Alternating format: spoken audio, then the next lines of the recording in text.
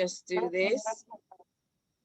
Okay, because I always seem to forget to do that because I always put it on pause. So I'd like to say thank you to the Olodumare, the creator of all things, the divine one, the creator of the earth that we stand upon, the air that we breathe, the sunshine that we got today, which was nice, and the water that that also gives us life. Give thanks for all the creatures, great and small, all the trees and the plants and everything that also gives us life and gives us the food. So I say thank you to the creator of all things, the divine one. I also give thanks to our Ori, which is our head, which guides us and gives us the, as I said, the know-how so that we can move forward and we know what is right and what is wrong. You know, your intuition tells you, which is your Ori. But first of all, for our ancestors, the good ancestors, I'd like to say thank you to those good ancestors, those ones that got taken away from the shores of our home and dotted all the way around, all around the world. The trials and the tribulations and what they went through is beyond me, how they survived, seeing what happened to their counterparts, their families, their friends, you know, and people's lives being taken, and even people taking their own lives because they wouldn't be able to think or want to go through anything more than what they went through when they got taken. So, you know, I give thanks for those ancestors also that, you know, said that, you know, this is not for me, I'm not going to try it, but I give my greatest thanks to all those good ancestors, because as I said, not all of them were good. The good ancestors that survived, that wanted to survive, that lived and that carried on. And basically, if it wasn't for them and their tenacity to survive and to carry on, we wouldn't be here today. So for those ancestors, the good ancestors that survived that time, that had the tenacity to go to carry on, I say thank you and Ashe. I also give thanks to our leaders, heroes and sheroes, our warriors that let us know that we can rise up.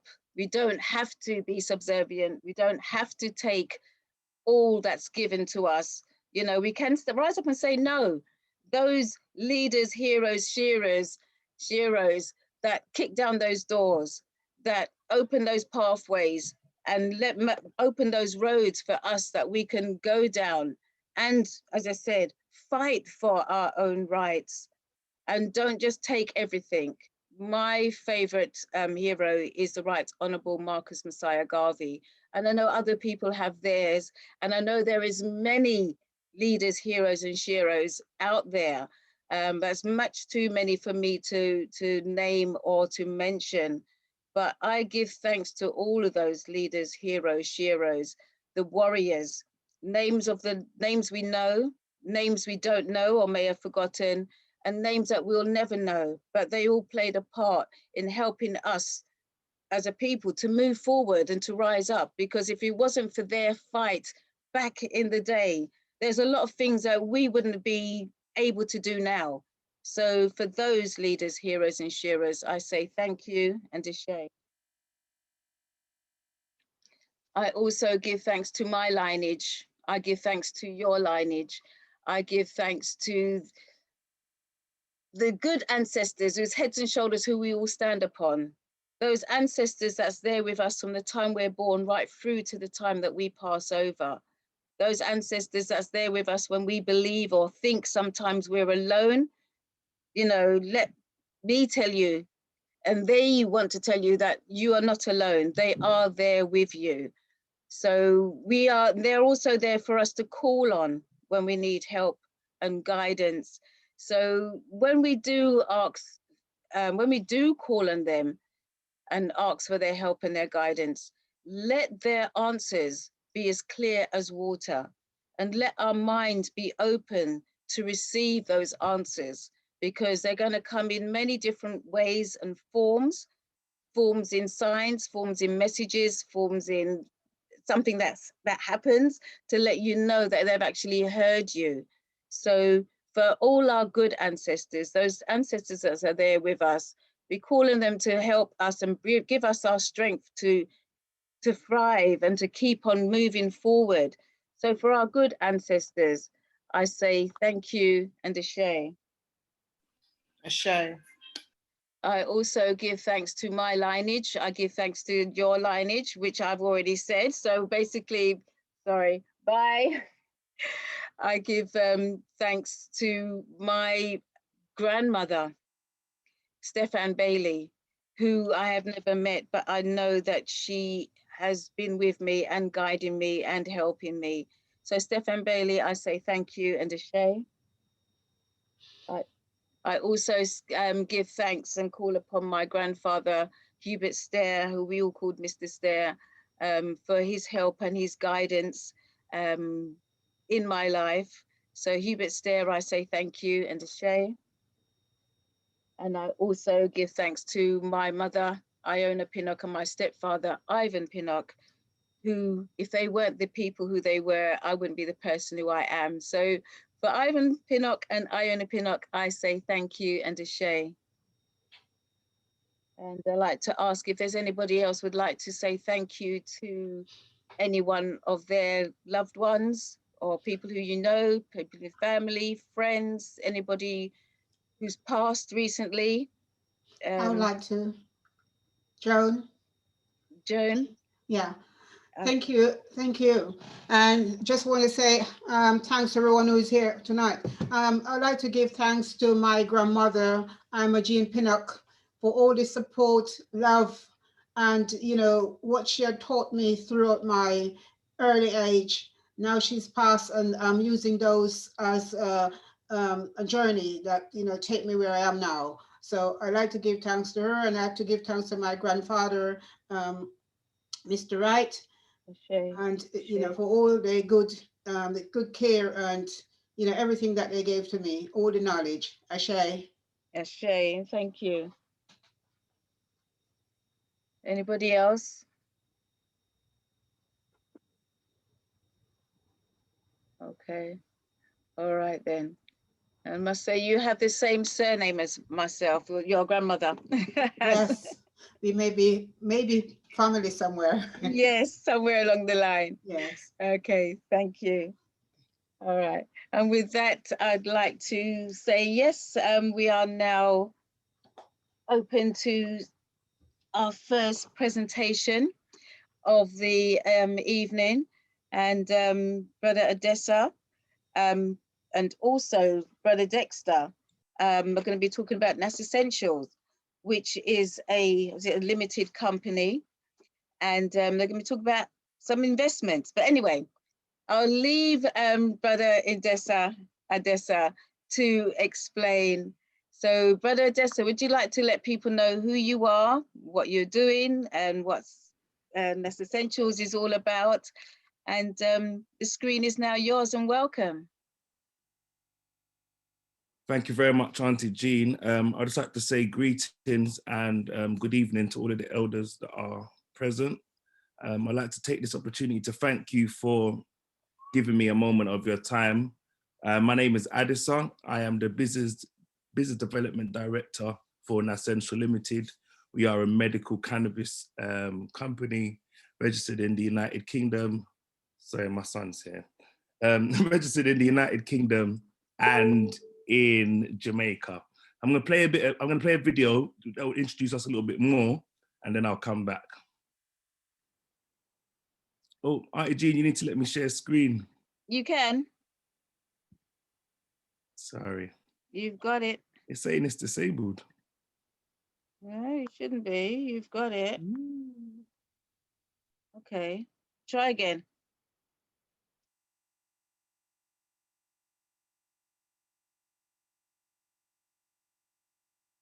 You're muted.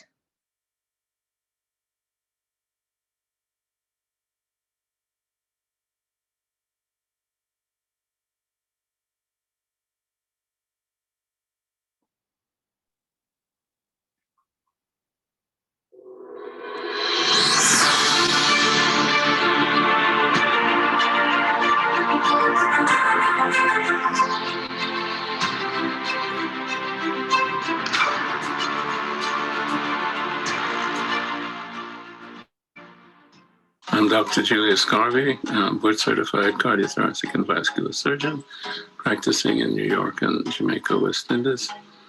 I am previously the Chief Medical Officer of Cannabis Science. I'm currently CEO of Nassentials Limited. I believe in holistic healthcare and been practicing this because of the nature of the mind-body complex, which the mind is superior to the body and directs the body in terms of both health and energy and the balancing of the different systems in the body. And of course, the body and the mind have to be balanced also with the environment. So we use a lot of plant medicines, and we understand the science of the mind, and we help our patients to understand their own minds. So between the mind and the natural environment, we treat patients holistically. I'm very pleased to be the CEO of Nassentials Limited. Greetings, my name is Anthony J. Hall. I'm a board-certified neurological surgeon in the USA and Jamaica. I've also practiced cannabis-based medicine for about 6 years. I've had the fortune of using medical cannabis and other terpenes, flavonoids, and lipids for treating various ailments and illnesses. I'm a member of a very holistic group called Pure Jamaica Medical.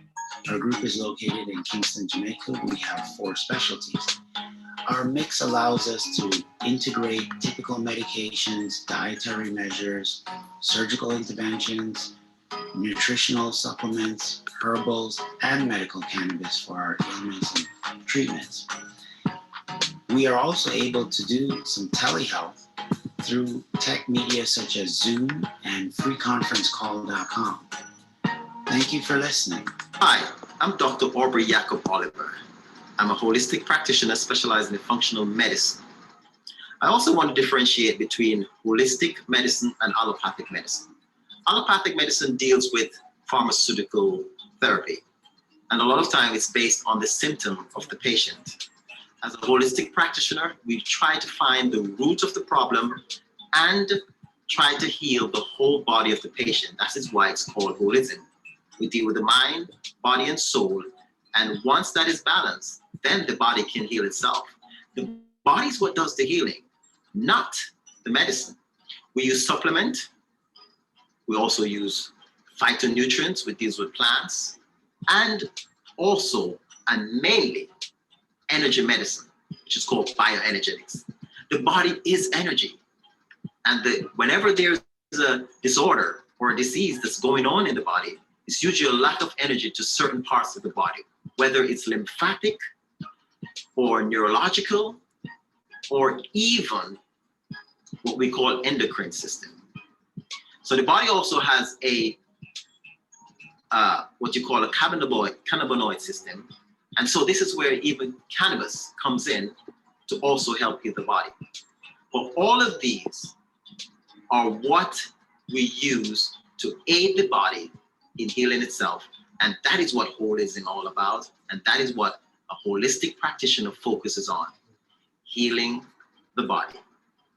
Thank you.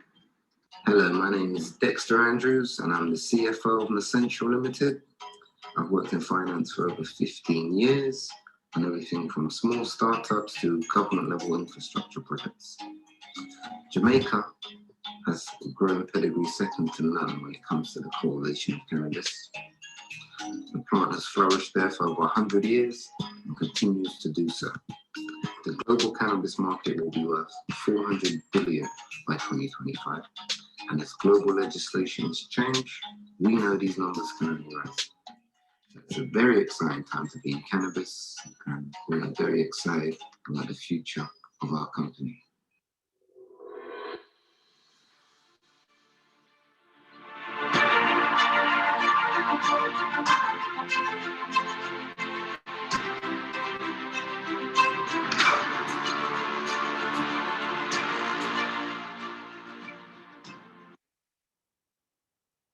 Hi. So that was just a little introduction to Nassentials. And what I'm going to do now is we're going to go through the presentation. And I will explain to you guys a little bit about what it is that we're doing as a company. So just bear with me, please.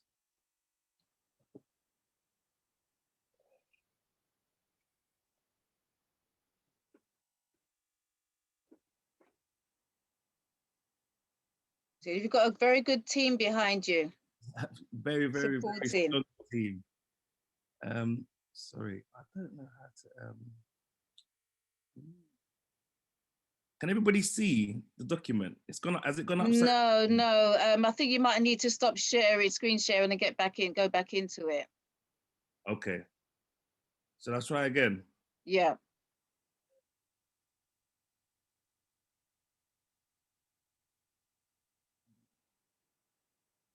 Can everybody see that? Yeah, it's upside down. Is that better? Okay, correct. Yeah. Very good.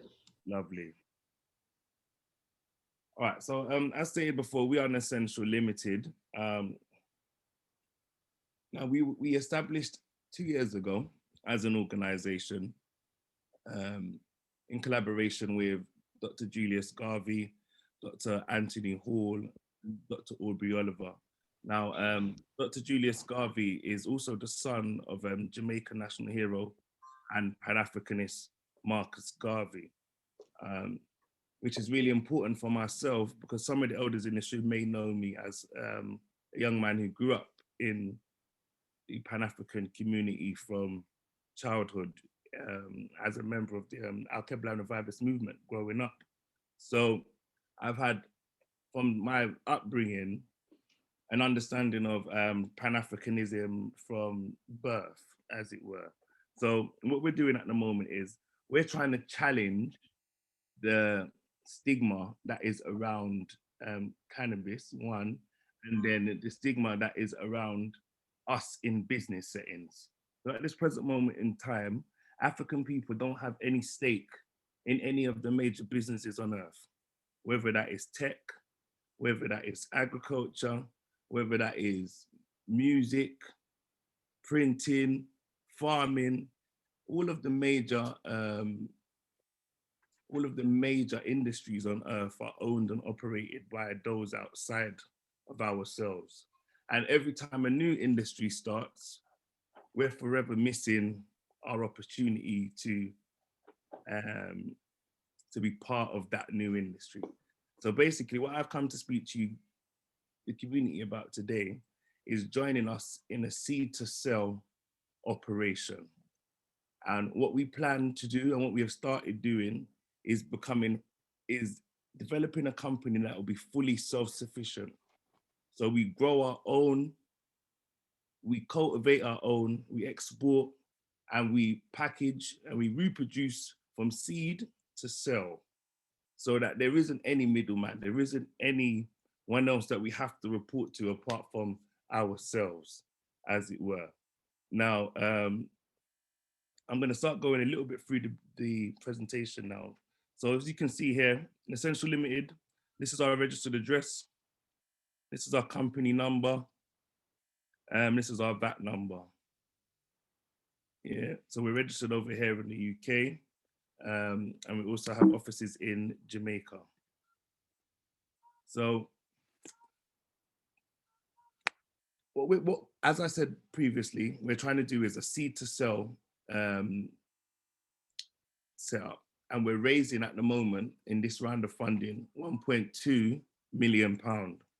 Now, we've already raised 600,000 out of that, and we've got a further 600,000 to go. Now, we've already done a number of presentations to different brothers and sisters in the community, from the Nation of Islam to Afrika Bantu Saturday School. And we've had uptake and brothers and sisters that have joined and decided to become, a part of this opportunity. So we thought that there's no better than to come and speak to Auntie Jean's platform as well and see what we can do. So for brothers and sisters that are currently have their own businesses in the community, we're offering what's called an Nassentials Limited private label package. Now, with this package, you're going to get a number of different products. There's over 30 different products that we have, CBD products that are specially designed to help and assist people with inflamed skin conditions. So whether that be eczema, dermatitis, hair loss, dry scalp, etc. Yeah. Now, or you could just come on and sell our products directly. So we're offering two opportunities for brothers and sisters here. You can either sell on behalf of Nassential, or you sell on behalf of your own company. So if you own a hair salon, if you own a barber shop, for example, we can white label all of our products so that you will be able to carry your own branded labeling on it. And if you're not interested in becoming a business person at all, and you just want to invest some money, you will be paid 25% return on your investment per annum. So let me give you a little bit more about how that is done. So Nassential CBD and cosmetics will come as part of the package. Now, they are a natural alternative CBD skincare range for inflammatory skin conditions. Yeah, now at the moment, majority of our people that have inflamed skin conditions have to use steroid creams. Steroid creams are not good for the skin as they damage it, they thin it, and just cause further problems, right? And then as well, your skin becomes used to using that treatment. So once you're no longer using it, the problems oftentimes do revisit the person.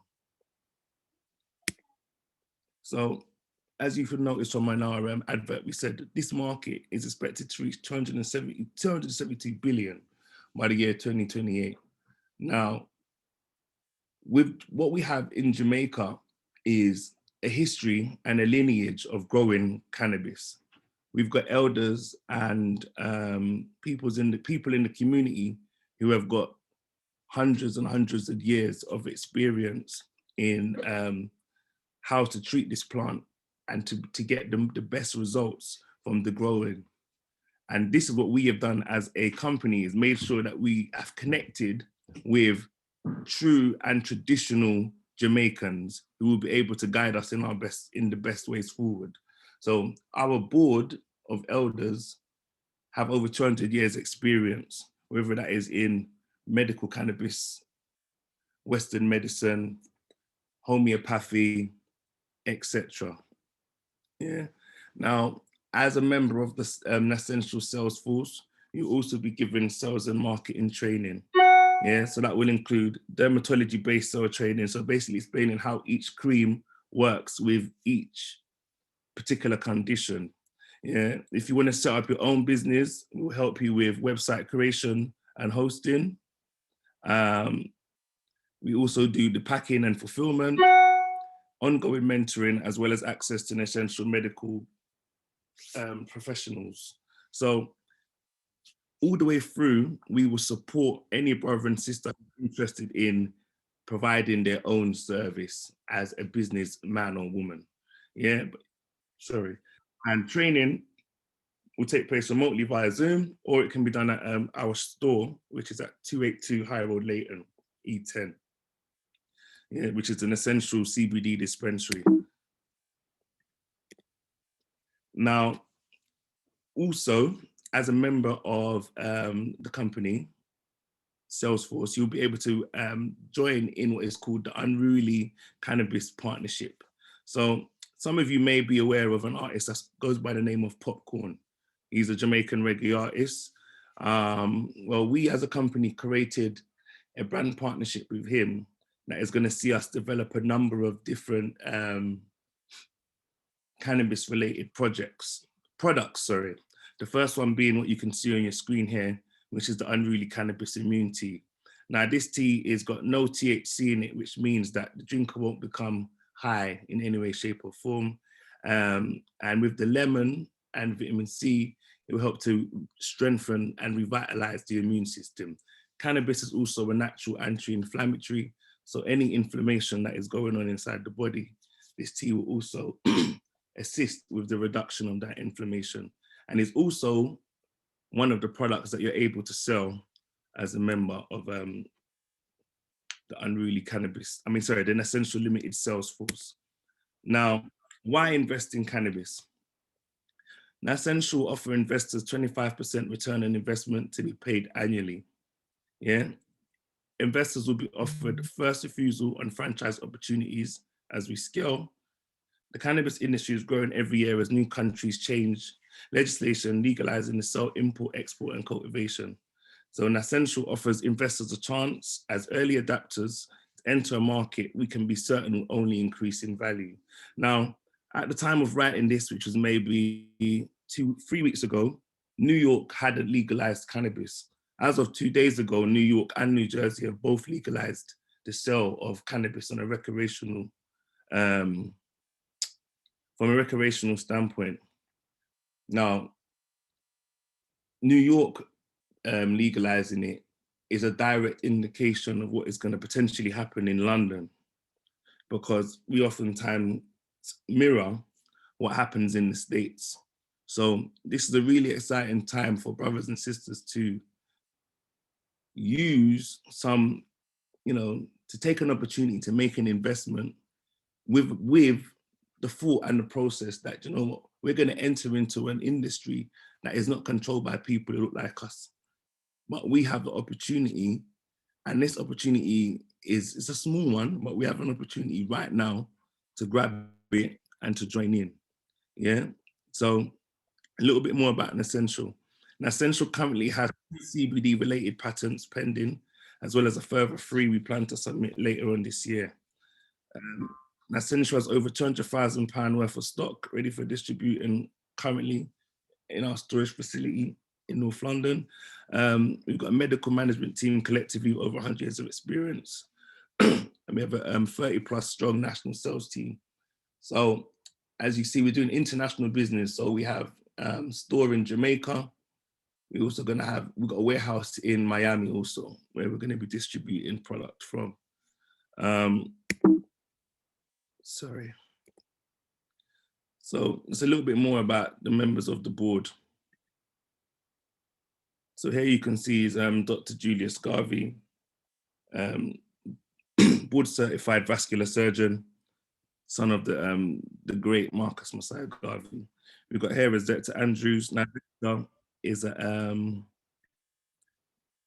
Dexter is a CFO with Nassential.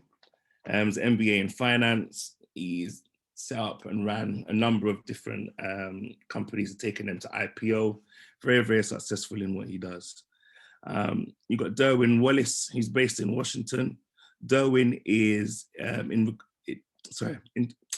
Derwin deals with our chief investments. Yeah, so he basically does all of the funding and grant applications and raises on behalf of Nassential, but he's focused on fundraising and stateside. We've got Ashani Christopher. Ashani is our legal and compliance. And you've got Dr. Stephanie, who's head of franchises.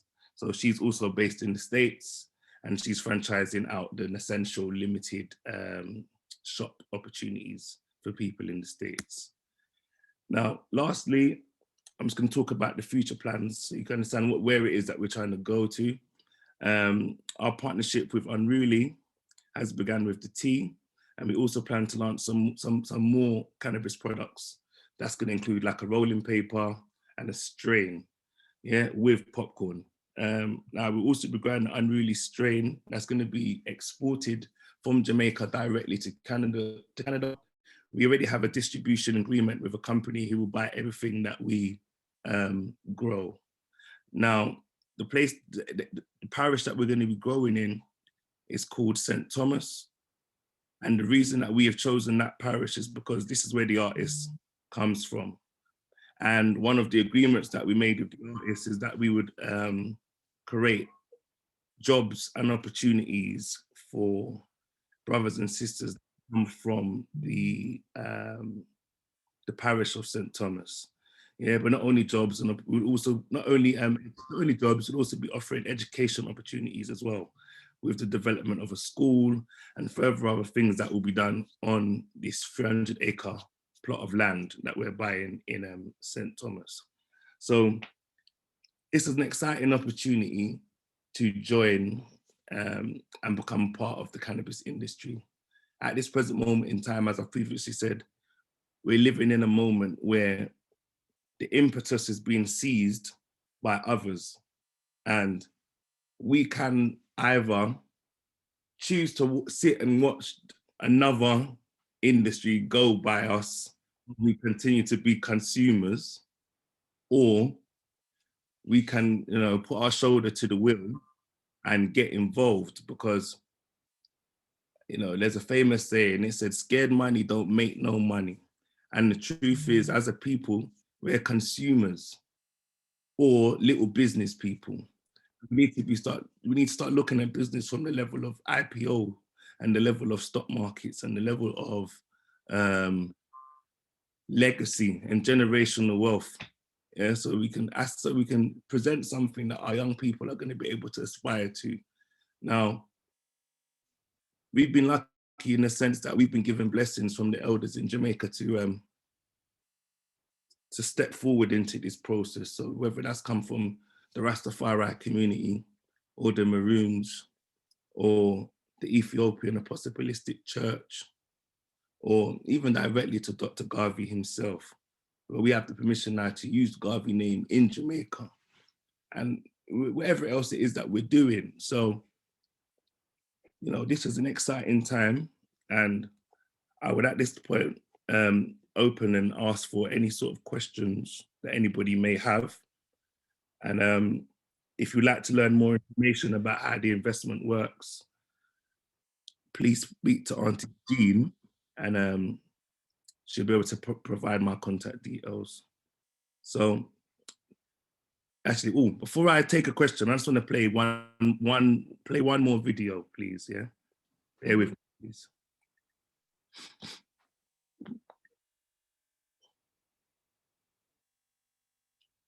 Actually, it's going to be two more videos. Sorry. Okay, no problem. They're quick though, literally very quick.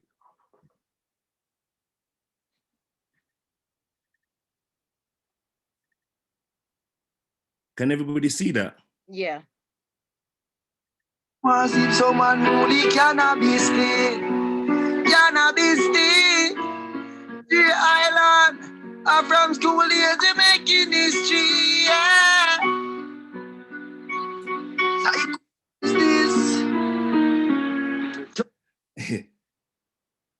He obviously hasn't worked out the melody as yet, but we see where he's going.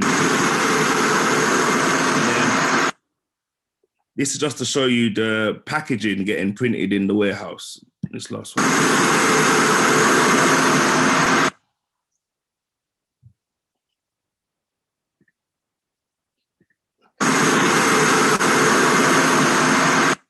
We can hear it, but we can't see anything.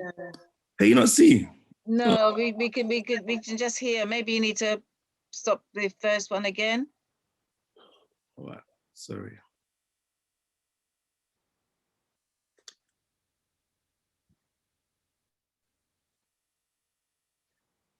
Okay.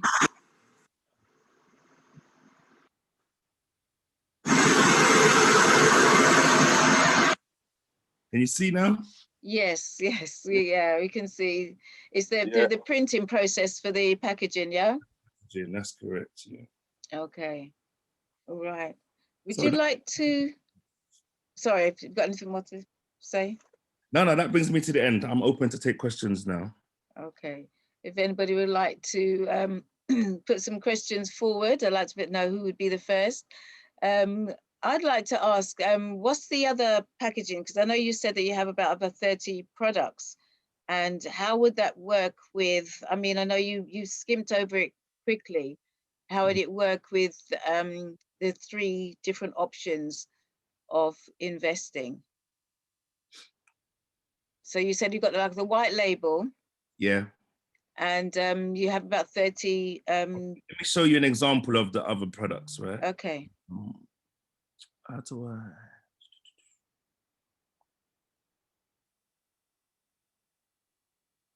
I get to this?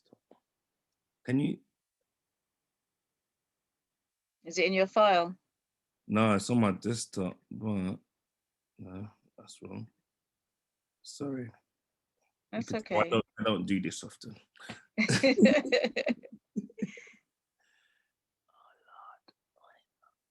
Oh, here we go. Right, so this here is CBD and black seed oil. Mm-hmm. Now, we've got CBD and CBD leg and body aftershave. So we've got CBD shampoo, CBD shower gel, CBD body cream, body butters, like 30 different products. So how it works is this. If a brother and sister would like to represent Nassential and have Nassential branded products, they would get those. If they went into white label, they would have to have their own branded, their own branding. Their own label, okay, on it, yeah. For example, if it was yourself and it had your logo that comes up on CBD, right, body aftershave. So basically the agreement is that you only buy from us. Okay. That's the agreement, right? So we provide the white label packaged as you would like it to be. And then that's how we keep the cycle. So for us, it's not an ego thing. It's about, we want to help our brothers and sisters, but we also would like to keep on pushing business and supporting the idea of entrepreneurialism and doing for self with me. So yeah, that's a priority. Did I answer that question? Yes, you did. And Empress Judah. Yes, good evening, everyone, and thank you to the presenter. I do know a little bit about, but not a great deal, and I actually joined late because there was an urgent call I had to respond to. But I'd just be interested in knowing, please, I can see by looking at the packaging that it looks like it's a lot of plastic. Is there going to be any that are perhaps in a slightly different material? I know for lotions, it might be difficult anyway to find the right type of, whether it's going to be a heavier, thick cardboard, like they use for the takeaways, and it's got like a thin plastic layer so that it would still keep the liquid in the lotion in the container. Have you thought about anything like that for the packaging? Please. Thank you. You're talking about from a bio. Thank you very much for your question, Empress Judah, firstly. And you're talking about from a biodegradable standpoint, right? I guess so, yeah. Because just looking at that what you've shown, it looks really nice. But immediately I'm thinking there's a lot of, as I said, plastic there. Even if you had still had to have the plastic seal at the top, the rest of it perhaps, as I said, could be in that heavy card with, do you know the card I'm talking about? And it has like a thin seal. They use it in takeaways, a lot of vegan takeaway places and things like that. I do. We're working on a completely recyclable plastic at the moment. However, the frustration and the limitations that we have at the moment are, one, COVID. Our ability to easily navigate it's very challenging at the moment. So we're having to kind of work with what we can get at the moment. But from our point of view, the footprint, our global footprint, is important. And so from that standpoint, it's something that we are aware of and we are definitely have in hand. But it's just about working out what's going to be the best for the business, if that makes sense. Yeah. And can I just share something with you, just as you're saying that? I don't know when you actually, or if you already have, aside from the COVID pandemic, whether you have in St. Thomas, I think, where the main work is, the distribution point is, whether perhaps you might have, if you like, a shop and people could go there and just get whatever lotions they want in a recyclable bottle.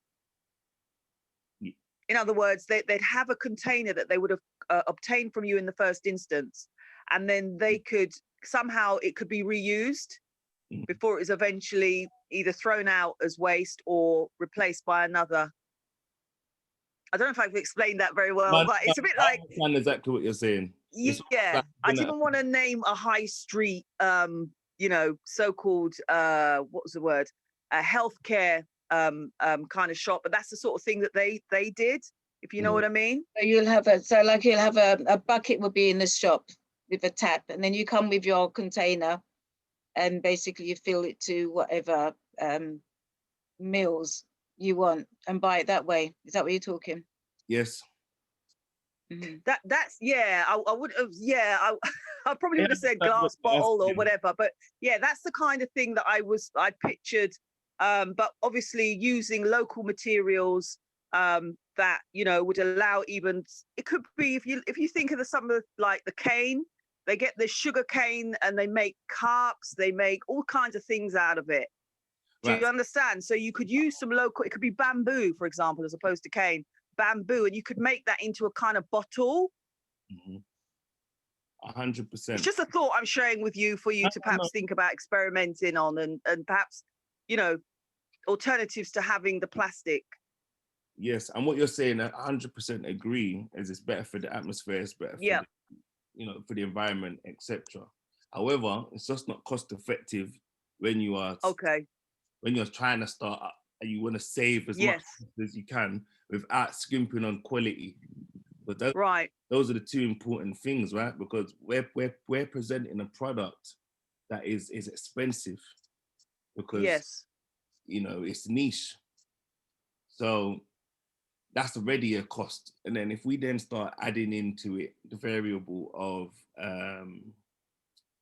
you know, biodegradable products, recyclable materials, etc., we then start driving our costs to a place where our people won't even be able to I hear you.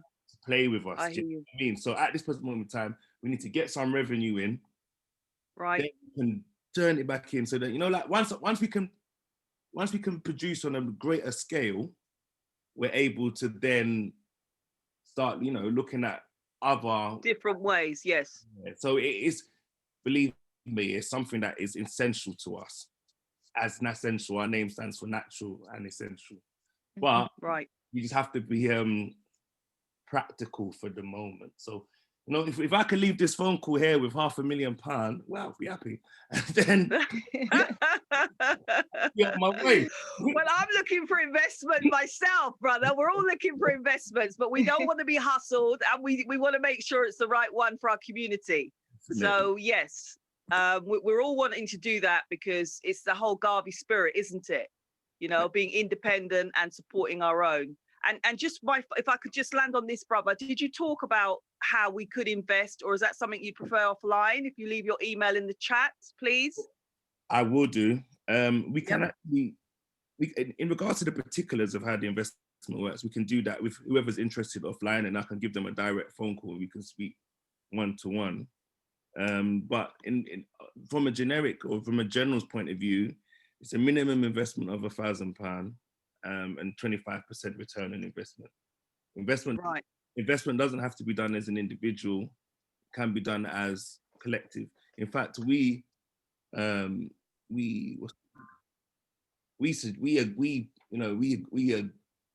the idea of doing investments as a unit. With me, so that's what we're doing with the nation. We're doing with Afrika Bantu, a number of Elder and Zinga. So there's a number of different people in the community who are interested in that regard. I'll put my email in the chat as well. Yes, please. Thank you very much indeed. Asante sana. Thank you. Asante sana. Okay. There is 2 questions in the chat, but I think you've answered them. One was a minimum investment, and one was out of interest. How do we invest? You know, somebody's interested in being an investor. So as I said, you've got the you said you can put the information in the chat for you to contact. Yes, so I'll put my email in there, adisa@nassential.farm. If you're interested in investment, you can just send me an email there with your number, please, and then I'll give you a call tomorrow, and then we can go through that. But yeah, our aim is to be in Jamaica, hopefully by the end of this month, to buy the land. It's in a place called Airy Castle in St. Thomas. So we need to raise about 300,000 for that, purchase the land. Yeah, so, you know, we're on track. Okay. So on that land, you'll be planting the the ganja seeds? Because you said from seeds to sell. Seeds to sell. Yeah, so on the land, we'll be cultivating cannabis, and we'll also be cultivating other fruit and veg. We will have in that space, it's got its own water source. So we'll be having a wellness hotel. Okay, brilliant. The School for Science, Technology, Engineering and Maths and Agriculture. And we've done that in collaboration with the University of West Indies and CASE. So we work quite closely with them, and then another outfit that's called Pure Jamaica, which was another set of elders who are into alternative medicine on the island of Jamaica. So, you know, we have a strong team of people, and also the Marcus Garvey Institute for Excellence as well is another foundation and charity that we work with as a company to provide a number of different programs in Jamaica. I see that we've got 2 questions there. We've got, I think Arthur was first. And then you got, yeah, Arthur was first. Yeah. Arthur? Hotep? Hi. Thank you. What you're doing sounds absolutely marvelous and really, really good. But I'm just wondering, have you thought of help back in the community? Main reason being, and you don't have to answer this if you haven't really thought about it, I'll give you time to actually think about it for the future if you haven't thought about it now, is that trouble is likely to happen with people that are back here. And the people that are back here, if you're on this particular platform, you will notice that there are several groups that are really, really, really needing help and funding. And the only way that funding can actually come back to the actual community, I believe, perhaps maybe there's another way, is for companies to invest back into a community. Now, I can hear what you're saying, that you're getting 25% back on your money, but that 25% is going to be short-lived if we do not keep the money. You're going to have to repeat, Arthur, because you're breaking up. For it to be I'm just trying to say, asking you a question now, I'm asking for you to think about this in the future, that of your, sorry, just look at what you can give back to the community with no money, no help, no nothing. Yeah. All the Brother Arthur, can you hear me? Hello? Can everyone hear me? Yeah, Arthur? Hello? I think Arthur's connection is... Are you still there, Arthur? You're going to mute. Auntie Jean, can you hear me? Yes, I can hear you. I can hear you. I thought it was my connection at first, because I froze. It's only just I've got, Brother Arthur, in regards to that question, I've actually got... Sorry. Can you hear me? Perhaps maybe I've come in and said something that somebody's already said something already. No, you was breaking up. That's a very good question. And it is breaking up. Oh. Can you hear me? Yes, I can hear you. Arthur, can you hear? Yes, I can hear. Okay. All right. In response to your question, what our idea is that we would create a trust fund. Yeah. Now, this trust fund would be controlled and operated by members of the community that would all be on a board, right? Now, that board would then decide what people are able to access, what funds, depending on whether or not you match and meet the criteria required. Yeah. So that would then be, for me, it would be the best way that we'd be able to manage that process. So okay, we would put back in directly a certain amount of profits into that trust, and then any other business should also follow suit in that regard. So for us, it's important that not only we go forward, but we hands back to help to pull other brothers and sisters along with us. You understand? So that would be our idea. We create a trust. That's yeah, and we move.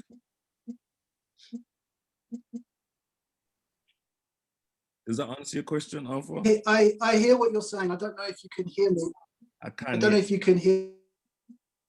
I mean, obviously, this kind of strategy needs a bit of time, and for every company to actually look at how they plan on helping. But if there's one thing we don't want to be like them, we are not. My personal view is that we don't want to be like them because their way does not work.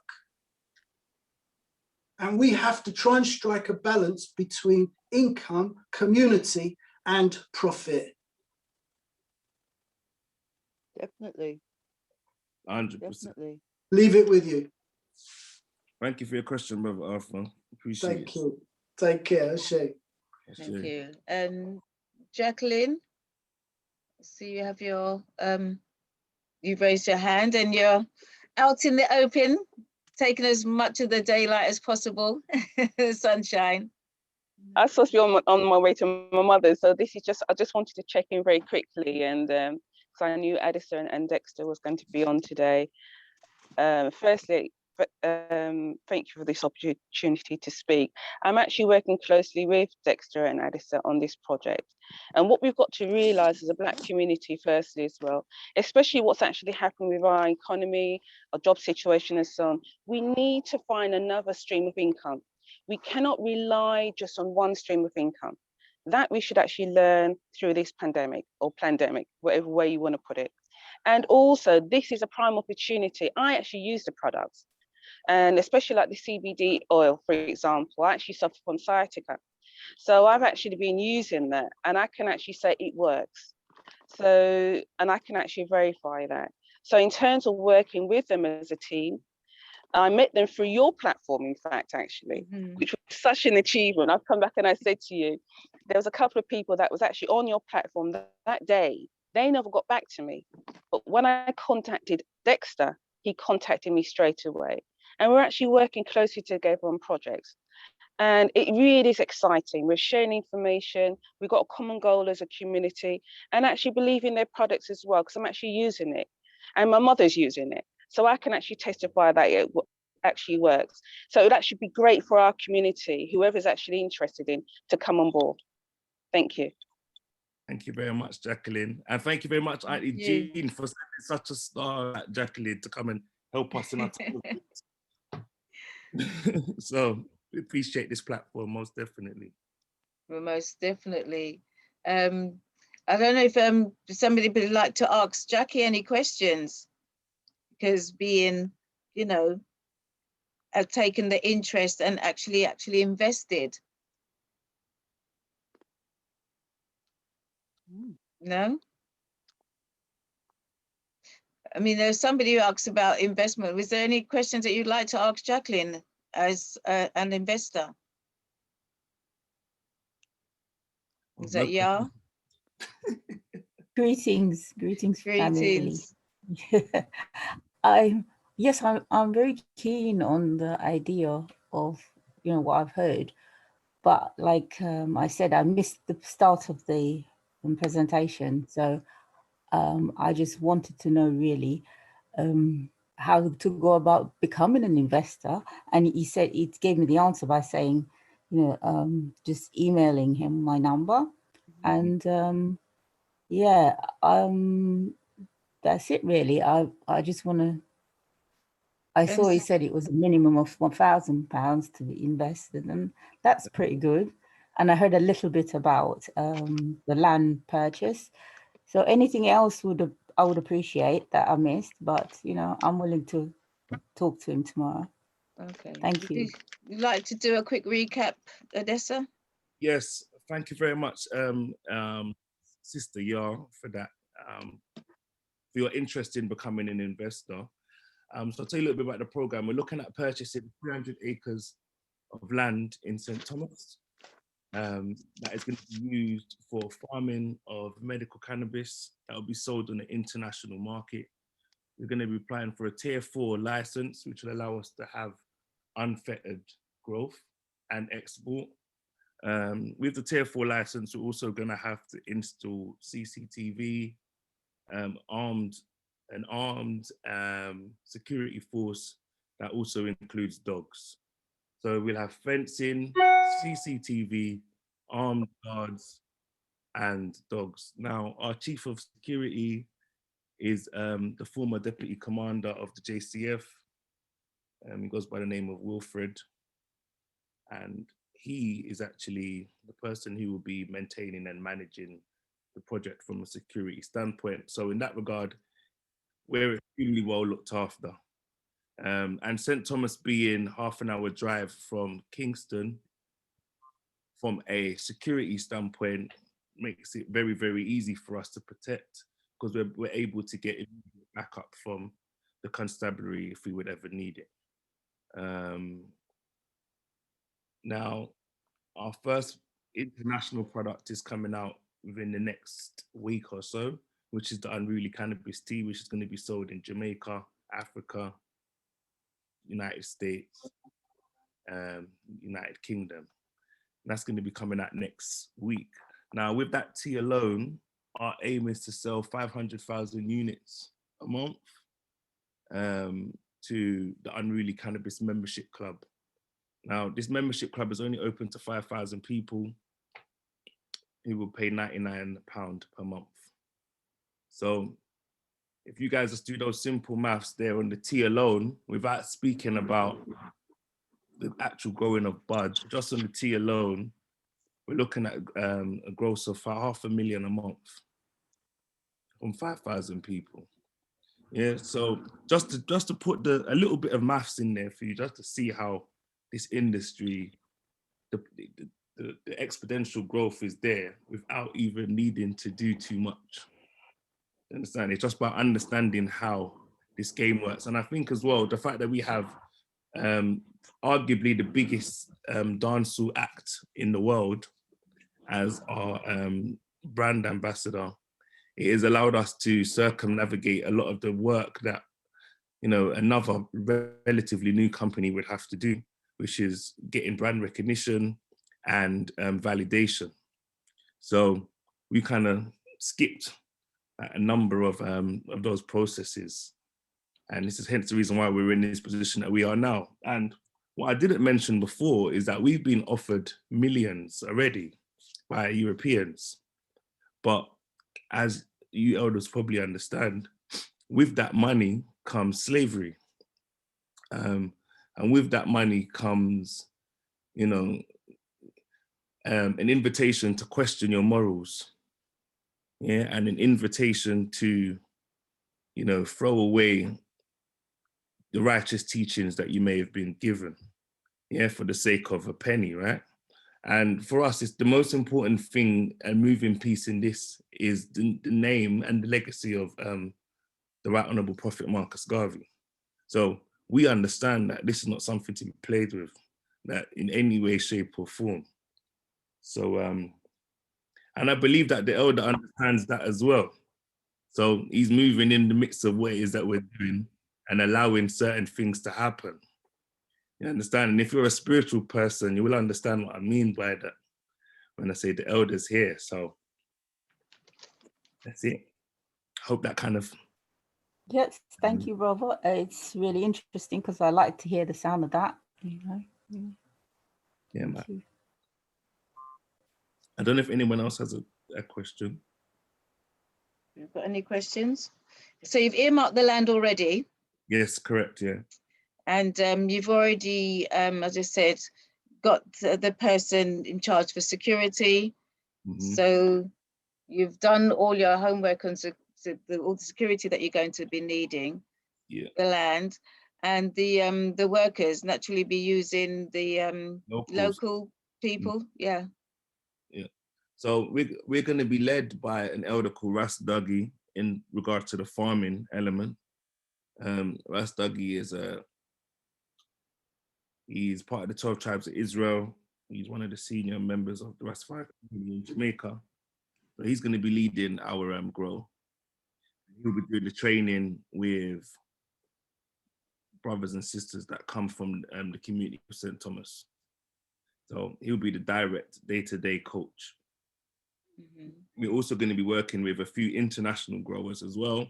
We've got a gentleman that comes from South Africa and another one and a sister from Canada.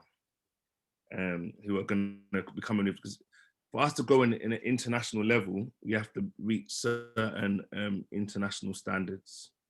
And typically, these standards are quite challenging to reach for the average Jamaican. Mm.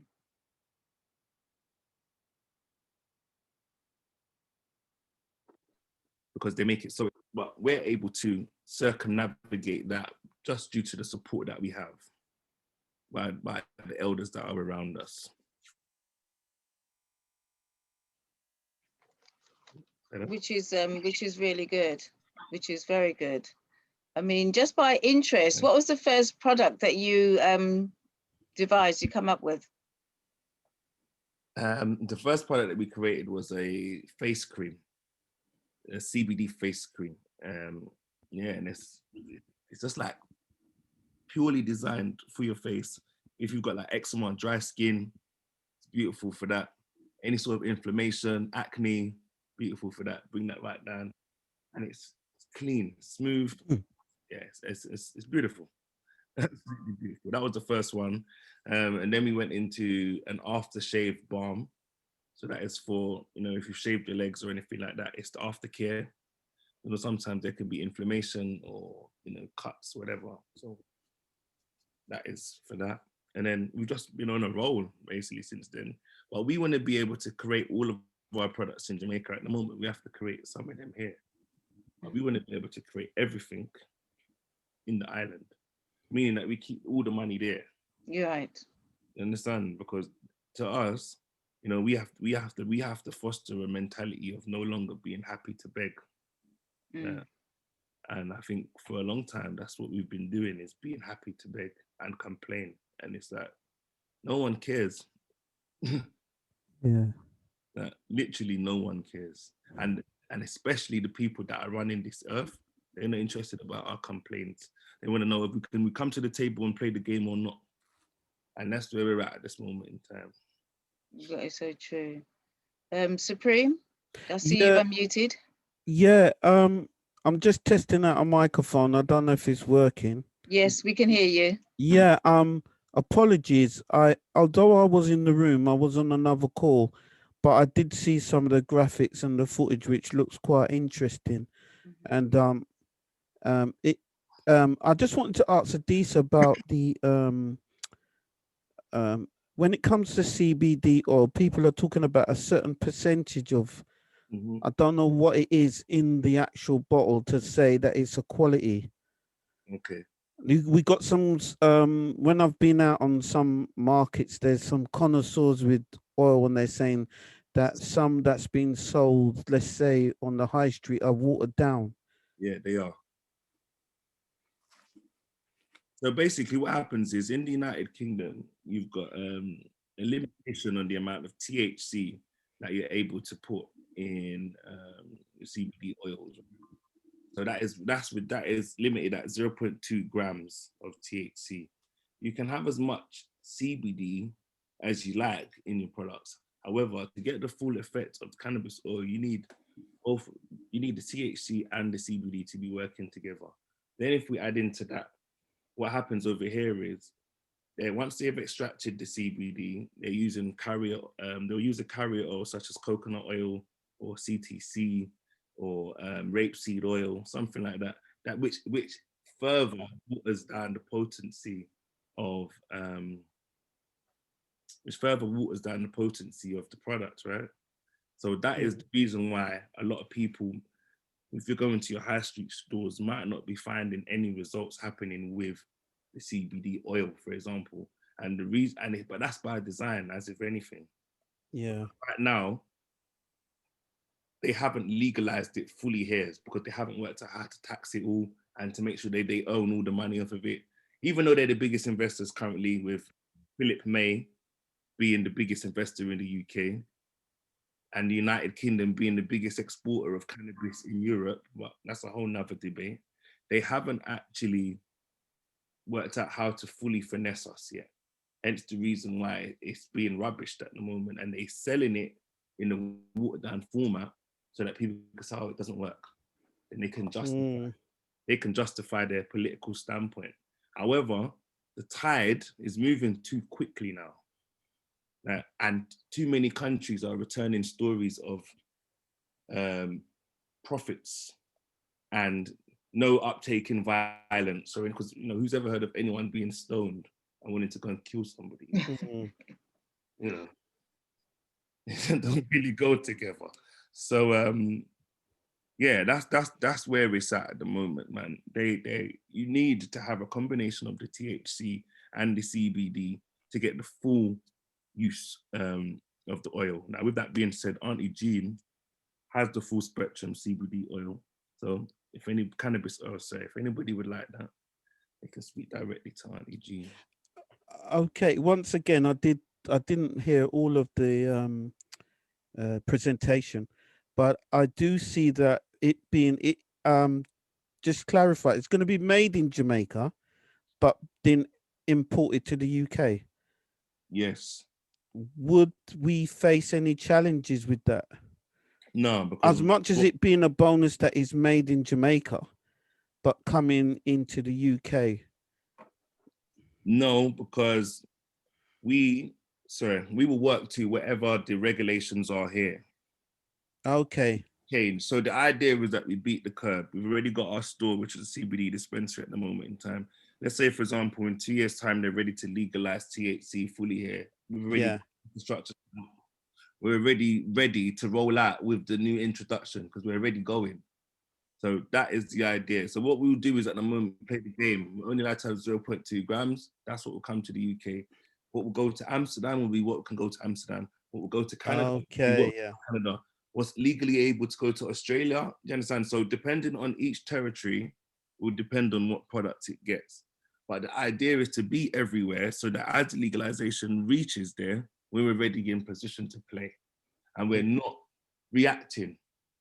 And I think that is our problem as a people. We react. We always react. We've got to stop. It's just what children do. We have to prepare. It's a 10, 15, 20-year game. Our enemies are playing a 1,000-year game. Yeah. And it's resetting at the moment. So this is the perfect time to take advantage because they haven't got no idea what's going on either. All their things that they're trying to do, they're finding it going a little bit wrong. Yeah, I would love to see your presentation again, put at another date and time. I did hear something about the initial investment being £1,000. Yeah, you said there's an initial investment of £1,000 with 25% returns. ROI, that's correct, yeah. Right. So are you saying that you're guaranteeing that the investor will get back their money plus 25%?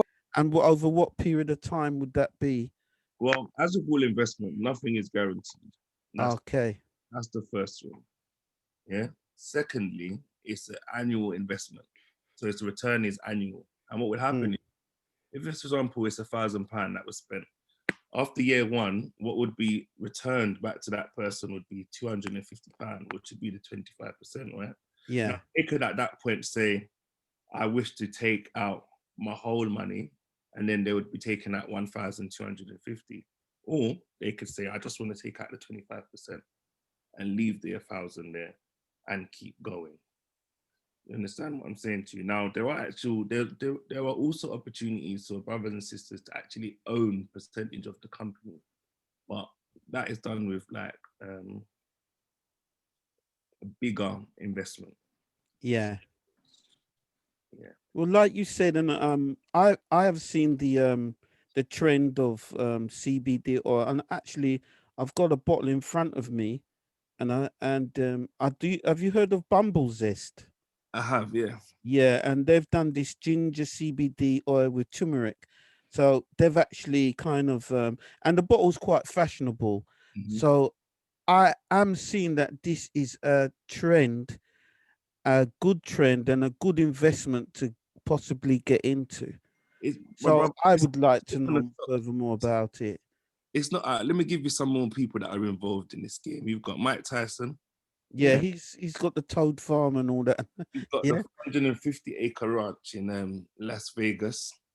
Yeah, you've got Snoop.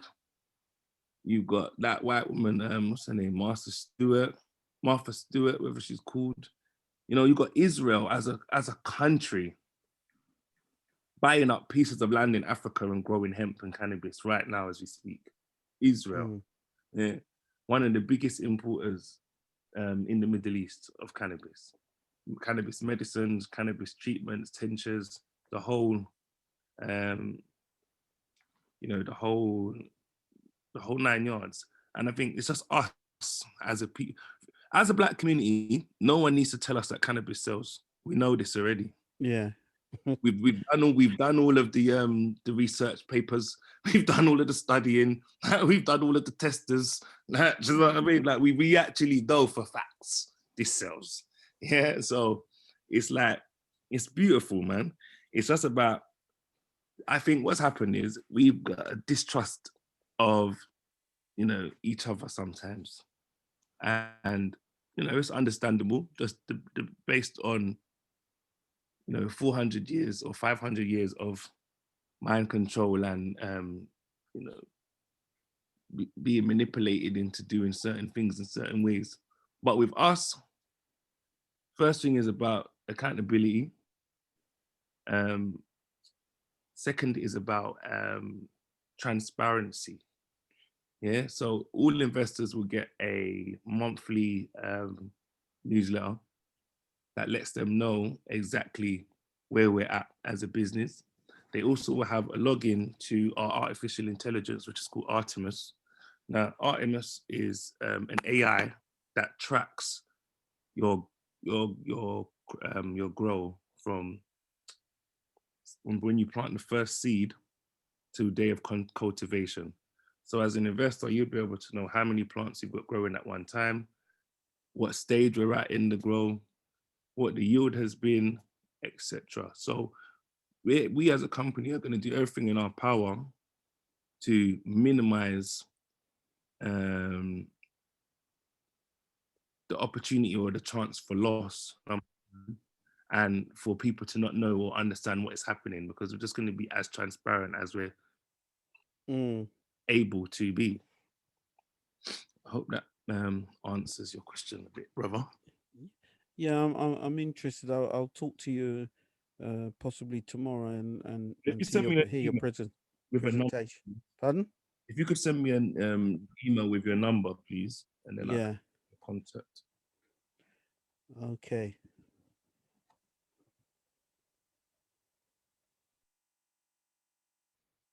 Does anybody else have a question?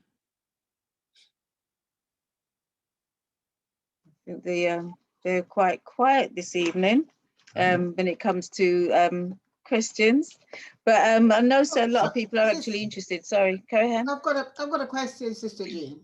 Yes, Joan. Hi, Yeah, Joan. okay. It just came across my mind a while ago. Say, for instance, the government decided on legalizing, you know, the ganja, the weed we call it. What preparation or what are you putting in place so with people don't lose up? Because if it become legalized, then of course you know the market will be going AYZ, you know. So have you looked down that line and see what you have to complement it so the people who are investing in it don't lose out because you have something else to be in place? Well, what's going to happen is this, right? For our investors that are invested in this round of investment, once it's closed, it's going to be closed, and we're going to be doing what's called registering as an IPO. So within the next 18 months, the plan is to join on the Jamaican stock market. Yeah, registered as a limited trading company on the stock exchange over there. So everybody who is in now will be the people that are going to be moving forward with us. So for us, it's about protecting the people that are joining us in this juncture. So whether there's somebody that's offering £1,000 or £100,000, your importance is still the same. So the idea is that your investment is protected. As I said to the brother previously though, with all investment, there's a possibility that you can lose your money.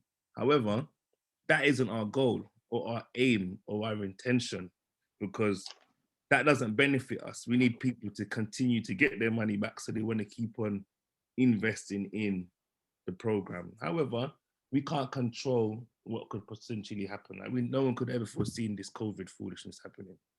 But it would have to be something as dramatic as that would stop people from being able to get back their money. Because as I said, just on our tea alone, without selling anything else, any other product, you're looking at $500,000 a month just on tea. So paying people back isn't really going to be a challenge in that regard. Okay, great, thank you. Thank you. And also you've proven that even in this, as I said, this nonsense that we're actually in, that you're still thriving and striving forward. So, you know, it hasn't stopped you. It slowed you down, but it hasn't stopped you. All right, let me give a little bit of an example, yeah? 2019, I went to Germany to go and watch Buju at the Long Walk to Freedom, right? At that time, Popcorn performed at this show. We didn't know him at this point, right? It's 2019. How are we gonna find it? But at this point, we knew we wanted an artist to represent us. Initially wanted Buju, right? But because Buju's just come out of jail on whatever he went to jail for, we didn't think it would be it would be best to go for Buju. Okay. So we approached Popcorn, and we worked that out in this pandemic. We've approached him, but as I said, everything happens for a reason. The fact that the world was shut down meant that it's easier to do business because people are moving slower, and have got more time to listen to things than if the world was open as it was, right? You know, in 2019, for example, where it's fast paced, this show. Do you know what I mean? So it's like everything happens for like a specific reason, and that's something that we genuinely believe in. That, you know, we our footsteps are definitely being guided in this process here. Definitely being guided. So you didn't finish the story. Oh, with Poppy, right? Yes. Sorry. One of my friends is a film director. I contacted him. He put me in contact with Popcorn. He said, yeah, he was up for it. But it took us from March of last year till July of last year to negotiate the deal. So back and forward between lawyers, you know, percentages, etc. So I say all of that to say this: the artist is now fully invested in what it is that we're doing. So it's an opportunity for him to also become a legacy act in the island as well, because what you're going to be doing here is using your power and the might that you have as a household name to give opportunities, and give opportunities in your parish, which is arguably one of the most unruly parishes in Jamaica. Because if we're looking at the Morant Bay Rebellion and Paul Bogle, yeah. We're a strong parish, not unruly, strong. That's where I am from, so be careful. We got to be proud of being unruly, you know. I am just around the corner from you. Whole of Jamaica strong, you know. Exactly. Strong, not unruly, strong. What I'm saying is, all right, sorry there, I've been corrected. A strong parish, right? And historically, it's a parish where they would rebel against things, and they're against the oppression that was being met upon our people. So to marry that with Garvey and then Paul Bogle as two of our ancestors that are directly involved in what it is that we're doing in that area, it's a beautiful thing. Very, very beautiful thing. So I'm not sure if anybody else has any other further questions. Most definitely so. I don't know. When did you actually start? Because I said you had the you met up with Popcorn, is it of 19? And as I said, the COVID hasn't really stopped you, because I mean it was through that pandemic that you actually, you know, did your connections. That's correct. So a lot of it is done through email, phone calls, Zooms. You understand? So we started 2 years ago. 2 years ago. So in that time, we've done research and development, the creation of products. And obviously our doctors are practicing doctors, so they're continuously working. We've now just bringing everything into one whole. Well, Dr. Garvey's retired now, but Dr. Hall and Dr. Oliver. Okay. I have a question. Yes, go ahead, Galactic. Yes, my brothers. Very, very good. Thank you for your your dissertation and your information on the cannabis. I think in terms of cannabis and the research, I think we're still lacking on a lot of the information in terms of the power and the power of cannabis for today's world. I think we're still lacking on that, because I think a lot of the research haven't come into the majority of people. Like, for instance, how cannabis could benefit for a lot of the COVID situation that we're facing, chronic ailment in general. And even I came across the other day, I didn't realize that for toxins in the body, such as heavy metal, and the importance of cannabis. What your thought on that, please? Well, I think you missed the beginning, brother, when we were talking about cannabis being our bodies being a cannabinoidal system. Yes, I heard it. I'm familiar. Yes. Yeah. So there's 140 different characters that make up the cannabis plant, which are found in our body, right? The two main ones are the CBD and the THC. Yeah.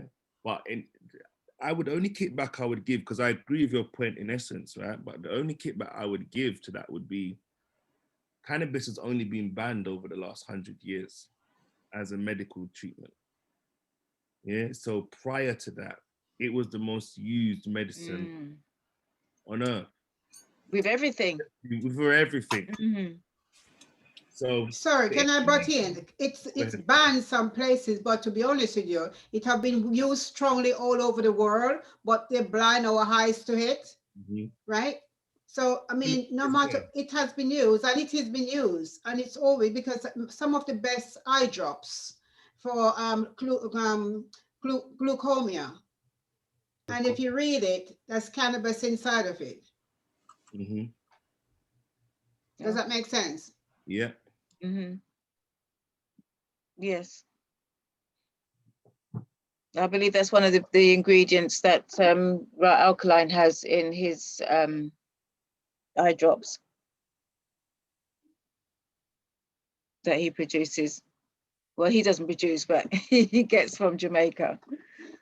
Auntie Jean, if there's no other questions, I do need to Okay, so there's just Empress Judah does have her hand raised. Go ahead, please. Yeah, Miss Judah.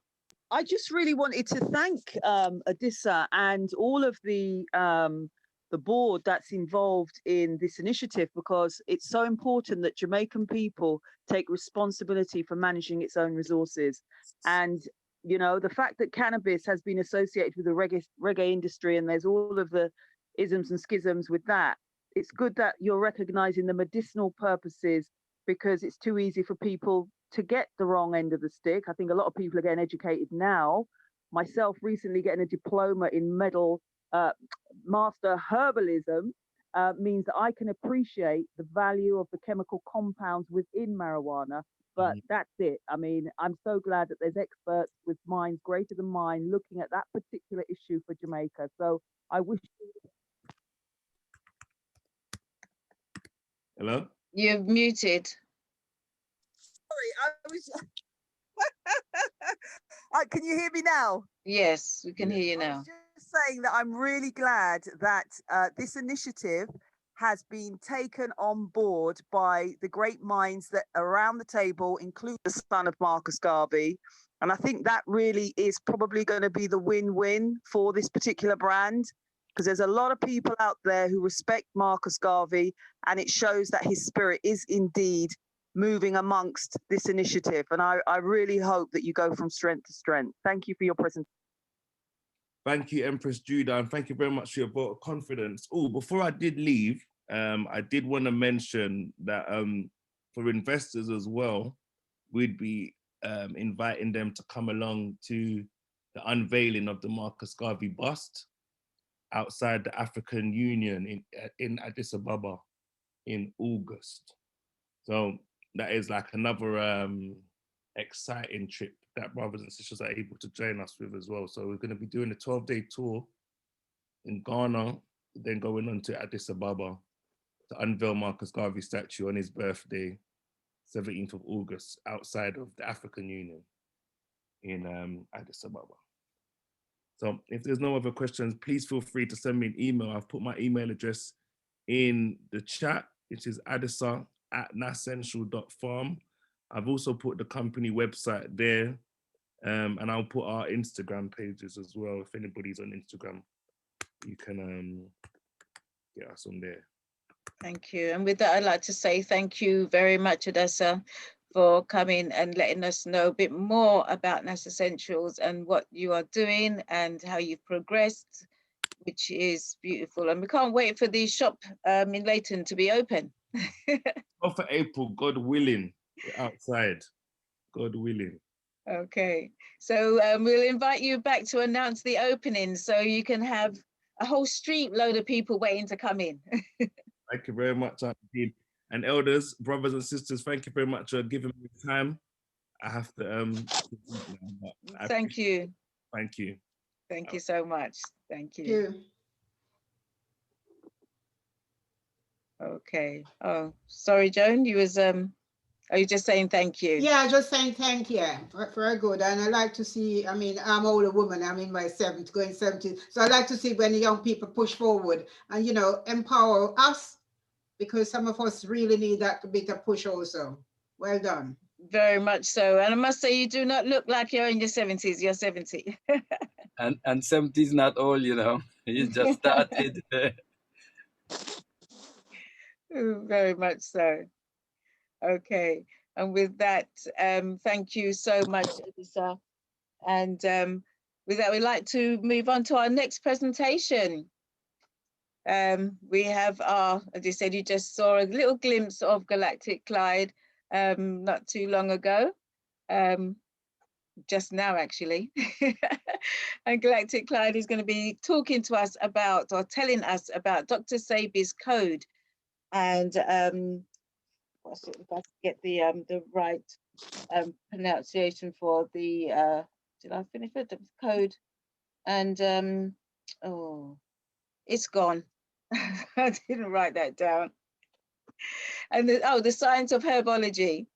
So it got there in the end. The mind's a little bit slow, but anyway, I need to take some more of the CBD oil. Galactic Clyde, let people know who you are, what you do, and more about Dr. Sebi's code. Okay, thanks, Auntie Jean. Science of Herb-ology. Yes, can you share screen, please? Oh, yes. Yes. There you go. There you go. You got it. Okay, I just want to play the video for a little bit. All right, lovely. Let's see if we could get it up. Yeah.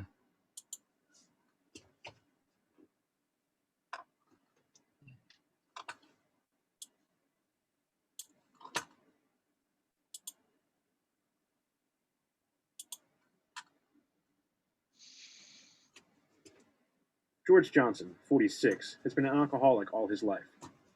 Most of us know someone like George. His drinking destroyed his career, can you hear it, Auntie Jean? And almost yes, we can. He missed his daughter's high school graduation because he was passed out from drinking. He tried everything to quit, and several times he did stop drinking, but not for long.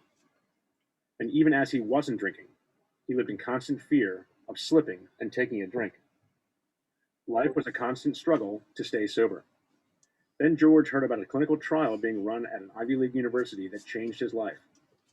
The researchers said they were studying a breakthrough treatment that wasn't just about managing alcoholism, but eliminating it.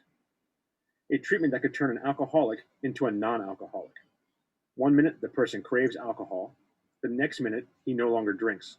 Naturally, George was skeptical, but he figured he had nothing to lose. And after just 2 sessions with his breakthrough treatment, he'd lost all desire to drink alcohol. Any fear of falling off the wagon was gone. In short, George was an alcoholic before the treatment. Now he's not. This is a true story based on a rigorous scientific study conducted at one of the most prestigious and respected medical laboratories in the world. And George Johnson's story is not unique, but one of many like it. You see, this groundbreaking treatment is being used as we speak to treat not just alcoholism, but many incurable chronic diseases. And it can not only turn an alcoholic into a non-alcoholic, but it can also turn a depressed person into someone who isn't depressed, or turn an opioid addict into a non-addict. It can give a diabetic a normal blood sugar level, or even enable an Alzheimer's patient to remember again. This is going to save millions of lives. Why wouldn't we want to be invested? Kevin O'Leary, Shark Tank. I know it sounds incredible, but this is not some far-off fantasy. This treatment actually exists right now, and it's already transforming people's lives. This treatment is based on what's being called the Molecule 520, and it is revolutionizing medicine as we know it. For example, the establishment doesn't believe alcoholism can be cured. Once an alcoholic, always an alcoholic, it says. But the standard ways of treating alcoholism just don't work very well. Between 40 and 60% of people who've been treated for addiction or alcoholism relapse within the first year, according to the Journal of the American Medical Association. And alcoholism must be managed for life. That's why this new treatment is so revolutionary. It doesn't manage alcoholism, it eliminates it. And with as little as one treatment. And study after study is proving it works on many other chronic diseases too. Studies underway at places like Harvard, Johns Hopkins, and Stanford are showing this new treatment is effective against other deadly chronic diseases that affect millions, like depression, diabetes, PTSD, opioid addiction, anorexia, and Alzheimer's disease. Take Elise Farmer, a 55-year-old woman who's been severely depressed for decades. On a good day, she was able to get out of bed and make a meal for herself. But most days, she stayed in bed alone with the curtains drawn and had her food delivered. More than once, she thought about ending her life. Then an old friend told her about a clinical trial for a brand new treatment for depression that needed volunteers. Like George, Elise had tried everything to cure her depression. Expensive, long-term therapy and antidepressants with lots of terrible side effects. Nothing worked very well or for very long, and that's common.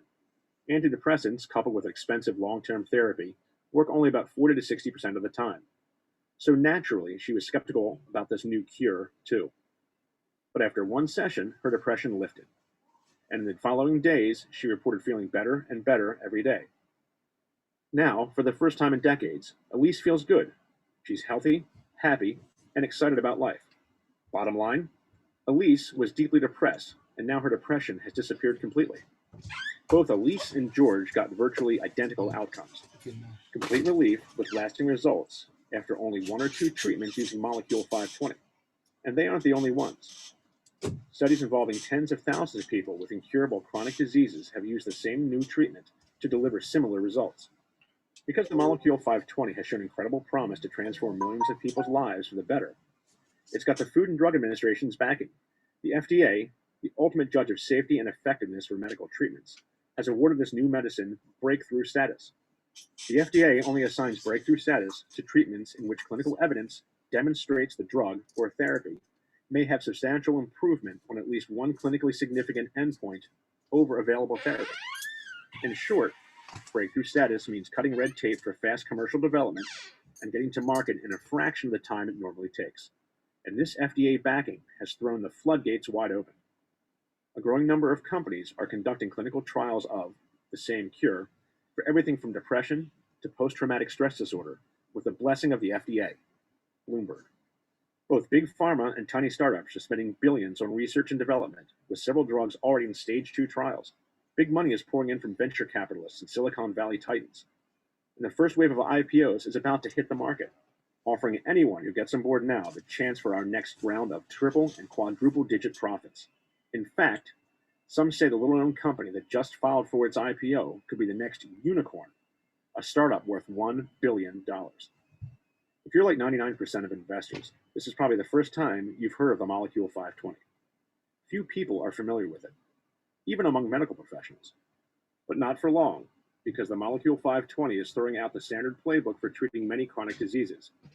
It's a revolutionary new development curing diseases that have long been thought to be incurable.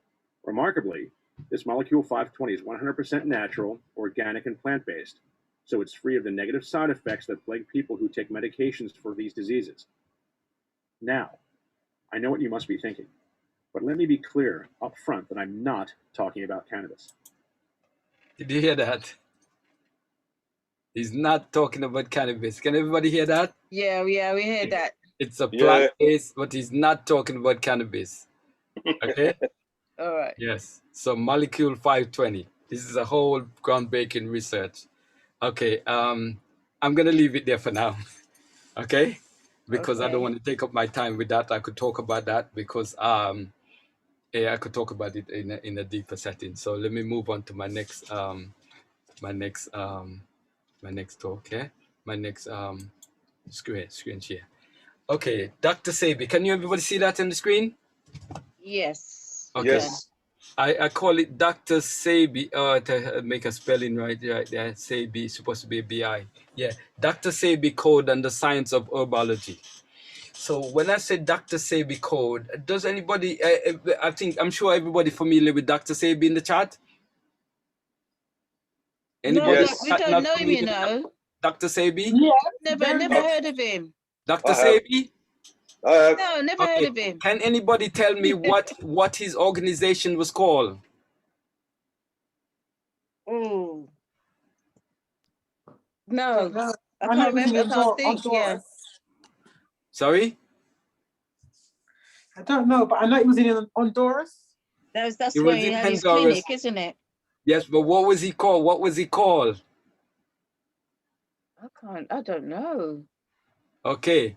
It's called the USHA Research. Oh, okay.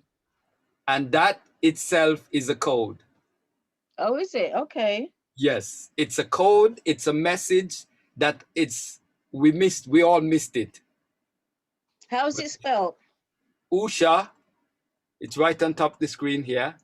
Oh, wow. Oh, I'm going the other way. Okay, where am I now? USHA. OSHA. Yes? Okay. USHA is actually an herb. Okay. It's a root herb. It's a medicine. Mm-hmm. It's a medicine is so vital to the problem that we're having right now. And what plant do you get that from? It's USHA plant. That's what it's called. And it says Lindosticum potieri is a perennial herb that's part of the carrot and parsley family. It's often found in the edges of forests in parts of Rocky Mountain and Mexico. While 12 Lingostium species exist, only Lingostium potieri deemed true USHA.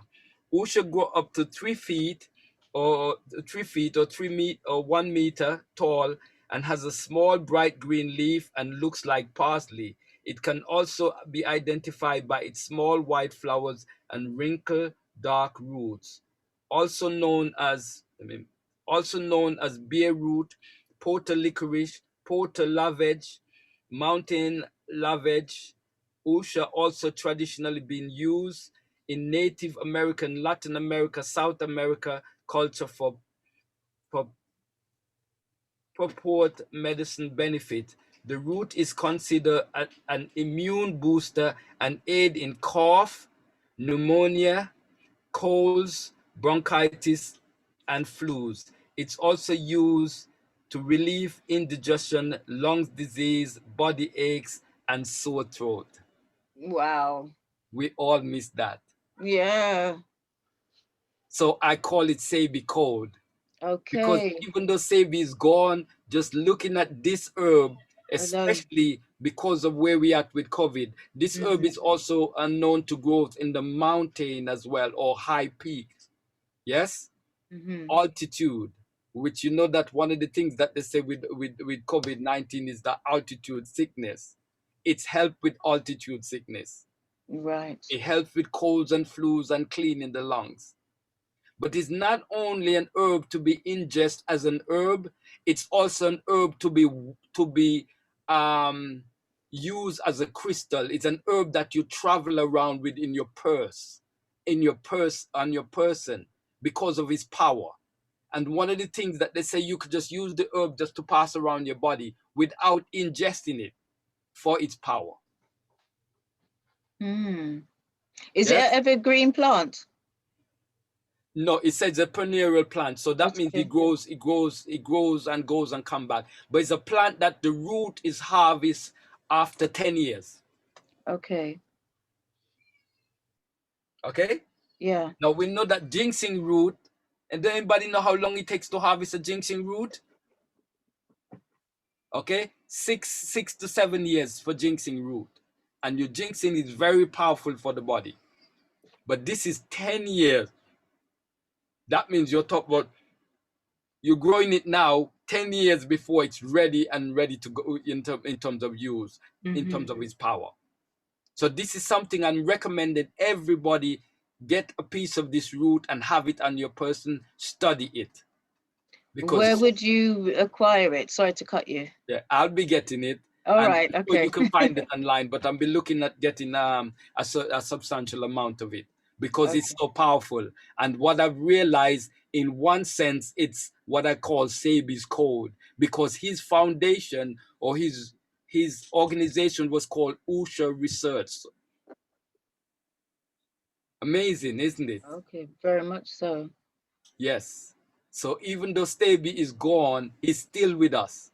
His message is still here. His work is still lasts the time in that sense, in terms of the information that he's passed to us and the awakening that he has brought to our attention. I met Dr. Sebi when I was living in the USA. On several occasions, I've been to his where he had his place in Brooklyn, been there on a lot of his talks, met him in Harlem, and different occasions I met Dr. Sebi, shake hand with him because he's very open when he's out there in a lecture. He's not somebody that with the heavy bodyguard like, some of these other people that you see around, So I met Dr. Sebi, had chat with Dr. Sebi, very important person in terms of information concerning health, nutrition, herbology. But the important is root herb. Sometimes we have to be rooted in this world, in terms of herbs, yes? And so, yes?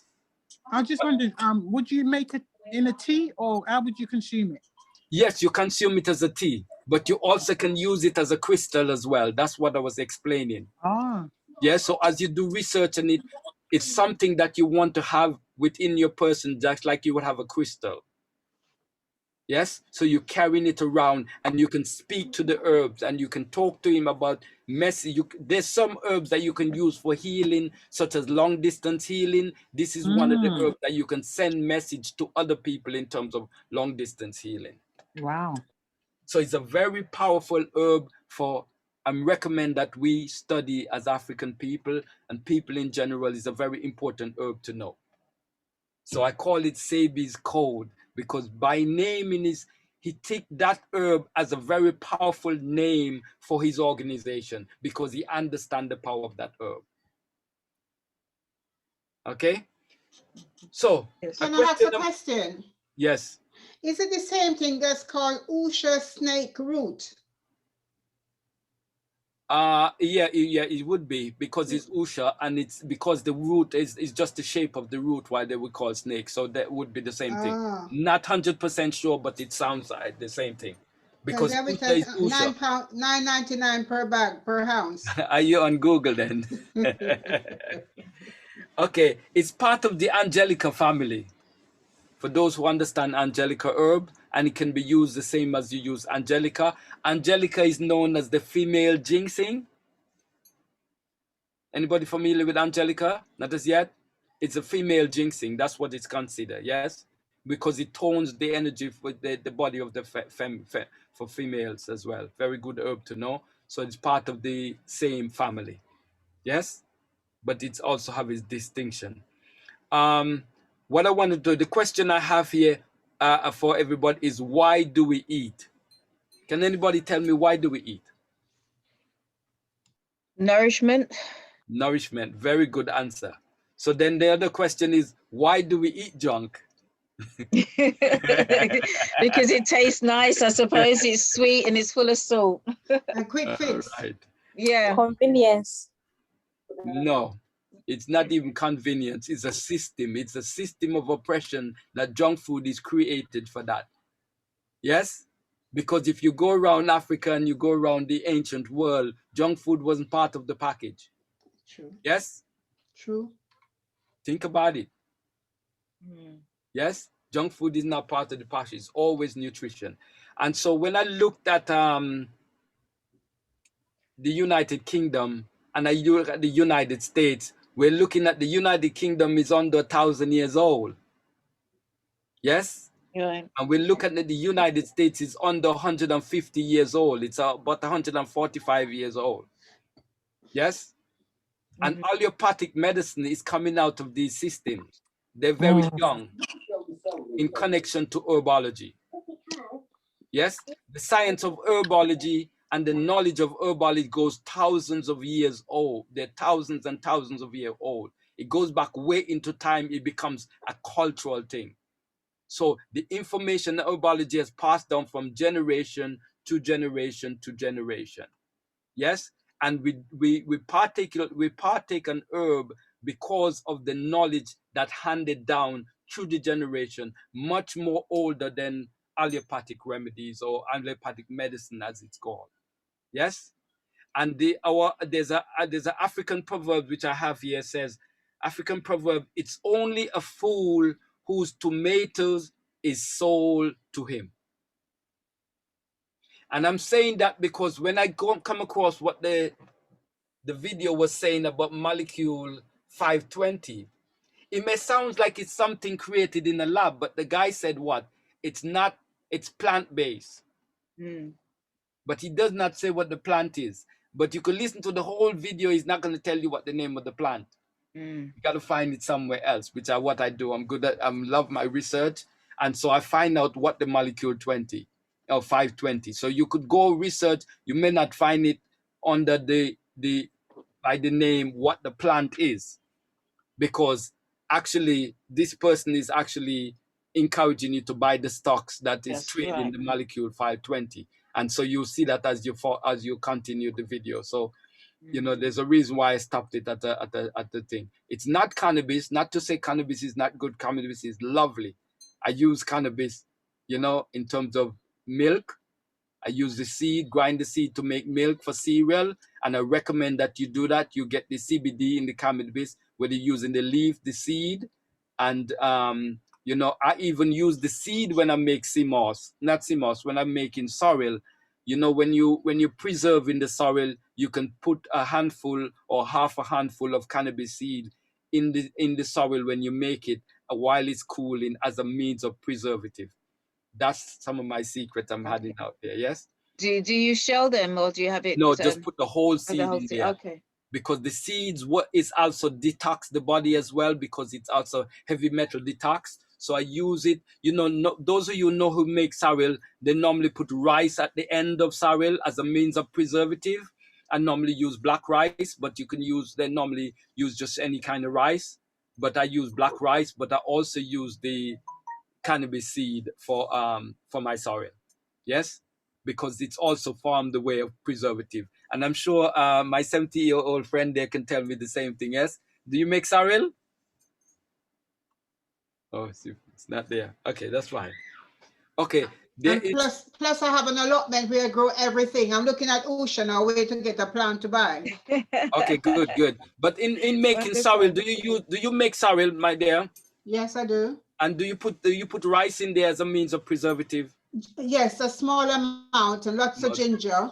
Right, yes, as a preservative. So I use the cannabis as well, and I use the rice as well, but I use the black rice, or what is known as the purple rice, because it's purplish black. So and you can put pimento too. Pimento, yes, pimento is excellent plant as well for the body, and especially for the lot of female complain. So I recommend people should be always using pimento, especially when they're cooking rice or soup or what have you. Yes. Galactic. Yes. Yeah. Do you know the I don't know if it's slang, but there's a code. 420 is code for marijuana. Yes, yes. And I do believe on the, to do with numbers, 20th of this month, which is the 4th, they celebrate 420. Yes. Do with cannabis. Yes, yes. So I was just wondering if that's related to 520, if they're just trying to spin off the 520. Yeah, it's somewhat like that. Yes, it's somewhat a spin-off. But I'm not sure why the 420. But I think they say that's free smoke, freedom to smoke the time. Yeah, 420 in the afternoon. Even though Bob Marley roadblock was 3 o'clock. Yeah. Right. Okay. Sorry, can I ask a question? Can I say something? Yes, go ahead. Yeah, I'm just looking at what they're saying, that the usha, the leaves can be poisonous. Is that Yes, true? that's why. Yes, the leaves big. Yes, you should. They use the root. That's why I mentioned the usha root. Okay, because So they it's got something almost like rhubarb. Yeah, yes, rhubarb is very good for the skin. Yes, you have. Yeah, and that's why always it's important to do your background research when you're coming across different herbs and how you need to use it, because even though the herbs are good and the leaf can be used, but you have to know there's certain form that you have to use, or some people may tell you how to use it, but you get to follow certain guidelines when you come on to that. Yes. So I didn't mention the leaf, but I was more of the powder, the root and stuff like that. Because these are come from tradition, hand down generation to generation, and they know these things. Yes? And one of the reasons why I talk about this as the science of herbology, because what it is, especially now that we're in COVID, as it's called, they make it seem like there's no cure. Yes?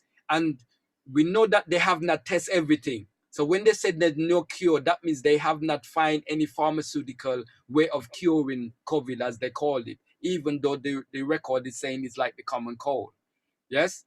We know that in the world of herbology, and I want everybody to realize it, that there is stipulation and what different herbs are good for. And these stipulation can fall into the category of the symptoms of any problems we have in terms of health.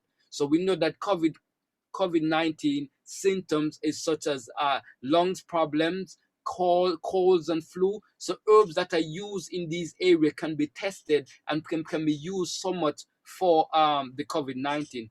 Case in point is any malaria herbs or any malaria treatment. Yes, can be used for COVID, because COVID is similar to malaria, the malaria itself. Yes. And so that's why I look at malaria herb, even some of the herbs that I'm familiar with malaria, that is used for malaria. When you go and research in different communities around the world, you would see that the malaria herbs are very highly utilized in this time of COVID. And so I have a herb here that is known as Zumbani from Zimbabwe. And the scientific information on it, that is a nutraceutical herb. That is, it's not only nutrition, but it's also medicine at the same time. So it's something that you can take on a long-term basis, not like some herbs you just take short-term and stop, like what you call it, wormwood. Wormwood is a very good herb also for malaria, but wormwood, you don't take it continuous. You have to take it unstopped, because it's a very strong herb, and you don't want to take it on a long-term basis. But it's good for malaria. And that's one of the treatment that is being used by the Chinese for malaria, by Africans, by Greeks, you know, by the Madagascan. They know these in connection to malaria and also the treatment for COVID. Because the Madagascar treatment for COVID is mainly wormwood and neem. Yes?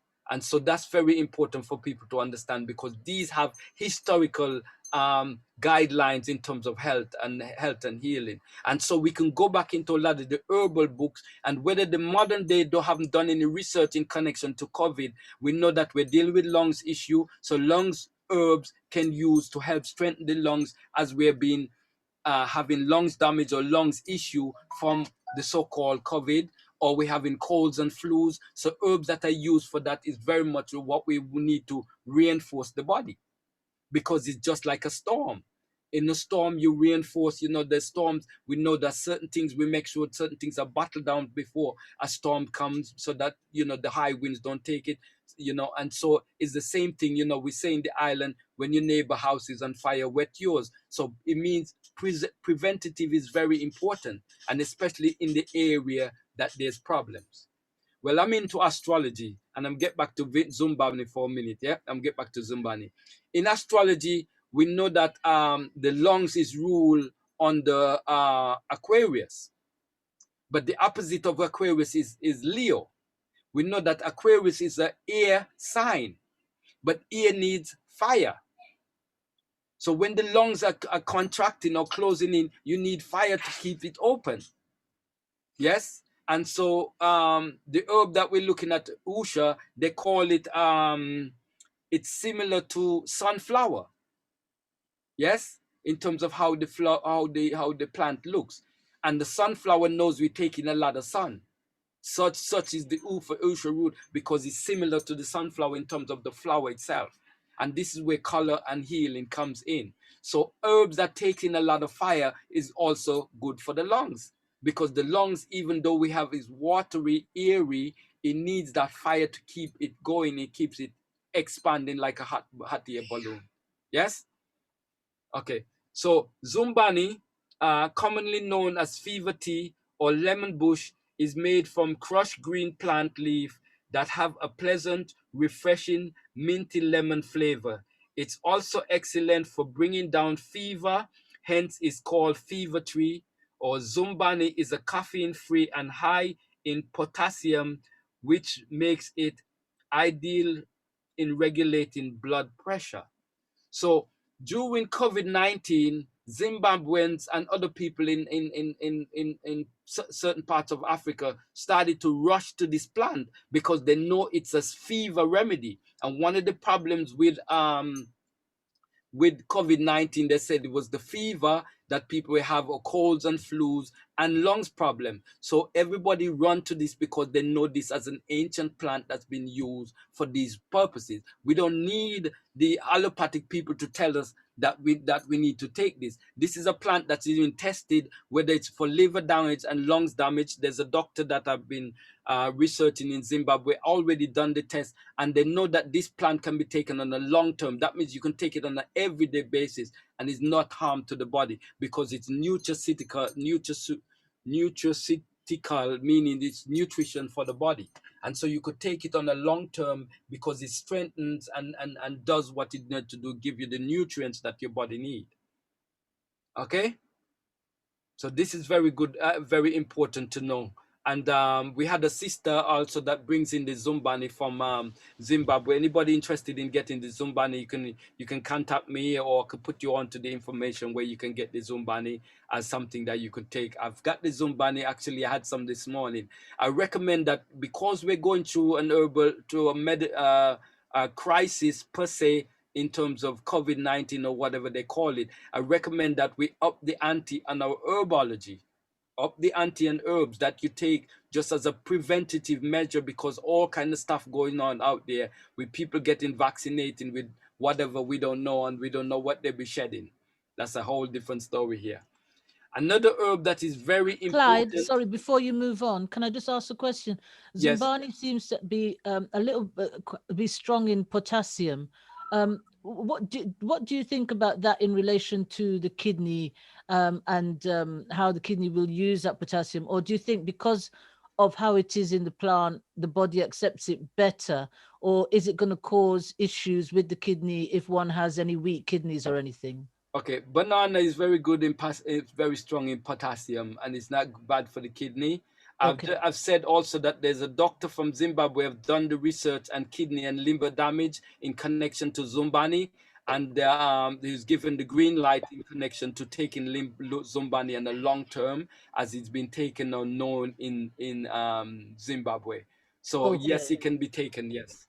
Okay, yeah? give thanks. Yes. Thank you. Mm-hmm. Yes. Okay. Okay. Gota cola is another one of my very important herb. I learned about Gota cola while I was in America. I came across a book, Sacred Science of the what's the book is called? secret of the secret herb of the Orient. Very interesting book, actually, with a lot of herbs that are very good for the body. And Gota Cola was one of them. And Gota Cola, another name for it is Brahmani. The Indian use it. In India, it's used because it's very good to calm the nerves and also good for meditation. It keeps you in a meditative state. It helps to relax your body and very good for longevity and also for brain function. Actually, the Tibets, who are well known for utilizing Gota Cola for youthfulness, it's a big secret in terms of one of their secret remedies for longevity. According to tradition of the natives of Sri Lanka, the natives of Sri Lanka was the first people to use Gota Cola. This based on the information I found.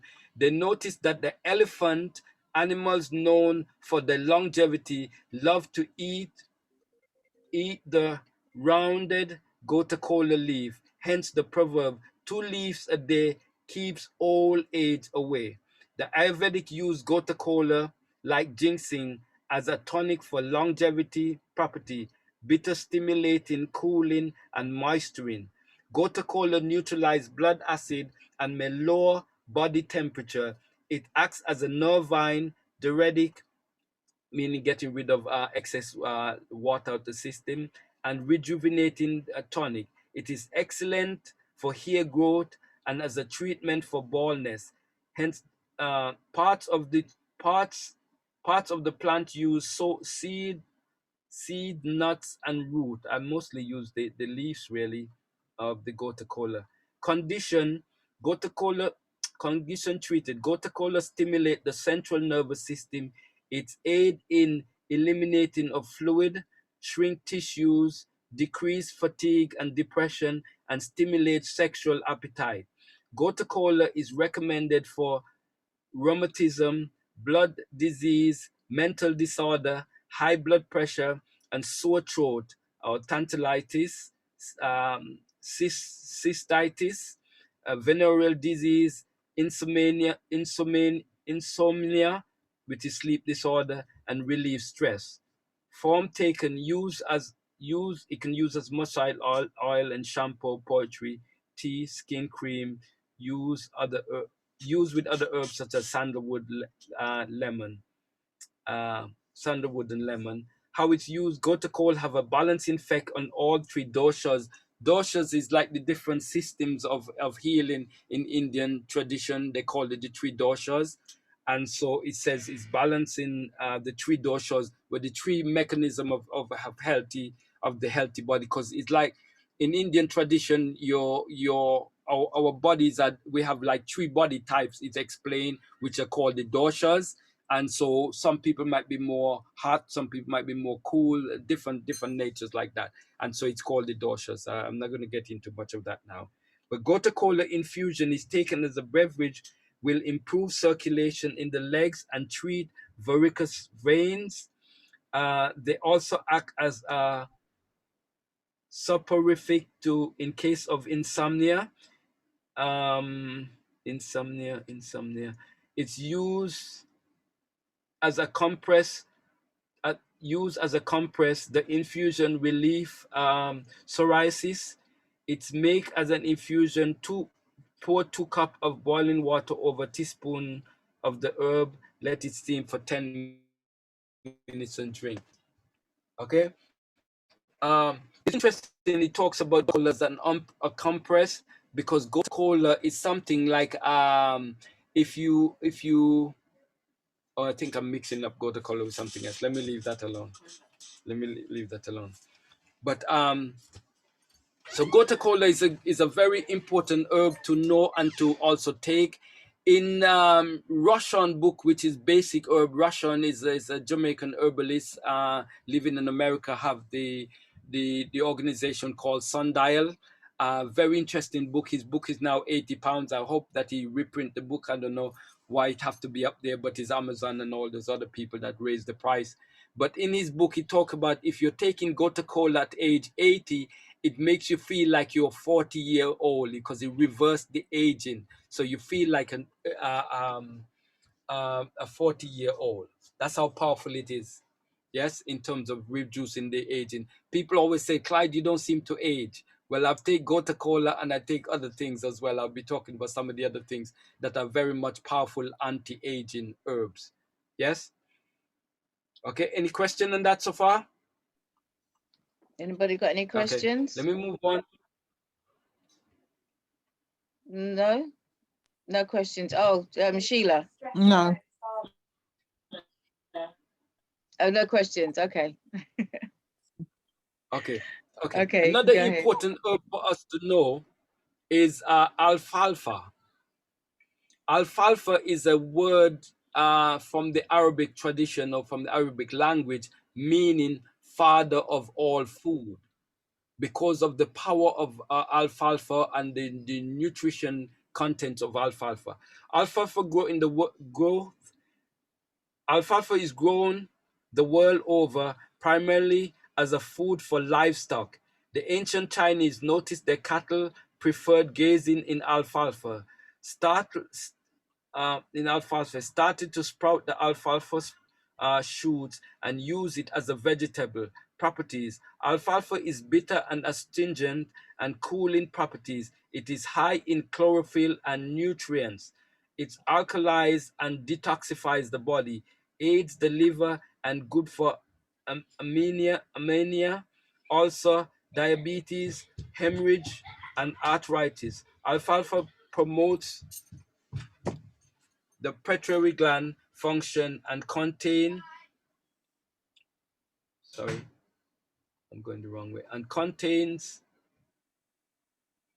antifungal agents.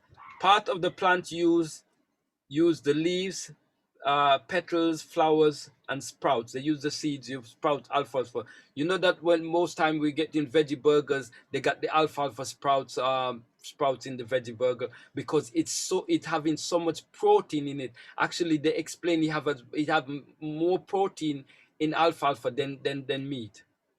Condition treated alfalfa leaves help reduce blood cholesterol level and clean plaque deposit from the arteries wall. It has been used to treat ammonia, colitis, sciatica, and rheumatism. Sip the infusion for a natural breath refreshener. Take as a tea supplement or in sprout. Use with other herbs: fenugreek, garlic, ginger, saffron, turmeric. How to use alfalfa? Reduce both copper. So it's going back into the Indian tradition. Copper is another aspect of the dashas, and vita, and has a neutral effect on pitta. It is great detoxifier and can be used on a regular basis to cleanse the system and providing refreshing chlorophyll. The tea can be used to reduce cholesterol. Caution: never eat alfalfa seed because they contain high level of toxin ammonia and canovenine. Over time, eating the seed could result in impaired function and pellets and white blood cell. The alfalfa plants contain saponin chemical, which may affect the red blood cells, and recommended doses. Alfalfa is considered completely safe. Pregnant and nursing women should consult the physician before use. Okay. Another important plant is the basil, or what is called tulsi. In India, they call it tulsi. Important to know that you would, in this country, because I've seen it for myself, working in some homes of people from India, they would grow the stop the noise, please. They would grow the tulsi in their house, or the basil in their house, which they call sacred basil. The reason why, because it gives off a lot of oxygen that the body needs. So they grow it because you're locked up in your house, and here's this plant that can give off a lot of oxygen that is needed for us to breathe. So they would grow that in the house specifically for that purpose. So if you have any Indian friends in this country, you can ask them if they have the tulsi or the sacred basil and get a slip of it to grow in your house. There are many different varieties of basil. The Indian variety is known as Basil Krishna because it is said that Krishna wore a garland of this herb around his neck to increase his detachment and his faith. Properties. Basil act under diaphoretic and vermifuge and fever reducer. Vermifuge means it's purge the body or get rid of worm. And the nervine. Basil is antibacterial, antiseptic, antifungal, antispasmodic. Basil stimulates the immune system by increasing production of antibodies. Part use the leaves and oil. Condition treated basil can provide relief for colds, cough, asthma, sinus congestion, headaches, arthritis, rheumatism, fever. Basil oil kills intestinal parasite and as such is recommended as an recommended for abdominal condition, parasite, and stomach ache. A basil poultice can be used to treat ringworm infection. Basil can be drunk as a tea or juice, cooked in medication. Ghee is an Indian milk. It can be cooked in milk or in ghee. Used as an inhalation, massage as a therapeutic oil, and made into compressed poultry. Used with other herbs, basil is wonderful when used in conjunction with camphor, rosemary, juniper, lemon, eucalyptus, myrtle, lavender, bergamot, lime, clary sage, great frankincense. However, basil reduces copper, it goes back into India. Hello? Basil reduces copper and vita, which is another aspect of your healing, of your health, of the different health of the body, and increase pitta. It can be used, it can ease fear or sadness. And we know we got a lot of fear and sadness in the world because of what is happening with the crisis. And so it's good to know these aspects in terms of the psychological nature. That's a study in itself, you know, where you call rescue remedies, where you can get into different remedies. Somebody may have a divorce or a breakup with the loved ones. And so there's rescue remedies that you can use that would help with the psychological nature of the separation, or you deal with fear, or even a loved one pass. You know, these are things that you should know the different rescue remedies or have them in case of issues such as loved ones or fright or different things that you may encounter in your daily life. A question has been asked: are basil seeds safe? I'm not sure about the seed, because one of the things that you got to understand about seed, a lot of seeds have a chemical in them that actually keeps them on this earth. What it is help to ground them in terms of because it's a protection. So it's always good to do the research. I'm not sure about basil seed, but I know that you can use the oil, but the seed is not recommended here. So I don't think that you can use the seed like that. Yeah, but the oil, yes, you can use that. Why? Because you know, just like beans, where you have to soak, the reason why you soak beans is to get rid of, so that that certain chemicals can evaporate when you soak the beans. And so with some seeds as well, because there's certain chemicals to protect them from animals or protect them from rot and things like that. So you need to do the proper research when you're embarking on different seeds, if it's not being recommended to take. Okay, would that cover powder? Would that cover powder form? Powder as, form as of in what? The seed? seeds, yes, in powdered Yes, you seeds. need to know if you're taking any seed of any herbs, you need to know the safety, you need to understand the safety precaution, because not all of them can be used or should be used in that sense, because some of them are very toxic or poisonous, and you may need to separate. Like for instance, ackee has been known to be poisonous for a long time, the ackee seed, but now I understand in JA that they're using the ackee seed for a certain type of medicine. Amazing. So there's ways around things, but you have to know, unless if you're not sure, it's always best to stay away and do some more research. But for basil seed, I'm not aware of the seed being used in any way in terms of ingesting, except for oils. Because Sorry, most of the oils. I just Googled it. Sorry, can I come in? Yes. And it Yes, go ahead. says just 1 teaspoon, which is 0.5 gram ounces of basil seed is good source of iron, calcium, and magnesium, which could help fill important shortfalls in your diet. Okay, so there's the answer. Thank you very much, my Google personnel. Yeah, very good. Very good. Okay, thank you. Yeah. Herb tasted and function. A brief note about do I need to go into this? Okay. Hold on. Okay, let me just keep this for now.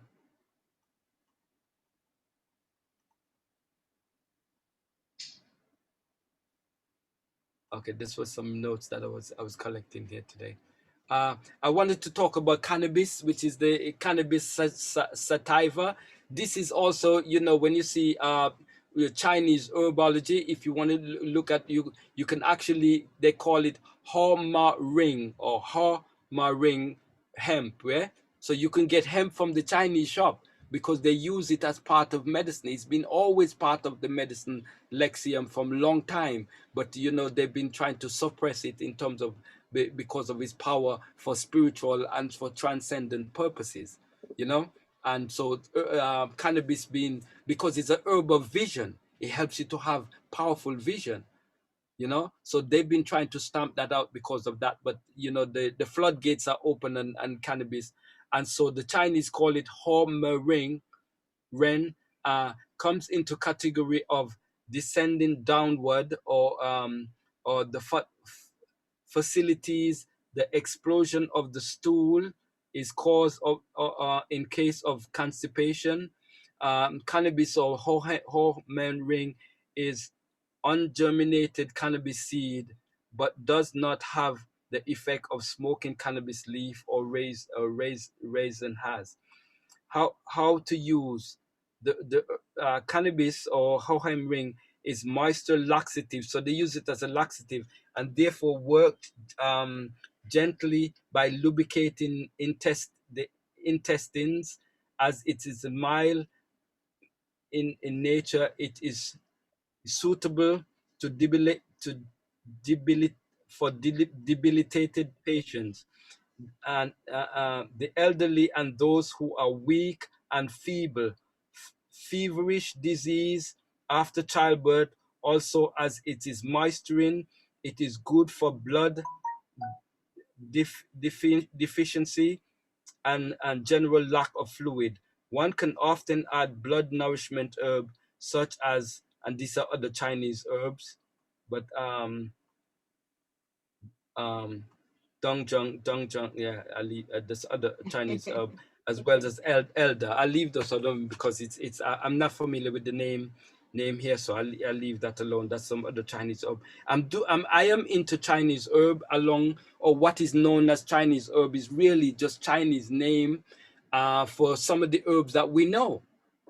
You know, sometimes we think because Chinese herb it's foreign to the what we know as Caribbean or Western herb or African herb, but some of them are just because they have Chinese name, but they're actually the herb that we know as a general makeup in that sense, but it's just the name and language that we're dealing with. Okay, so this is very important to understand. Okay, I don't know how much time I got, so let me get back into You're okay for time. I'm okay for time. Okay, yeah. Let me go back to, because I'll come back to cinnamon. I think I'm on cinnamon. I'll leave the rest on cannabis because we know a lot about cannabis. I'll come back to cinnamon. But the molecule 520, I'm going to talk a little bit about it because I know it was a teaser. I put it up as a teaser as it came across the video is a teaser. So what is molecule 520 that the gentleman is explaining is going to be revolutionized and so much money is behind it? Molecule 520, as it's called, is actually psychedelic plant. And actually, one of the plant that is being mentioned here is the mushroom or psychedelic mushroom. Yeah. Another one is ibogaine or iboga. I don't know if anybody could see this picture. Let me see if I could click on it and come back to it. No, I can't get it. I can see your gas. Okay. I came across, I learned about ibogaine or ibogaine, which is or iboga is called. Ibogaine is more the scientific term that's used for they make a form of it. But iboga is a plant in Africa, grows in Africa. I don't know about it growing any place outside of Africa, and it's used ceremonially for young people at the age of a teenage. They're using, this is the same plant that is used that they consider making the molecule 520. Okay, and young people, especially young boys, go through a ceremonial where they actually ingest this plant, and is used to help them to understand or connect to the ancestors and to go into past life and to understand why they're here and the work that they're here to do.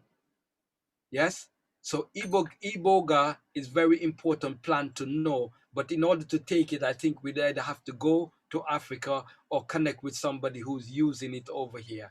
There are some people, but it is like, because it's considered illegal, it might be hard to find in terms of who is doing the iboga. I have never done the iboga as yet, but I'm looking forward to it one of these times. Okay, when you look at the movie Wakanda, the plant that was shown as the plant that the brother was taken to go into the ancestral world, it's symbolic of iboga. That's what it does. It helps you to transcend time and space, go into the ancestral world, get to view your life, communicate with ancestral being, and come back with a better outlook on what you're supposed to do in this lifetime. Okay, so this molecule 520 is iboga, as well as the magic mushroom, flying agara, that they're discussing here in terms of the research that are done in psychedelic. They start utilizing psychedelic in medicine because of the power, especially because it helps to get rid of addiction. We know that iboga has been used, especially in Holland. I could say that they've been using, people bring it in Holland, and they've been using it for people who have addiction, especially heroin and very strong drugs addiction. We know that iboga has been used for that. Dr. Anthony Andau, who was an iboga specialist from Ghana, he was living in America. I met him in America, and he read me one time like a book. I was like, wow, this man is deep. I met him one time, and he was like, he started to break down some stuff with me. I was like, how did he know these things? You know? And Dr. Andau wrote a book, The Science of Romance, and he's an ethnobotanist herbalist. And he was the first one that brought the knowledge of moringa to us in connection to research moringa. He have the moringa plant in his book. His book is a very rare book. And if I don't know, if I have to say, if I could contact his wife to find out if they could get this book reprinted. I have a copy of the book, but in there it's got about the soursop, it's got all the traditional use of plants from going back to an ancient time. So the thing that I want us to realize, that when you come onto herbology, is not a new research. The research has been done long time, and you're better off studying the older books on herbology than the modern books, because a lot of the modern books, pharmaceutical, get into it and they try to throw you off or throw us off on the knowledge of herbs and how we can use it. Case in point, there's an herb. The name of it, I'm not gonna say the name yet because my friend is gonna Google so fast. So let me talk about the herb before, because I don't want to distract anybody. But this herb is known for longevity, and one of the oldest person in the world is a Chinese man. Well, based on the history of this herb, who's known to live over 300, or is it 300 or what's it, 230 something years, or 300, no, 256 years he's known to live. Yes. And he said one of the reasons for his longevity, now this is from the book The Secret of the Oriental thing. I have the book there, and in there the man is explaining this herb, and he learned about the herb. He was an ethnobotanist. He learns about ginkgo, he learned about gotu kola, and this herb he learns from the Tibetans, and he had the herb grown in his yard. He said some people were saying that when they were young, they were calling him grandfather, and still they're old, and he's still, and they know that he lived very long. They can count that he lived 190 years from the evidence of what they have. But he claims to live, they claim that he lives 250 something years. And he said this longevity is based on this herb. Okay, I've been taking this herb for roughly 20 years or maybe more. Yes, because I learned about it when I used to live in America. Anyway, so I'm almost 20 years in this country, so that's why I'm using that as a reference. Yes.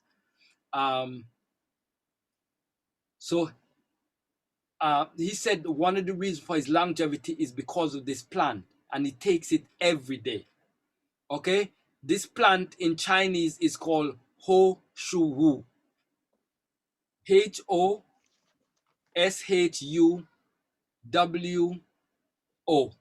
Hoshuwu.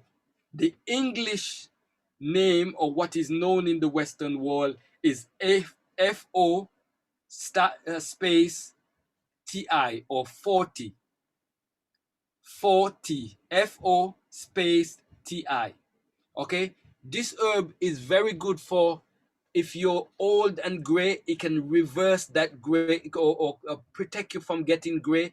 Or if you're gray, it can reverse your gray hair to make your hair black. That's how it's recommended. Hence, the Chinese call it Mr. He, Ho Shu Wu. Yeah, Mr. He. That's the name you can get it for. You go in the Chinese store, you tell you want Mr. He or you want Ho Shu Wu. They would say, oh, you want it for either your hair or you need it for your kidney. Yes, because it's also known good for the kidney. But some of this stuff, when you go and Google it, you would find information on the internet that makes it seem like if you take it, you're gonna get liver damage or kidney damage and things like that. Well, I've been taking it for a long time, in terms of, I said, more than 20 years, and I've maintained youthfulness. I could say that because people, even the other day I went to a customer, haven't seen maybe like 3 or so years, and he said, how you look so young, but that's another story. But yes, it's an herb for youthfulness. But I'm saying this to say that when you look at the modern research and at certain plants, you wouldn't want to take them because they detour you from taking plants that have been taken or known to be used by the ancient for umpteen years. Another thing, you'll find certain berries like the mountain ash. They would tell you, if before you could take the mountain ash berries, you need to cook it.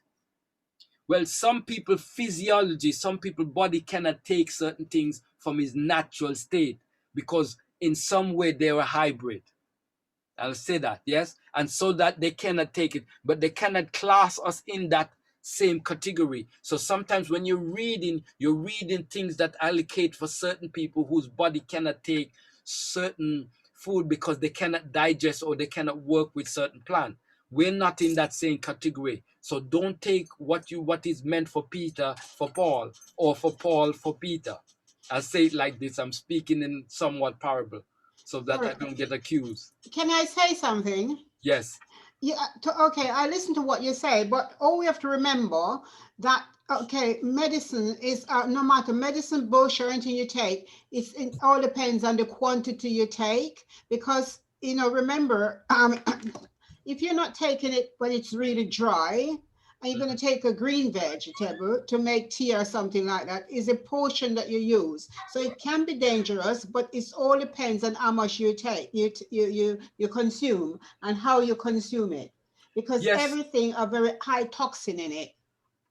Yes, that is true to a certain extent. And that says to a certain extent, because when they're explaining that online, they're not, when they're talking about not taking it, or they're talking about the side effect, they're not talking about the portion that you take. They're generalizing. And so this is why I said that. Because for instance, I talk about taking coriander. In high dose coriander, it flush your eyes out. So coriander, as much as we take coriander in cooking and things like that, if you take it on a high dose, like juice a whole pod of coriander like you get it in the shop, it flushes and cleans your eyes out. Very good for your eye because it's rich in vitamin A. Yes?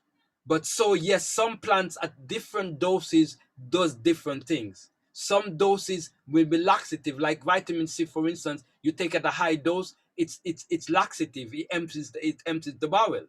So I agree with you with that. But when we're looking at research online, especially modern research, they do not explain these things in terms of dosage. They just tell you in general, you shouldn't take this, or you need to be aware of this and things like that.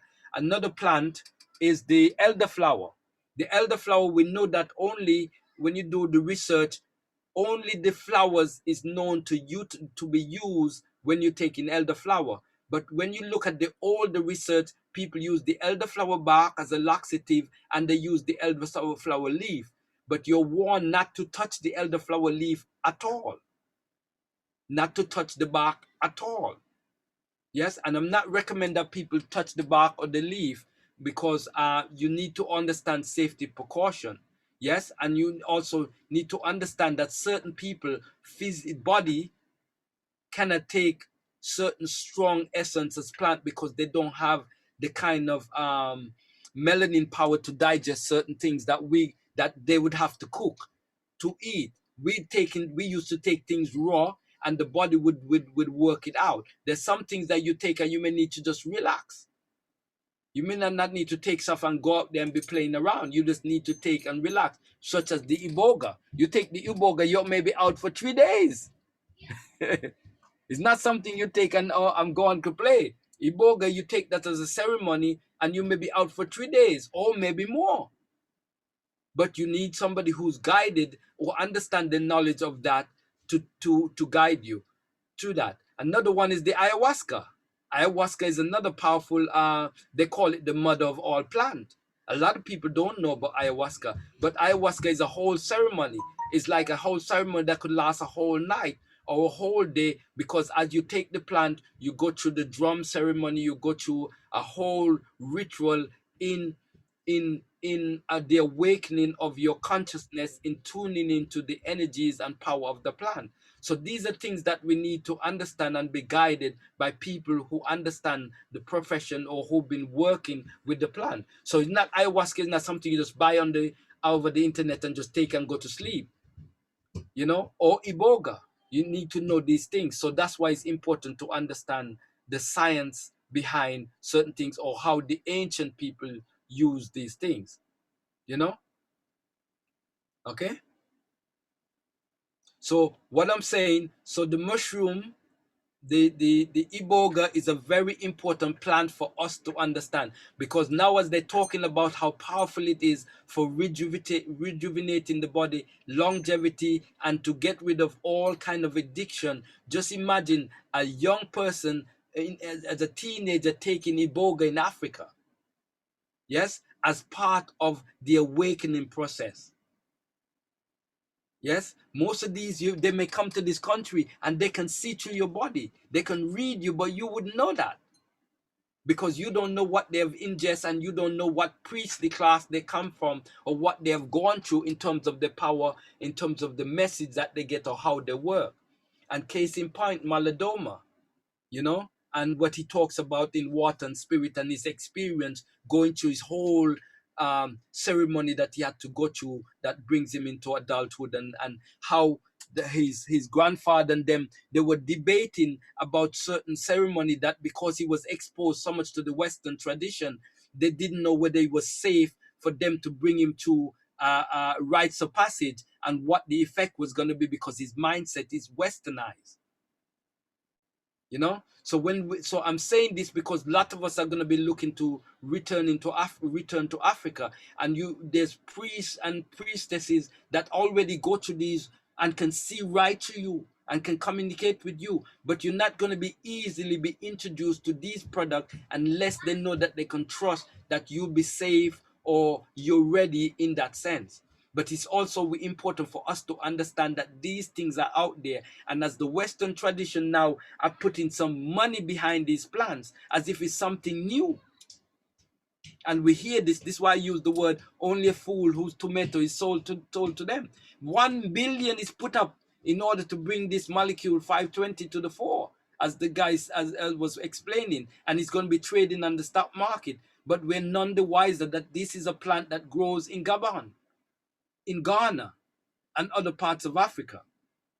And another thing to understand, that when we talk about herbology, as you notice, I read a lot of stuff like from India and other things, but when you go on researching herbs, most time you're not getting the information from Africa, but yet a lot of these herbs are right in Africa.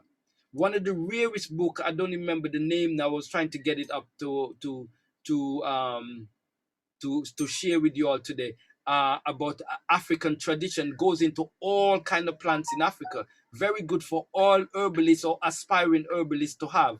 I don't remember the name now, I'll get it later, but it's a very good book that goes into a lot of African plants that are very good and that we need to be aware of. Like for instance, about every Wednesday, there's the African pear that comes into this country. There's African purple pear. Almost every Wednesday or early in the week, it comes to this country. But every time it comes, it's sold out. And a lot of people right here, we don't know. It's in Peckham Market. It's in Dalston Market, in lots of the market. Yes, they call it African pear. Well, I came across the African pear because I was working for an elder from Nigeria who's Igbo. And I went to do some work for her, and then when at another house, and when I came to her house, because she just came back from Nigeria, when I came to her home, she was just there soaking the African pear in some hot water, you know, to partake it. But the day I came to her house, I was very much I was in a stress. I was very stressed. It was a very stressful time for me because I had the teacher call me something with my children, and they came to my house without any without telling us. A long story. Anyway, I was a bit stressed because I was upset because, you know, because of what they did. Anyway, as soon as I walk into the house and we talk and everything, she offered me the African pear, and I took it, and right away the stress gone. I was like, what? I could not believe it. The stress that I was carrying just disappeared, just taking one pear. You're talking about disappear, that's taking one pear. And I was like, wow. I said, give me another one, you know? And then I opened it and I started to study it. So I realized how powerful just one pear, and that's African purple pear. I recommend that. I'm asking you all to go to these markets that I just talk about and ask about it, or Google African purple pear and do some research on it. Every part of that plant, yeah, that the African pear grown is used as a medicine in Africa, but you would not find it in a lot of the westernized herbal book. You got to go back to the continent. You understand? Because most of the time we don't see the connection, we don't understand the connection between African herbology and the Western world. Like for instance, I was in Zimbabwe in 2019. Just before you say that, is it similar to the avocado pear, or is it completely different? Yes, it's very small. It's very small. Let's see, it's like small, like what would you say? It's more like a small tangerine. Yeah. Okay. But and it's purple. Yes. And when we talk about purple market, did you say? Yes, Peckham Market or any African market, or those stores that also have a freezer, because they bring it in and they freeze it and they have it in the freezer. And all you do when you take it home, you just put it in hot water just to tar it out, and you take it. It's almost like an avocado inside, but you have an acquiring taste, and you can't eat too much of it because it's like after eating 2 or 3 of them, it's like, okay, I had enough. but it's very powerful for distressing. Because I'm telling you, I couldn't understand that. Because I didn't, you know, I took it and it's like, where did all that go on? You know? So I said, I have to study this plant. So I take it apart, and when I look inside it to look at the signature of it, it looks like what they call it, a bumblebee, in the way how the seed is thing. So I started to dry the seed, and I use the seed as I could boil the seed and I get the same taste from the seed, and I could use it like how you'd use coffee. Yeah. So if you're gonna buy the pear, you can dry the seed and you can use the pit as well. Yeah.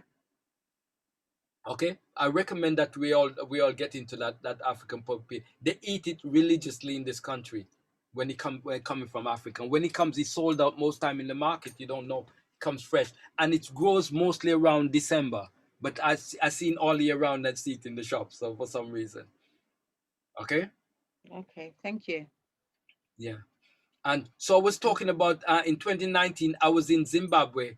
And I stopped one of our guide name of Kudzi. She took us by one of a house that she had in the city and in Harare.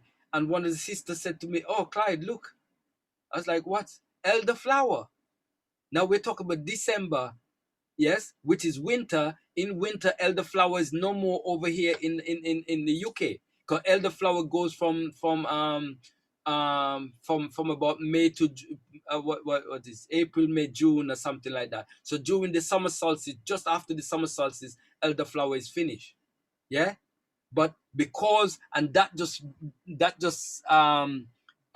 complete the information to say that when we're in winter over here, we're in summer in Africa. So I went to Africa in Zimbabwe, and you see the elderflower right there, nice white blooming. And we picked the elderflower. The lady said they didn't even know that the elderflower, they didn't know what plant it is, you know, that her tenants have there, or even my friend. So we said, no, don't cut this plant at all. It's a very sacred plant. It's known to have, they tell you the ancestor spirit reside under that tree, you know. And in ancient time, people used to write petitions and whatever to the ancestors and put it on the tree, or ribbons, tie a ribbon on the tree, you know. I think Empress Judah is on there. We're gonna be doing some herbal walk sometime later down, maybe for the month of April or May. We're discussing about doing a herbal walk, and we'll be picking elderflower as soon as they come out to bloom. Pick some loads of it. Yeah. Are you still doing the screen share? Yeah. Are you still using it? Yeah, Because I think we could. If not, we can see your face. Sorry, more. If not, I should come off the screen share, but I was just going to go back on it. Okay. That's okay. That's okay if you're using it again. That's just. How do I get back in it now? It's okay. I'll just carry on. Yeah. Okay. Okay. I want to go to another herb there, because another thing that I've learned in connection to astrology is that the seed, the bark, the fruit, the leaves, all of those are different properties of the plant and have astrological connection. Yes. And even though it's a bit deep to go into that today, it's important to note that. Yes. Like, for instance, the root is ruled by Saturn. Yeah, okay. The seed is Mercury. The bark is Mars. Hence, you're looking for defense. You talk about Mars. Yeah, you're looking for education or the teaching quality of the plant. You look at the root, things like that. Yeah, but that might be a bit lengthy to go into here. So cinnamon. We know that a lot of the ancient writing was done as a scroll. Not like how we have the book form now. Everybody used to write and roll it up with a scroll. We know that the cinnamon, when you cut the cinnamon bark off the tree, it rolls up like a scroll. Auntie, stop that, please. Stop that. Yeah, it rolls up as a scroll. So cinnamon, okay, belongs to a group of warm, acrid herb that release exterior condition. So it's good for the skin. Anything exterior condition that is superficial illness caused by virus, with symptoms in the skin, muscle layers. These mainly cause sweating, or stop sweating where necessary. How to use or cinnamon or gongju. This is Chinese name. Is used mainly for colds and flu, commonly in combination with this is thing I should have done a research on this. This is another herb with another Chinese herb.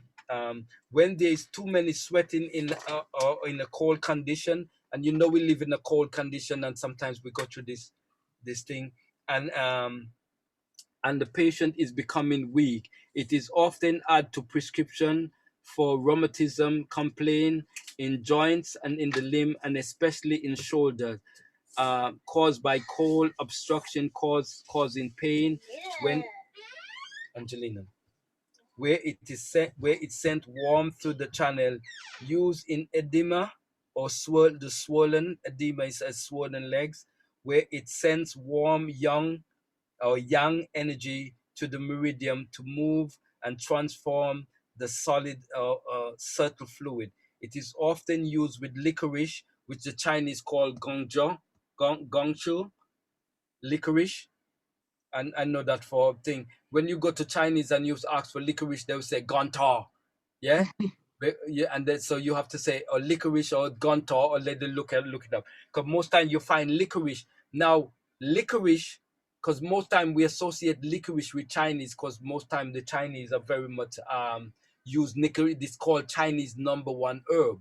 But the research that I've embarked on, that licorice, the Chinese learn about licorice from the ancient Egyptian, because the ancient Egyptian utilized licorice, and licorice is used in a lot of herbal mixtures, okay? Because it enhances the properties of the mixtures. And actually, the body mechanic, one of the things I wanted to recommend, and I don't know if he's on, but I wanted to recommend the licorice for his product that he's using, because of the issues that are you talking about the body messiah? Yeah. I think I would recommend the licorice in there with the body messiah, because it also helps as a preservative and help with the spoilage as well. But that's a different story. I will talk to him on that anyway. I mean, with this cinnamon, is that something that you have to take for a short length of time, or can take that continuously? You could take cinnamon continuously. Actually, cinnamon and honey is good for a lot of different ailments, such as diabetes. You wouldn't believe that diabetes can take honey, yes, because it's a natural sugar. But when you mix that with cinnamon, it brings out more of the property of the cinnamon, and it's very good for diabetes. Along with another herb called banaba. Yes, not banana, but banaba. Banaba is an herb that is very much known in Asia, and is in Africa as well, but it's the name, and that's one of the research I need to do, is combining the names for African herbs with the Asian names and well as the Western name. Because when I start looking at finding out herbs, whether they have certain herbs that I could get from Asia, oh yeah, they know it, but it's under another name. Yeah, and so it's a very important that we do that, and that we have that understanding. Yeah. Okay, so he said the licorice can be connected with cinnamon. That's what we were reading just now. Yeah.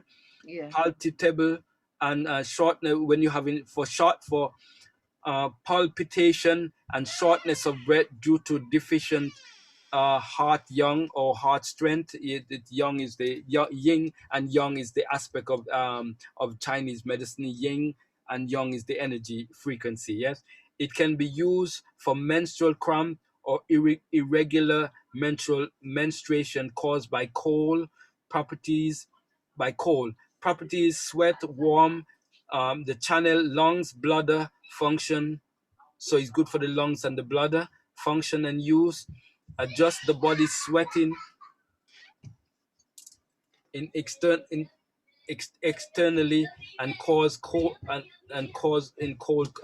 by cold condition. We know we're in cold condition, and the cinnamon, what he's saying, because we're exposed to a lot of cold, the cinnamon would be very good because of the heat that is carried for the body. It brings a lot of heat to the body, and so you can know that because of the heat, because the plant that gives a lot of the heat would be good for us, because we're naturally warm-blooded people in connection to the continent we're from, and because we're exposed to so much cold climate, then the cinnamon is very good for us to take as African people. Warms the meridian and dispel cold. Use for rheumatic ailment, also for gynecological problem caused by cold, obstructing the blood, moving the young, transforming chi, or you say ki, but chi, used for water retention, edema, for cold, where poor circulation, yang chi has failed to move the fluid of the body. So it also helps to move that fluid of the body. It's a bark herb, and bark herb and Mars, they help with the defense of the body, just like Mars is the planet of defense. Sorry, Clyde. Yes. Clyde, it shares there. Sorry. Hey, you okay? Yes. Can you move it back up, move up the presentation a minute? I just wanted to see what I needed to use. You said it's for you can use for menstruation cramps and stuff like that, yeah? Yes. Right. Okay. Right. Is it there? Let me see. I think. Okay. Cramps. Yes. Irregular. Right. Okay. Okay. All right. If anybody wants a copy of these, I could also send it out. You know what I do? I actually do like licorice. I didn't know why I like licorice. Yeah, but caution with licorice though, because licorice, because it thins the blood as well. I have a daughter who loved the licorice. I have to hide it from her. Yeah. But licorice, for any blends that you use, herbal blends, because licorice is considered Chinese #1 herb, because they use it also for any blend to enhance the blends of when you're doing combination herb. And I understand in JA they use licorice also when they're making a lot of the root tannic that cause the fermentation. I understand the licorice is also used a lot for that as well. Okay, all right, thank you. Okay, and something that is overlooked as well. Okay, let me look at something that is overlooked here, and this is the citrus, or what is called the tangerine peel, orange peel, grapefruit peel. We don't use those, but our elders used to hang that up. That's right. Yes, when you're making simos, normally when you boil in simos, you take the skin of the lemon or the skin of the orange and you put that when you boil in simos. Yes, because you get a certain acid from there that is very good for the body. So here now, and this you find this mostly in the Chinese remedies. You don't even find it in the Western research and herbs. So that's why I want to bring this in. This herb regulates and invigorates the qi when it becomes stuck or stagnant, optimizing the function of the gastrointestinal tract and helps stop pain. So it's a pain reliever. That's the tangerine peel. Yeah. However, use chinpi is a very, they call it, that's the Chinese name, yeah? Chinpi, which is tangerine peel. That's the Chinese name, yeah? Chinpi, yeah? Or chenpai is very important herb as is awaken the spleen. It is used for stagnant qi patterns or symptom like epigastric, above the navel, or abdominal bloating, fullness, blurching, nausea, and vomiting. It is very good for a lot of sticky sputum or other film like cold and flus. Yeah, the phlegm, damp symptoms such as loss of appetite, fatigue, loose stool, and thick greasy tongue coating. Yeah, so thick greasy tongue coating is a sign that you actually have too much film in the body. Yes, and that's why sometimes you go to doctors, first thing they open your mouth and they look at your tongue, but they don't explain nothing to you. Yeah, so it's used for that as well. It is therefore used for disorder affecting both the spleen and the lungs. It is particularly important for putting into tonifying prescription to make them more digestible. Properties, acrylic. This is a form of red where they got the bitter, warm, sweet, sour. So acidic, bitter, warm, fragrant, channel spleen, stomach, lungs, function and use, regulates the chi and strengthens transportation function of the spleen. It promotes the movement of chi in general. It's almost like it's repeating somewhere. Dryness, dampness, transform film, used for stuffy feeling in the chest, diaphragm, help prevent stagnation. Caution, contraindication in dry, cold, due to yin or qi deficient as a drying fragrance, and warm, used with caution. A red tongue or yellow film, symptoms of heat. Could you make a tea? Do you make a tea with the skin? Do you dry the skin, or do you have it the fresh skin? Yeah, normally in the Caribbean and for the elders from the Caribbean who's here, they use it more as they would use a spice. Yes, and So you dry it and have it powdered down. Would it be that way? Or you could use it in its dry form as a spice. Okay. Can I just say something? Yes, please. Go ahead. Right. Okay. I mean, the skin, the orange, either the orange, the grapefruit, the tangerine, all three of them are coming from the same body. Yes, they are very good, especially for cold. You dry them. You take a small piece. You wash it. Put in a cup. Pour water like you pour your tea bag on it. Let it settle for a little while. And then you use it as tea. You also use it with your fruits. If you're making a cake, you can cut them very small, but you dry it, cut it small, soak it like you soak your normal fruits, and you can do it in your cake just the same. Yeah. So the peel of the orange is very good. I mean, my grandparents, we normally dry them and then use it after. You don't use it when it's porous like that because it have a lot of acid in it. Right. Yes. Mm-hmm. Thank you, Joe. Very good. Thank you. And also thank you, Dawn, for the information you put in the chat as well. Because many times we throw away these things and we don't realize we can dry them and reuse them for medicine. They're very powerful medicine for the body. And it's especially in the time that we're in, we need to utilize and know all of these things in connection to power and longevity in terms of the body. Another herb that I wanted to bring in, I thought I had the write-up here, but it's not on this form, is one that I've been talking about called the elecampane. Elecampane, L-E-L-E-L-E-L-C-A-M-P-A-N-E, Say that again. L-E-L-E-L-E-C-A-M-P-A-N-E, elecampane.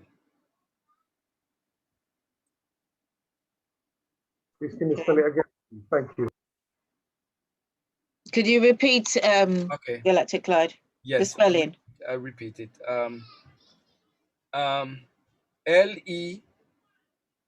E-L-E-C-A-M-P-A-N-E, elecampane. Okay, I need to take off the screen now. How do I? Just do stop share. Yeah. So it'll be at the top of the screen, right at the top. Yeah. Okay. Okay. Okay, I tried to. Are you still trying to come out? Yeah. Go right to the top. Take your cursor right up to the top. Yes, I did. I press on new share. So what do I do? Stop share. Stop share. Just click on new share or stop share. Okay, see that. Yeah. Okay, I'm back. Right. Okay. Okay, why is this? Let me try to get rid of this. Can you see me? Yeah, we can see you. Okay, good. I'm just hiding behind something here. I don't know why is this not moving. Okay, just move it along. Okay, elecampane. Okay, I have a recording on elecampane, so maybe I should play the recording. Okay. Sorry, does it spell E-L-E-C-A-M-P-A-N-E? Yes. Elecampane. Yes. Elecampane, it's pronounced the same, yeah. Yes. A-N-E. Yeah, you know, a lot of people use sage, especially for house cleansing. Well, I came across, because I like to not only study herbs for its physical, in terms of the physical body use, but I also study herb for spiritual use and also for its magical properties. Okay, no. Angelina, no. Let's turn this up. Okay, thanks. Jabari, I know you move this anyway. Can you move that? Yeah. Okay. So I study herb for its magical properties, because in there you can get a lot. You can gather a lot more about plants and herbology, because that's where some of the secrets are hidden when you start looking at the magical property of herbs. So any herbs, you can Google the magical property, because that's where you get more of the cultural and the ancient properties, how people use these herbs for spiritual purposes. So elecampane is one of the herbs that says it causes spirits to run, bad spirits. It runs bad spirits. Okay? This is a herb, no name. This is a herb very good for the lungs. Yes, I love your children, you know. Sorry? You love what? I said, I love your children. They always come in. They want to know what Daddy's up to. Yeah. And they know I'm on the Zoom, but you know, that's how is it so far? Any question before I go further into elecampane? No, I think it'd be a good time to play the recording. So I did actually listen to it, Clyde. Oh, somebody. There is a Carlene's Carlene's got a question. Okay.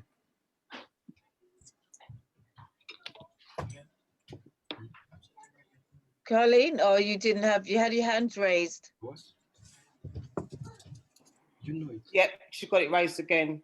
Okay. Carlene, would you like to unmute and ask your question? No, and she's gone again. And she's come again. She's playing musical hands. Oh, no. She said she's put no on there. So, no, okay. Maybe. All right. She must be playing with or somebody's playing with the things. So, yeah, you continue, Clyde. Okay. Yes. Okay. Yeah, the recording. Let's go to the recording, because it's just easier. It flows better. Okay.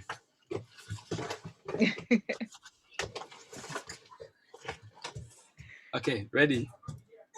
Here is a herb that can protect you from the dangers of COVID-19, or the so-called flu virus. Elecampane emula helenium, also known as scab. Let me stop it. Everybody hearing it good? Yes, loud we enough? can hear. We can hear. Okay, good. Here is a herb that can protect you from the dangers of COVID-19, or the so-called flu virus. Elecampane emula helenium, also known as scabwort, elf dog, wild sunflower, horsehell, velvet dog. Do not take elecampane without asking your physician, and do not use when breastfeeding or pregnant. Arch-used root. Where it grows, elecampane is a very large plant. It is found throughout England and Europe, and now cultivated and growing wild in the eastern USA. Can be found from Nova Scotia to the deep south and as far west as Missouri. It grows in damp pastures and in shady places. This was a common medicinal plant used for many sicknesses in the Middle Ages. The stem grows from 4 to 5 feet high, is very stout and deeply rooted. The whole plant hangs down, and it produces a large flower with pointed leaves. It looks a bit like mullein, as it is downy and the leaves are velvety underneath. The plant is in bloom from June to August. The flowers are bright yellow, with large heads, 3 to 4 inches in diameter, on long stalks, resembling a double sunflower. The broad leaves under the head are velvety. After the flowers have fallen, these scales spread horizontally, and the removal of the fruit shows the beautifully regular arrangement of little pips on the receptacle, which form a pattern like the inside of a watch. The fruit is quadrangular and crowned by a ring of pale reddish hairs. It is called the pappus. The plant comes from a perennial root which is large and succulent, with large, fleshy roots. Elecampane was known to the ancient writers on agriculture and natural history, and even the Roman poets knew it. They called it anula and said its root was used both as a medicine and a condiment. The monks made cordials from it and many ate the roots daily. Elecampane is frequently mentioned in the Anglo-Saxon writings on medicine in England prior to the Norman conquest. It is also the Archalan of the Welsh physicians of the 13th century, and was generally known during the Middle Ages. There was a candy made with it in the Middle Ages used for asthma. It was then called elf dock or elf root or wort. Part used medicinally for pharmaceutical use, the root is taken from plants 2 to 3 years old. When more advanced, it becomes too woody. As a rule, it is dug in autumn. Elecampane root has at first a somewhat glutinous taste, but by chewing, it becomes aromatic, and slightly bitter and pungent. It has an agreeably aromatic, somewhat camphorate orris-like odor. Please refer to information and pictures when searching for plants in the wild. Most plants I mention will be available from reputable herb sellers in the UK already grown, cleaned and packed for you. The substance most abundantly contained in elecampane root is inulin. Inulin can first be described as a fibrous carbohydrate that can be classified as a starch. This substance can be found in a variety amount of foods such as vegetables, fruits, and herbs. Inulin is in the class of compounds known as fructans and is a naturally occurring oligosaccharide, meaning it has several simple sugars linked together. Elecampane is the richest source of inulin. The amount of inulin varies according to the season, but is more abundant in the autumn. Medicinal action and uses elecampane is a diuretic, tonic, diaphoretic, causes perspiration, expectorant, antiseptic, astringent and gently stimulant.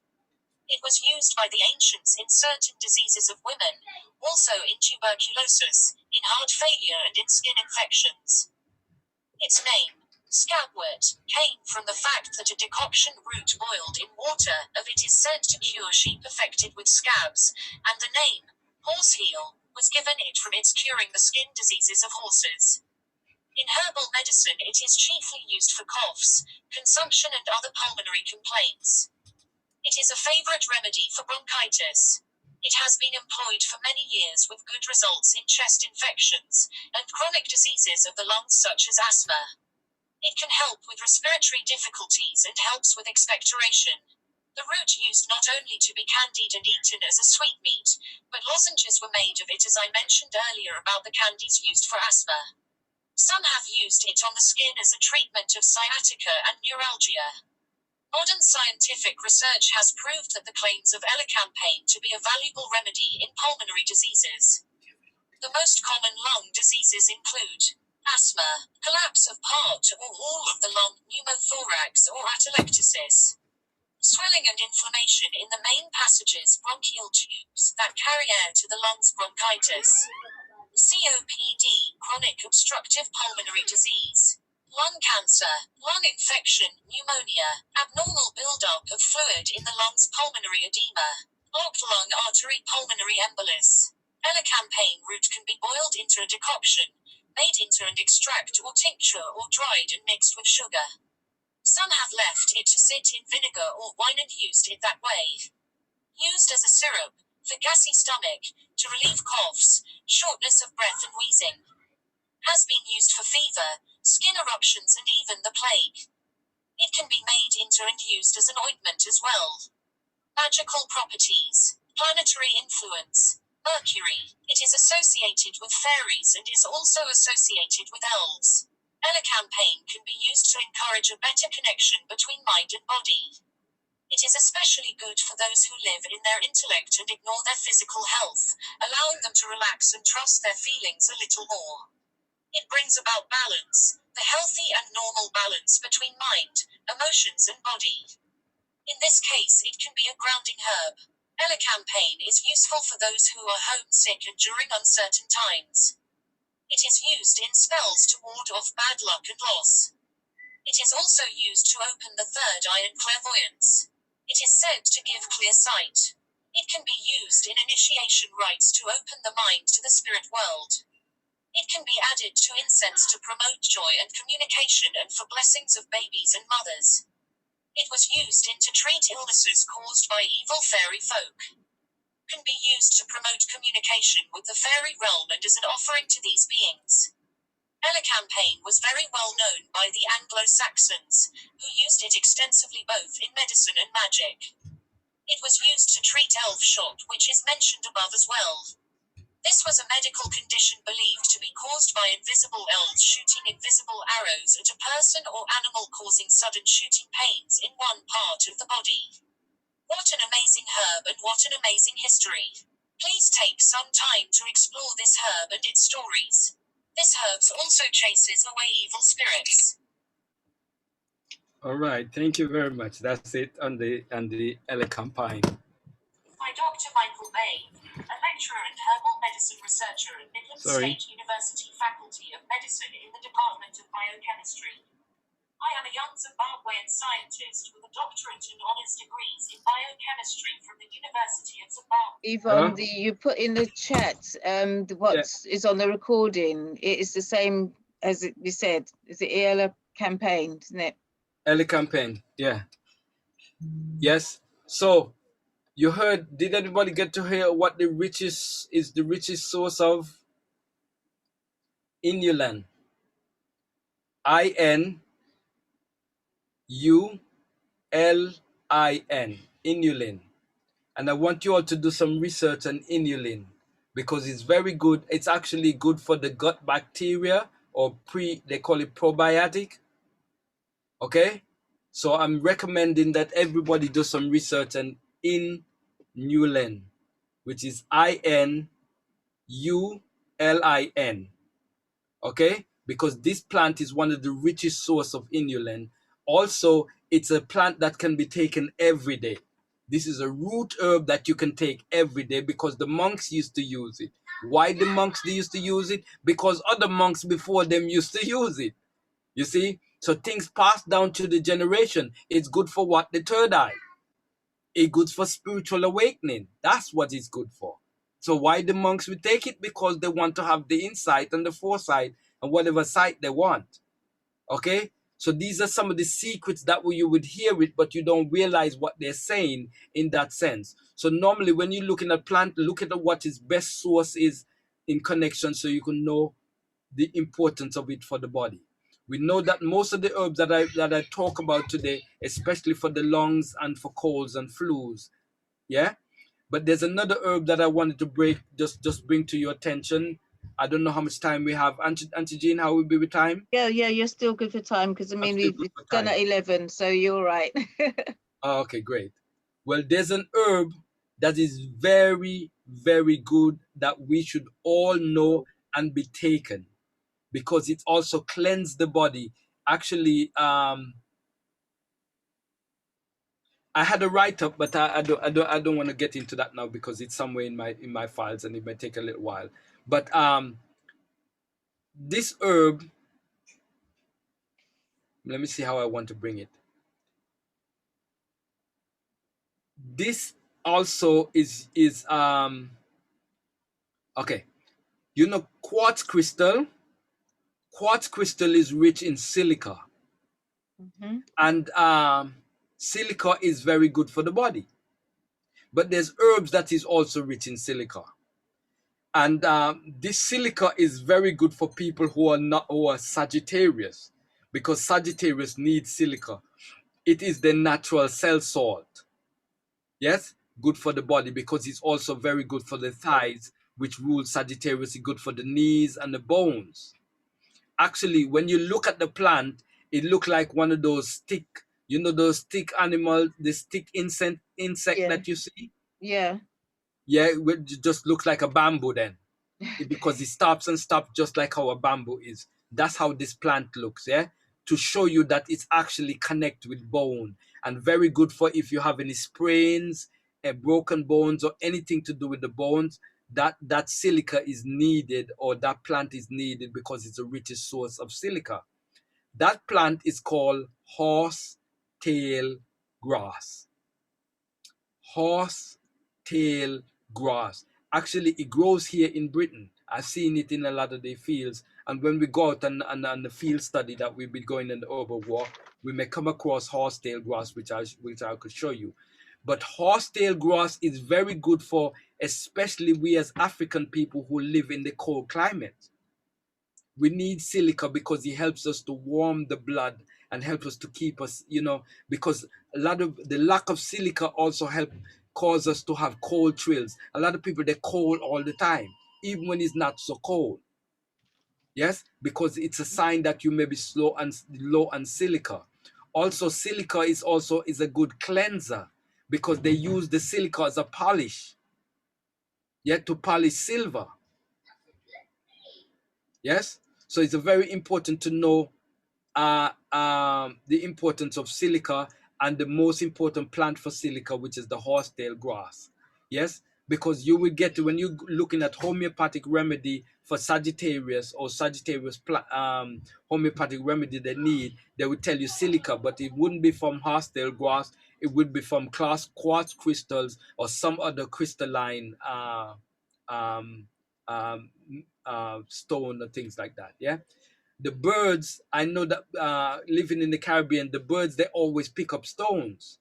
And so I get to realize later on they pick up stone because it contains silica and they need that also to help them.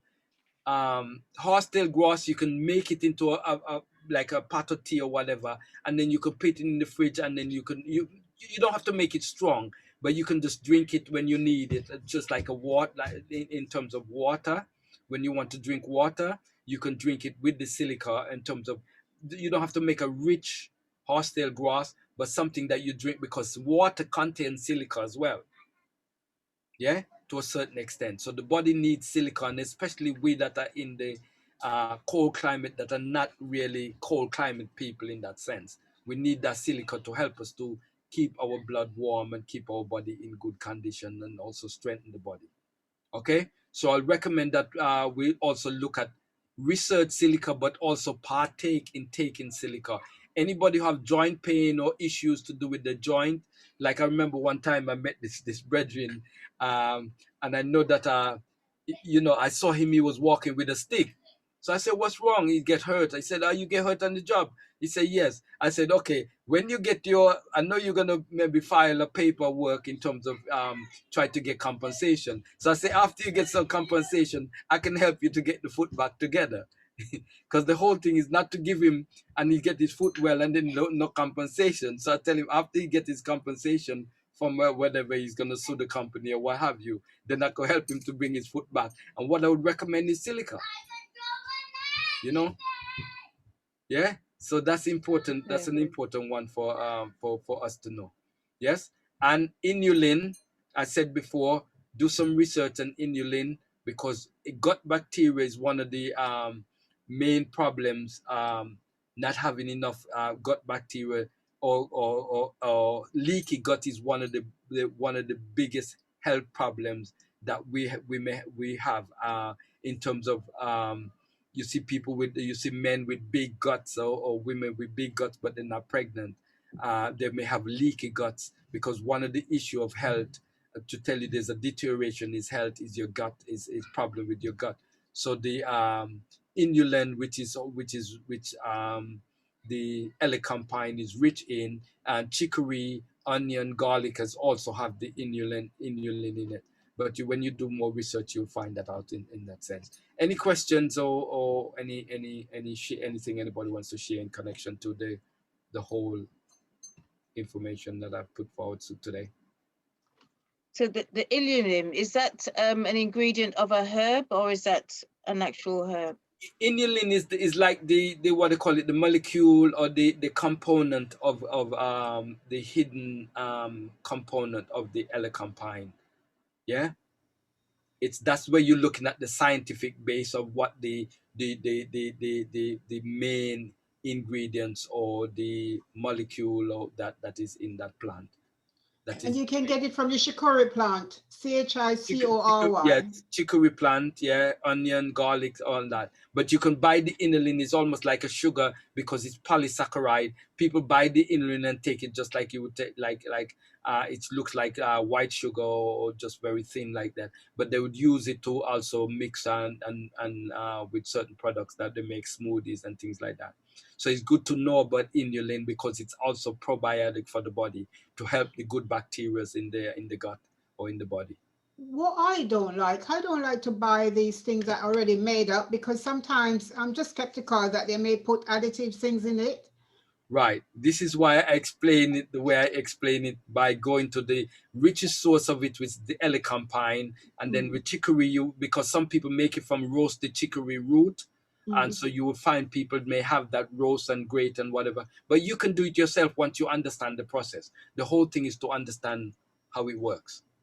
Yeah. But it's very important for us to step up the ante in terms of herbal knowledge, herbal wisdom. It's not enough for one person or a few people in the community to know about these herbs and things. It's something that we should be having like a tradition. Like when you go in Africa, they know, or in the Caribbean, we knew that every morning we take soursop bush. Even before the science and the power of soursop came out, I used to drink soursop bush every morning. Or go in the woods, I see soursop, I bring it home, my mother make drinks. You understand? Way before this information and what the pharmaceutical was hide about the soursop is 10,000 times better than chemotherapy. That came out long time later on, but way before that we knew the power of soursop bush. But if you, I don't know, are you from Jamaica? No, I'm not from Jamaica. I'm from Montserrat. Okay, fine. As you know, from the Caribbean, the African, in our days, because I mean, I was born in the 50s, right? And where I was brought up on a farm, and we didn't have, even milk. We used to normally allow of natural milk from the cow or the coconut, and things like that. And that's what I was brought up on. I mean, I am what I am. I've never been in hospital. I've never been sick because I came to this country and I still practice my.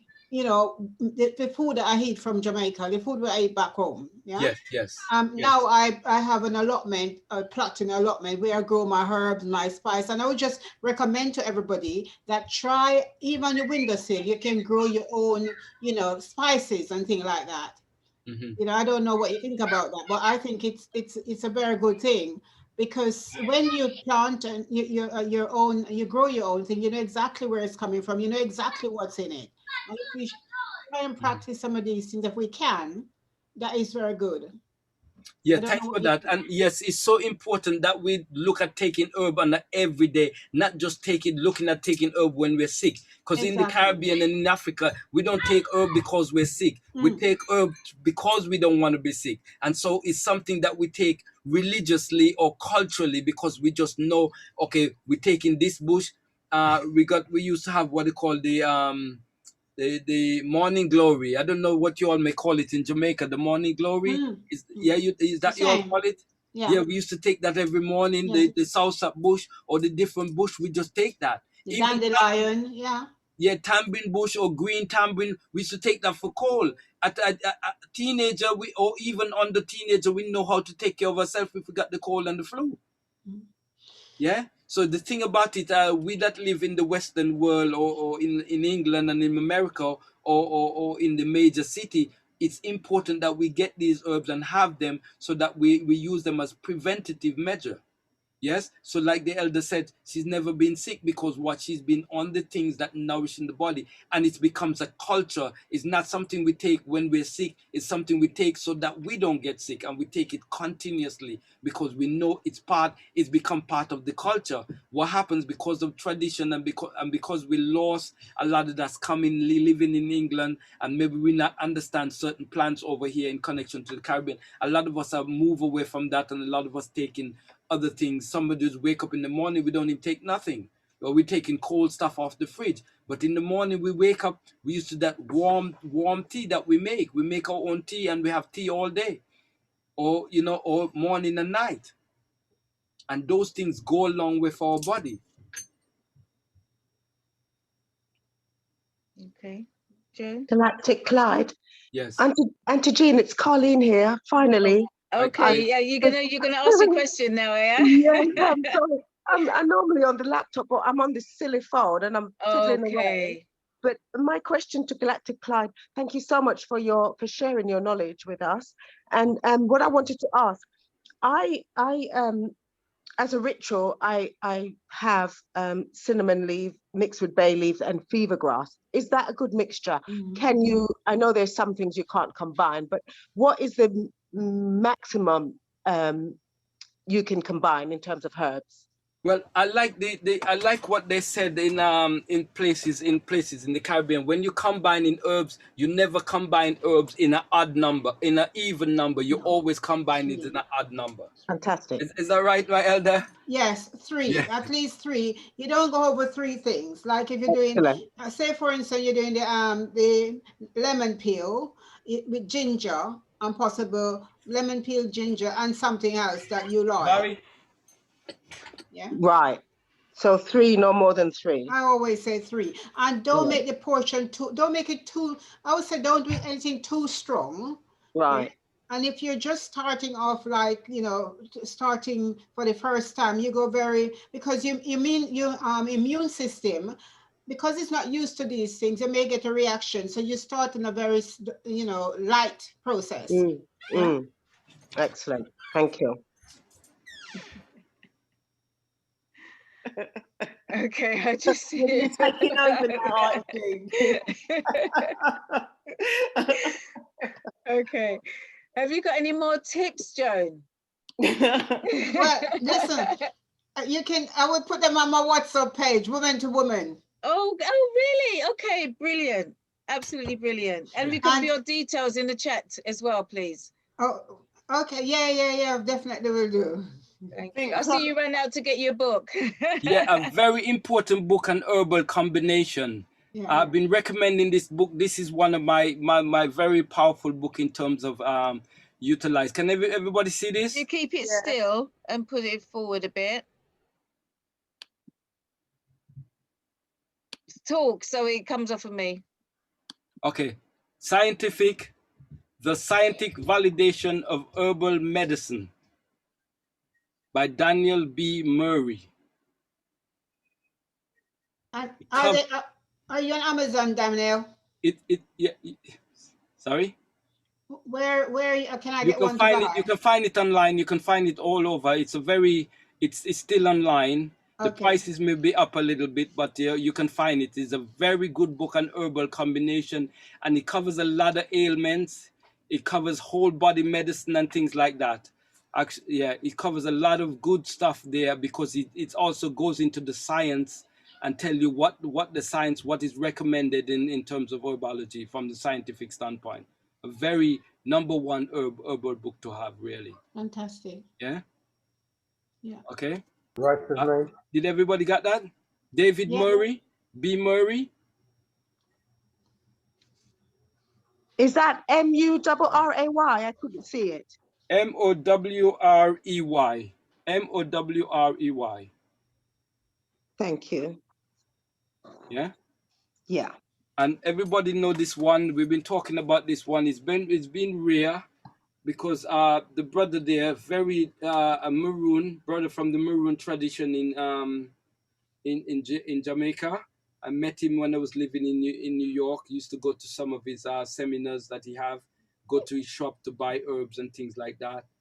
And his book now, this book goes for £80 for whatever reason. I don't know if it's the publisher or what have you. But I've got that book. It's excellent. Excellent book, yes. Yeah. Excellent. Yes. Have you read about the Gota Cola in there about the 80-year-old reversed to 40? Yes. Yes. Yeah. Very really good. Yes. Very powerful. Yes. Sorry, what's his name? It's his name is Rashan, R-A-S. I'll put it in the chat, Galactic, if it will make it easier, so you won't keep asked all the time. Okay. Is it sorry, I don't know who that was just speaking, but is it for the scientific validations that the one you asked? No, basic herb. Would you like to say who it's from? Because remember, we've got people listening on Black Culture Radio, so they're not privy to actually seeing. It's Rashan, RASHAN, Abdul, ABDUL, Hakim, HAKIM. And it's called Basic Herb for Health and Healing. Also known as Roddy Duckett. Also known as Roddy Duckett. I don't think he liked that to be called that. Yeah. So I don't normally say that. Yes. There's another book here that I have, and I know this is not the subject, but if you could find this book, it's called Health Secret from the Orient. This is the book I was talking about. It's only written on the side, so that's why I'm showing the inside. It's called Health Secret from the Orient, and in here you have about the information about Hoshuwu that I talk about, the man that lived for 256 years. 256 years. It's in here. I found this book browsing around some bookshops in when I was living in New York, and I tell you, it's like amazing. It covers kelp. I don't talk about kelp there, but he talks about kelp, and I'm sure most people familiar with kelp and how good kelp is, especially dealing with it's a sea vegetable, very nutritious for the body. Yeah, because I had underactive thyroids years ago, and I went to the doctor and they gave me amoxicillin or something another and started taking blood tests, and then I did some research and it said kelp, so I went to Baldwin's in Worth Road and I bought some kelp. And I cured myself. It cured me. So when I went back to the hospital, they said to me, they took a blood test and they said to me, "You haven't been taking your medication." I said, "Well, no, not really, because it's not helping. It's not doing anything for me." And then the doctor said, "Well, you don't need to take the medication no more because your levels have gone back to normal. You're fine." And I said to him, "It's because of the kelp." I said, "I did it myself. It's the kelp." And he was like, "Well, he wouldn't admit that the kelp did it. He was just saying, well, it just." And I said, "Well, whatever." It's best not to even tell them what you're taking, because they don't want that, because it's too easy. It doesn't fit the profile of allopathic medicine. It doesn't fit. This was over 10 years anyway. So what about dulse? Are you familiar with dulse as well, which is part of the part of the family? Dulse is more nutritious than kelp. DULSE. Dulse. DLSE.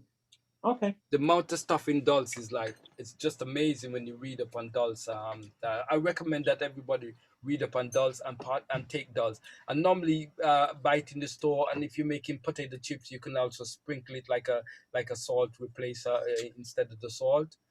And you can use it that way. You can cook it in one of your in the food in place of salt as well. But it's also very nutritious. Actually, it's rich in so many minerals in there. It's just amazing the amount of stuff in that. Very good for the liver as well. It's another purple. Do me a favor, Jabari, go in there. You see the twist bottle in the glass cabinet. Bring it for me, please. Galactic Clyde. Yeah. Can I take you back a bit? Yes. The basic herbal book? Yes. Did you say it's over £100 now? It's about £80.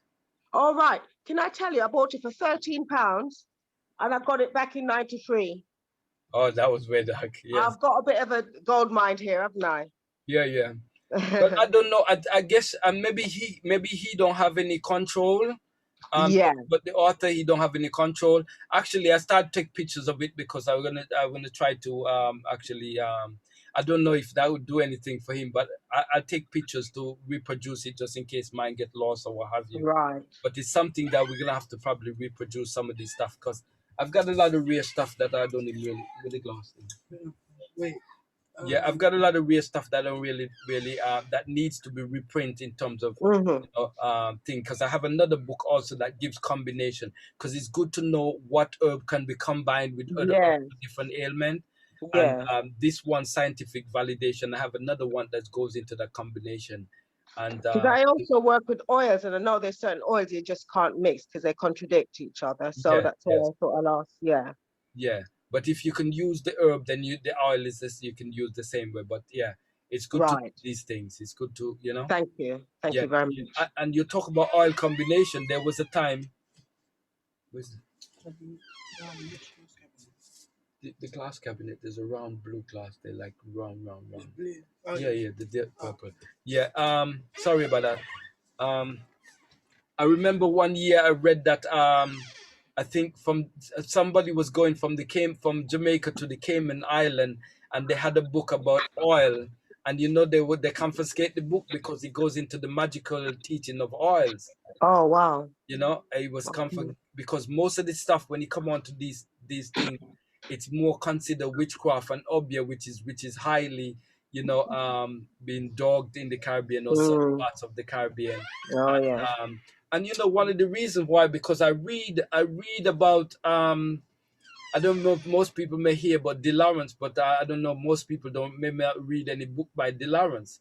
But what you hear about De Lawrence and what you read about him is completely two different things.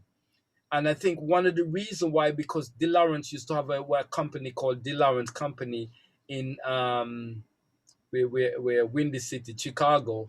I think it was Chicago. And they sell a lot of the things that you can buy from what you call the religious shop in this country, where you sell the candles and the different things that people use. But so I think he get a bit of a flagging because of his shop, where people were using stuff to cast different spells and things like that. But when you read some of his writing, it sounds like a complete different person, because he goes into Herb-ology, he goes into the planets, he goes into Kabbalistic, it goes into, it tells you about negative spirits, what people do, and he warns you about certain people who are harboring negative spirits. Yeah, it's all about the vibrations, isn't it? Yeah. But when you hear about what you hear about him, especially in the Caribbean, is completely different. So I sometimes wonder if people are given a bad name because they're dealing with certain things. But that's definitely seen as a negative, because I've been hearing about that since I was a child in Jamaica, and it's like considered really negative. Well, try read one of his books. You'll see I got one of his book called, it costs about $1,000 a book, and he talks about spirit of different levels and what you have to be careful with, because I think one of his thing, he was a person that can communicate with spirit beings. And so some of the things he explained, that he was on a level and understand certain things about negative and positive spirit. Yeah. And I don't want people to take it in a bad light, because Solomon was one of the ones who, the story goes, he was able to use the jinns for whatever to build the temple. But that's a different story. I have here, you seen this, yeah? Okay. That's a purple, bluish, dark blue bottle. Mm-hmm. Okay. This comes under what is called color therapy, or you could have black bottles or green bottles, where in a lot of the ancient tradition, and still now being used, where people will put water in this bottle, put it out in the sun, and then drink the water for different ailments. Yes. Yes, this is color therapy, utilizing this to catch the energies, the rays from the sun, and it have certain medicine property for the body. Yes, but it's the same thing when you go to a church, and the stained glass window works the same way. Some people go to the church and they feel holier than thou, but they don't realize when the sun hits that stained glass window, it's giving off certain vibration, a certain healing energy that they don't understand. So it's a whole science that's going on with medicine, with herbology. And so it's also, when you're studying plants or when you're digesting plants, learn about the color therapy that is connected with the plant, because all the different organs of the body have a color basis, a color aspect to them. For instance, the liver is known to be purple, and all the purple fluids are good for the liver. All your red fluids are good for the blood, for cleansing the blood and anything to do with the blood. Your green foods are good for the heart with the chlorophyll and things like that. And the blue I guess it probably works with the chakras as well. Works with chakras, exactly. It's on the same way. That's why Bob Marley said, "I'm a rainbow to miss the morning, can't see no sun. I know you're out there somewhere having fun." Yeah, Angelina. Yeah. So yes, we're all rainbows because we have the colors of the rainbow. And so for that joker trying to block out the sun with charcoal, he's a joker, because I'm talking about Bill Gates, because to block out the sun with charcoal, it means it's going to block out everything that the sun does down here, which is good food. That man's is evil. Yeah. Wicked. Yeah. But they want everybody on genetics, so they can try to bet. And when you think about this, most of this thing is mind matters, because I mean, even like, I mean, let's take back, you mentioned something about like obia, right? I think all of this is mine, because the thing is, if somebody focus on something and say, well, I'm going to do you this, as long as they're not going to touch your physical, what the person say that generating to you, and you hold it there, and then you use that to thinking that, oh God, something going to happen to me. So it's all the strength and the resistance that one has that make things happen. Well, we're all spiritual beings, and these people are just highly, highly spiritual, where some of us are just not connected with ourselves. You know? Yeah, well, obia, you know, we know obia come from the obi seed, and in Jamaica they call it busy. Yeah. Yeah. Yes, that's the tradition deal with the obi, which when you look at a lot of the African movies, you see they're doing the ceremonies. They do a wedding ceremony, anything to do with contractual agreement, the obi is used, because it anchored the energy or solidified the energy in terms of what you agree on and things like that. Even when they catch somebody lying, they catch a couple of folks lying, they would use the obi seed as a ritual. If they lie against the seed, they could end up dead. Wow. This is African tradition, and it's been going on for hundreds of years.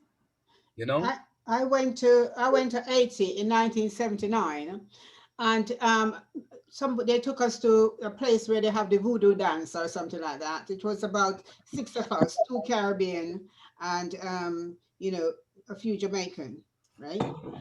And, you know, they were there dancing, like in Jamaica, we have the Kumina dance, you know, you beat the drum and you dance and you run around. I mean, St. Thomas, you have a lot of that, yeah? And the guy came around and he read everybody palm. And he said, where are you from? Canada. Where are you from? Jamaica. Where are you from? Jamaica. Where about in Jamaica? And I said, St. Thomas. He said, I can't tell you anything because you know everything because you eat susumba. And because they use the susumba, and that's what they use as their voodoo thing. Yes, so you see, again, you know, and then my friend who said, oh, you're going to travel. And I turned around and said to her, but you travel, you're here. How comes you reach here? And then in her mind, she keep on, oh my God, I'm going to go somewhere. And, you know, I think it's just, you know, what people put in your mind and you try to believe that it's going to happen, you know, and that's what happened. Yeah, that's one thing. Yes, the mind, which is the psychological aspect. But there's another thing, because the mind also can travel, can transcend time and space. You know, you got the mind, the mind as is explained in certain esoteric, the mind is like a bridge. The mind will bridge between the physical and the spiritual world. So the mind can transcend time and space via the spiritual world, or the mind can be anchored to the physical world, which is the negative side, that where people may use the mind in terms of the negative aspect, which is the mind that links with the earth realm. But the mind that is spiritually minded is more of a higher order in that sense. And so that's the whole thing is very important, so that we really hitch our wagon, as it's called in the esoteric. We hitch the wagon to the stars. The wagon is the left and right hemisphere of the brain, you know? And so it's explained that whatever we do, we also have to think of the higher aspects of life and know that what goes around comes around. So we're better off sending out healing energy and nurturing energy to somebody than to sending out sick and negative, because it does come back to you. You know, it can come back to you as a blessing or a curse. Nice one, brother. Yeah. That's so true. Anybody else got any questions? Or Susumba, is anybody familiar with Susumba in the group? Yeah. Yes. Yeah. Very bitter. Yeah. It's bitter, but it's very good for the body. It's actually alkalines the body. Okay. Actually, during the carnival in this country, you can't get no Susumba to buy if you go in the market. It's all sold out. Booted market you can get. No, I'm saying during the carnival season. Carnival, it's all sell out. Okay. Yeah. Did you know that green banana, the skin of the green banana, especially the head where they have that little black bit, it's good to make tea because it's very good in iron. Okay, I didn't know that. Yes, I know the banana is good in iron, but I didn't know the skin. Yeah. The head. I know if you drink the pot water, it's good, but I didn't know you could make the tea. So you cut it raw and do that way? Yes, especially the young one, but not too much because it can be very toxic. So, you know, don't make it too as normal, don't make it too strong. Okay. Okay. So let me ask you a question then, from your tradition then, because you said you don't get sick. So what it is, okay, because actually we didn't talk about the cocoa, and maybe we could talk about the cocoa, but what is it in your tradition that you think that is so important for us to know and to be taken maybe on a daily basis or weekly or what have you? What is it in your tradition that you grew up with that you think is so important for us to know and utilize? Okay, in my tradition is healthy eating, which is natural food. Okay, I try avoid having any, you know, pre-prepared food. Right. Even if I go to supermarket, I don't buy things that to buy and put down for too long to use it. Yeah. The next thing is I'm vegetable, fruits, water, you know, all those things, and lots of exercise. I go long walking, you know, go to the gym, you know, and, you know, just healthy eating on the whole, and, you know, peace of mind. I don't do stress. Yes, right? I hear you. And I don't keep envy inside of me. If someone does something to me, I talk about it and I try to let it go. Because when I do hold on to things like that, you never get a good night's sleep. And when you don't sleep, that's what really kills you more than anything else. So try and let that go, you know? Yes. And it's good to speak your mind. If something bothering you, speak up. Sometimes people may not like it, but you have to speak the truth. Get it outside. Yes. There's a scripture that goes with that, says, never let the sun goes down on your wrath. Exactly. So, yeah. Yes. Galactic Clyde, can I ask? Yes. What would you recommend for fibroids?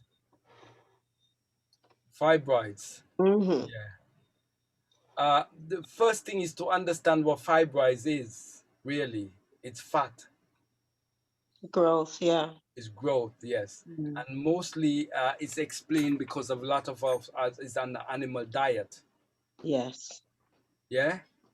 And so normally the question should, what is best to shrink the fibroid, because it's really swollen in the body, and so the one of the thing that that is said is better to try to shrink the fibroid so you're able to pass it, yeah, in little bits out the body, as opposed to operation where they come and where they take it out. Oh yeah, they offered that to me, but I declined. I would recommend, there's a couple of I think, what's his name, Dr. Layla Africa got a whole passage in his book on fibroid. Yeah. I think that, and it lists a good amount of herb and fibroid, but also I would recommend hemp oil. Okay, cool. Yeah, because it helps to shrink the fibroid. Yeah. Also, they have castor oil. Yeah, actually, good. Or look at what is called the research in YouTube called the castor oil pack. You know, long time ago, everything to do with health and healing used to be considered castor oil was the main thing to use. Yeah. Well, you know, I don't eat meat, and I haven't done so for a long time, but I think I trace back to how I contracted it back in the time when everyone was going crazy about soya bean. Soya is good for you. And I was eating a hell of a lot of soya, and I'm sure that's where I got it from. Oh, definitely. Okay. Yeah. Like estrogen. Yeah, okay. But yeah. It's about trying to shrink it. So indeed. I think that I think utilizing the elecampane could also help, because it helps with the good bacteria as well. And I think that could also help. What about Nigella sativa? Say that again? Nigella sativa, black seed oil. Black seed oil. Well, black seed oil is known to cure everything except death, according to Muhammad. It's a yes there. Yeah. Okay. I'm on the right track there. Yeah, but I was talking about, there's a book called, because I came across the book, I read the book, and I put the book into speech and I started to pass it out to people. And the book is called The Oil That Heal. Not oils with an S, but The Oil That Heal. And this is a doctor who wrote the book. And he was a doctor in the Edgar Cayce, or connected to the Edgar Cayce Foundation. And why he wrote the book, he said, when they look at a lot of the research, or the Edgar Cayce is called the sleeping prophet. And in his, a lot of the recipes or the recommendation recipes that he gives to a lot of people with ailment include castor oil in a lot of the recipes. And so he wrote the book, The Oil That Heals, and he talks about the importance of castor oil for a lot of ailments that may require surgery in the Western tradition. But he said some people, and he's talking about some of his own people, when he introduced them to castor oil, it sounds too good to be true, that they prefer have surgery as opposed to castor oil. And he said a lot of the things that they could just use castor oil for, they prefer have surgery because their mindset is surgery, because he's a doctor. Yeah, and so I highly recommend that book. I don't remember the author, but it's called The Oil That Heal. Okay, I'll find it. Thank you so much. And he talks about the importance of castor oil for a whole lot of stuff. Castor oil. I remember Granny used to give us that, like a spoonful every morning. Yes, it's very good. It's so good that some of the doctors actually, they lace some of the pills, they coated some of the pills with castor oil to treat the body. Because when you look at allopathic medicine, a lot of it is a trickster for the body.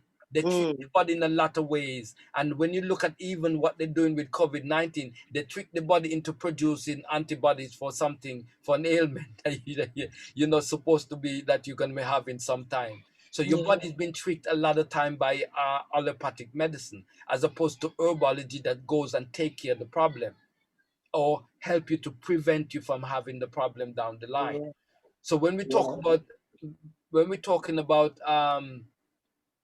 immunity, we're also talking about protection. But when people hear about immunization, they only think about vaccination. Yes. But when we're taking herb, like what Auntie is saying about she not being sick and her age and everything, you know, it's because she's immunized herself by taking things that are good for her body over a long period of time.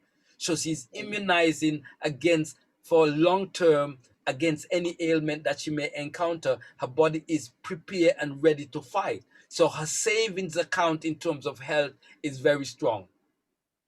Yeah, but we're not taught that we can have a health saving account for the body. So they give us all kind of fast food, all kind of colored drinks, and all the things that are going to deplete the body.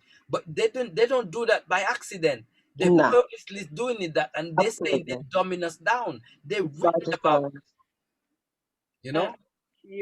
Can I just come in for a second, just about the fibroids? Hold on a minute, Kashani. I just wanted to say this quickly. I've put the name of the book and the author in the chat. It's yeah, great. William A. McGarvey. Thank you, sis. That's all right. Sorry, go on, Kashani. Okay, cool. Thank you. I had a bit of a surprise this week about fibroids, and I'm just saying it very briefly. In tomorrow's session, Auntie Jean's special at 2:00 tomorrow, there's a sister, and she's going to talk about issues around the womb and the yoni and so on. And she actually says that there's a thought by women that you're supposed to have fibroids. Okay. You're just not supposed to have them in the way that they are, in a large way, and that they've overgrown and all of these things. So I was very shocked by that, I have to say. So I'm looking to learn more. But apparently these within the body do have a role. It's just a matter of size in some way. It was the first time of her hearing it. It's a sister called Heket, and she's got some very interesting aspects to do with the womb and the portal that we have as the yoni and so on. So if you'd like to join us for that session tomorrow, you might find out more there. It is a surprise. Right. Let's see what the sister's saying, really. Thank you. The women's only session, Kesheni. No. No. It's open. I think it's something that the men should also attend. Absolutely. There are some points there that you as men have to pass on to your boy children. You know, it's part of your initiation when you're teaching the boys. There's certain things that they need to know in relation to that, and that's going to come up in that session for sure. Yeah. Thank you. Okay, I'll put the information in the chat for that, and both for the pyramid as well, which I shall get both you, Sister Kasheni, and Arthur to talk about at the end of this session. Anybody else got any questions?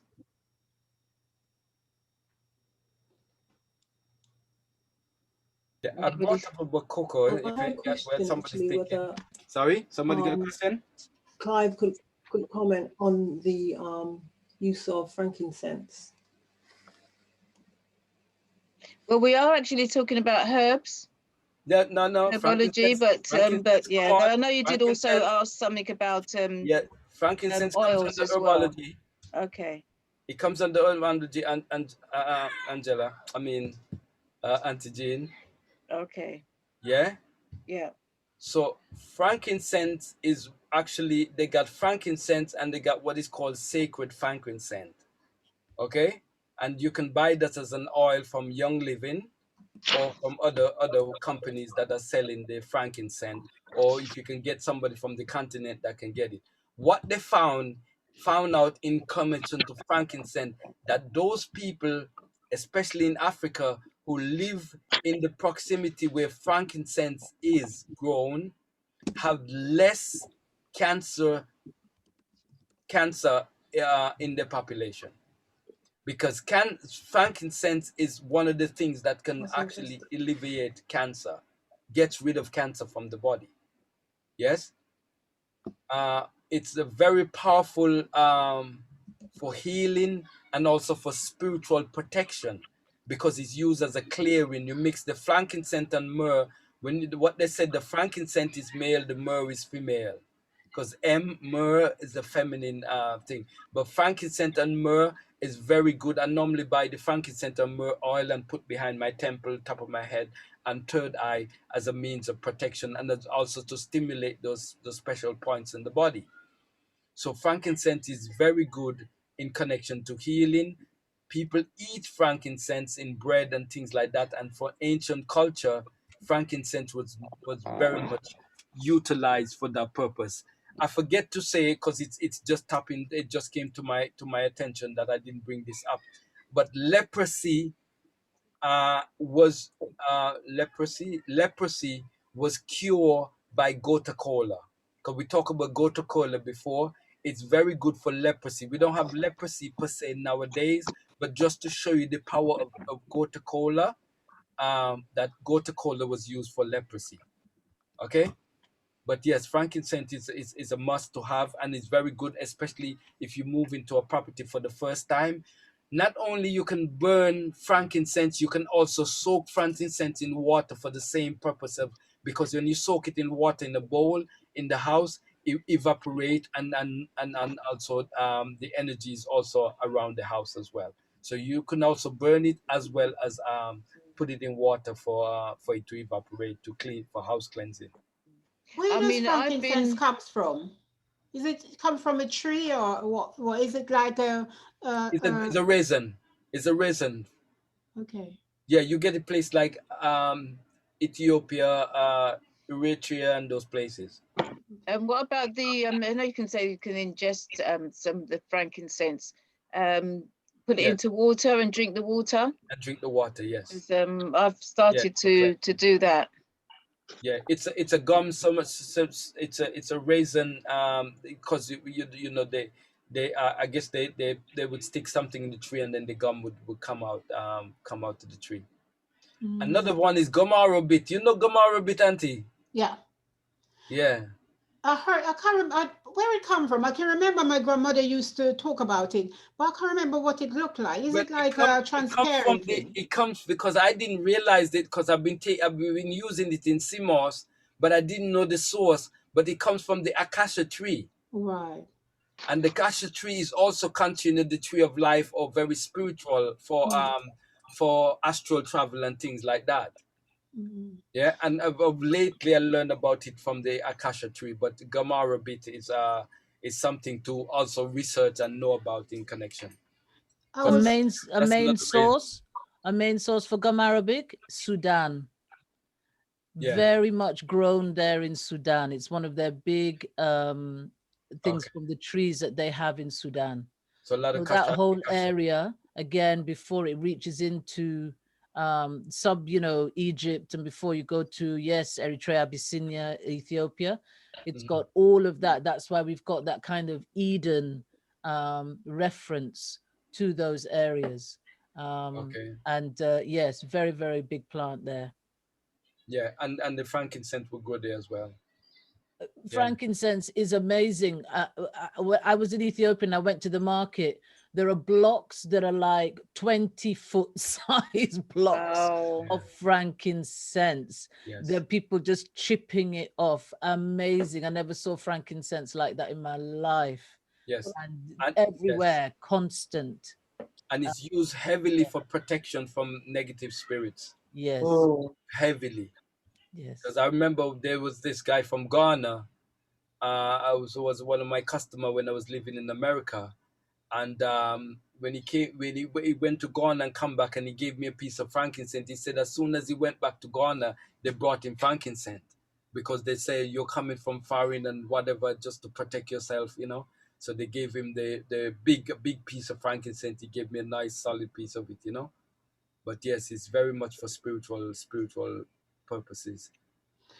I was watching a documentary the other night in India, and with the coconut, I think it was a coconut or a nut tree, a coconut.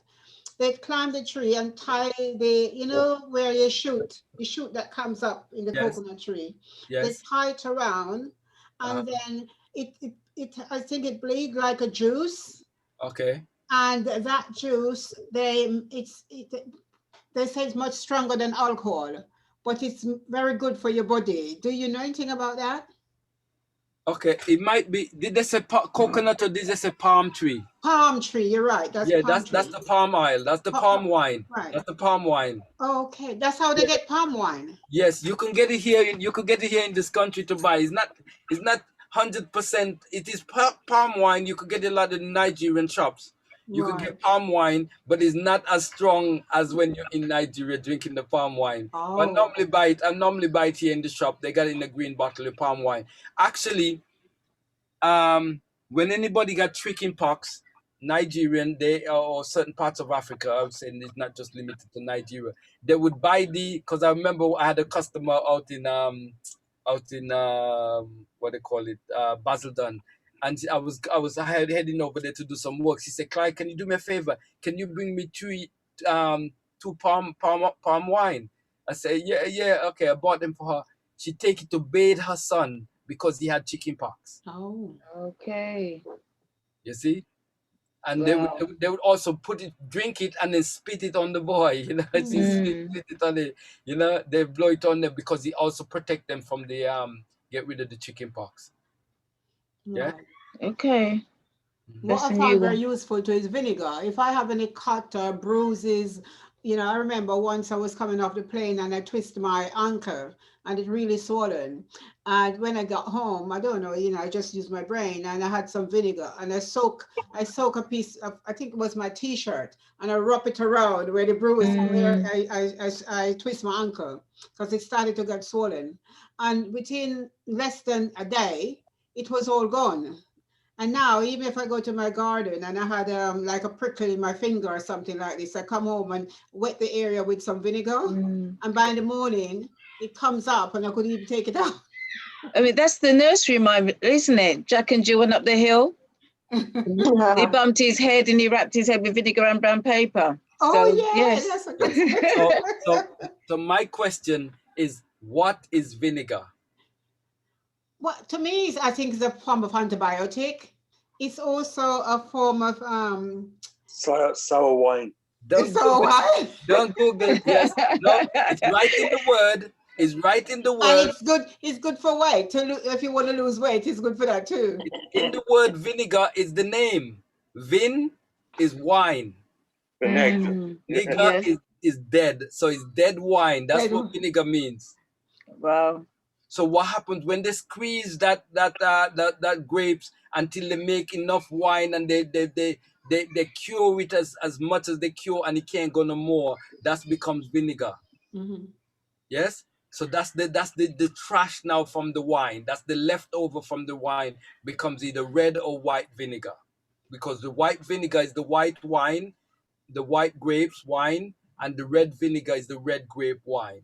So it's dead wine, because it means that it's pure. They make enough they get enough wine, and it can't be pushed no more. So it becomes vinegar, because it's no longer wine no more. It's gone past wine. Good. Wow. It's very good for cleansing, and that's why they use it for cleansing. I remember I was working with this Italian man. As soon as he moved in the house, he buy the red vinegar and the white vinegar, and he use it to wipe down everything, for cleaning everything. Because that's how powerful the power of the grape. And that's why I also recommend that we start getting into the grape leaves, because you'll find, like over here in this country, you see a lot of people from Turkey be using the grape leaf and cook it with the rice and make like a sushi. The grape leaf is very good, rich fiber for the body, and normally buy it for the children. They love it. Have you ever used pumpkin leaf? Yeah, I've learned about it, but because I know that in Nigeria they use it for cancer. Actually, pumpkin leaf is banned from Nigeria, bringing pumpkin leaf here, because the pharmaceutical company are getting to pumpkin leaves because it's good for a lot of different problems, especially cancer. But I think the pumpkin leaf that they have in Nigeria might be different from the pumpkin leaf that we know as pumpkin in the Caribbean. But that's a different story. But pumpkin. The reason why I asked you, because I had someone from Nigeria came to my allotment last year, and she said, "Oh, can I have some pumpkin leaf?" I said, "Why not the pumpkin?" No, I don't want the pumpkin. I rather the leaves. Yes. And she took quite a lot, and then she went home and she prepared some, and she took some for me. And to be honest with you, it was very tasty. Yes. Well, it's a very good medicine. I understand from Nigerians, from a lot of Nigerians connection I have. It's a very good medicine, and they use it especially for cancer. So anybody have cancer, pumpkin leaf. Remember, pumpkin is very rich in zinc. And so you get in the zinc, and especially even for COVID-19, we had a lady, I forget what her name was. She's in Nigeria, but she was a pharmacist. And the pharmacists have more knowledge than the doctors about certain medicine. And she was recommending that people take pumpkin leaf as a means for COVID if they come down with any problems concerning COVID. She was highly recommending pumpkin leaf. Right. So you can come to my allotment. Anybody want pumpkin leaf? Come. Oh, wow. At the end of June, you can come for pumpkin leaf. June, July, August, September. Okay. What area are you? Are you in South or are you in North? No, I'm in Mitcham. Okay. Have you got any callaloo? That's a day trip. You have the park close to you, because we probably can make a herbal walk to your garden, into the park and things like that. Oh yeah, but fantastic. We need to move around, Yeah. We probably can organize that. We'll talk with you more on that. Okay. So Auntie Jean, you have Auntie Link? Yeah, she has my number. Okay, great. Yeah. We'll put that in. Yes, YV?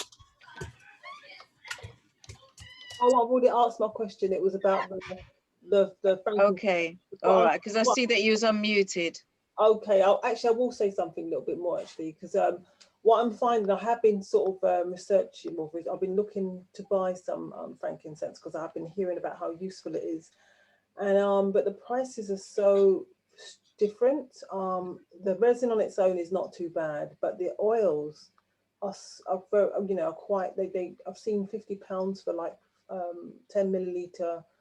70 something pounds is especially the sacred one. It might be 100 and something now, the price. Yes. But the thing about it is that you want to look at our Eritrean family Ethiopian family and people from Sudan and find out what they have, because they may have the sacred frankincense in their shops. But most time, that's why we have to take time to go into our continental Africans shops. We need to go see what they have, ask them about the herbs they carry, because a lot of them are carrying some powerful herbs from their country, but we may not know the name or know how they use them. But it's always good to go in and question them and ask them, because we're Africans. And we need to know what they're taken from, because they maintain the tradition when we lost it coming to the West. You know, so it's always good to walk into some of the shops and ask them, do you have frankincense, or do you know where to get it from? Actually, I'm connected with a lot of the white garment churches, and they have this frankincense that they bring in from Nigeria for smudging, you know. And so I normally get from their shops, and it's like I've got a little bag of it, and it's like $5, you know. And I know that's very sacred, because they use it for when they're doing their prayer service. Yes, because I just wanted to finish off by saying, Sorry. No, it's fine. You know, what you said was really useful, actually, because as I said, there is a very famous company that does specialize in doing 100% essential oils, but their stuff is all in the very high price bracket, and it's not run by people from the African continent. It's all run by Europeans. So it's kind of, it does make sense to try and source it from, if it's originally coming from the African continent, and now it's being sort of going through a European company, which, okay, so I'm sure the quality is really high, but it does make sense to try and find it from an African, you know, African family. Is it Young Living? No, it's the other one. It's the other okay, one. I know the other one. Yeah. The other one. Yeah. There is a company that you can get the frankincense oil from, and you can get a lot of oil, 100% good natural oil. Let me see if I can find it.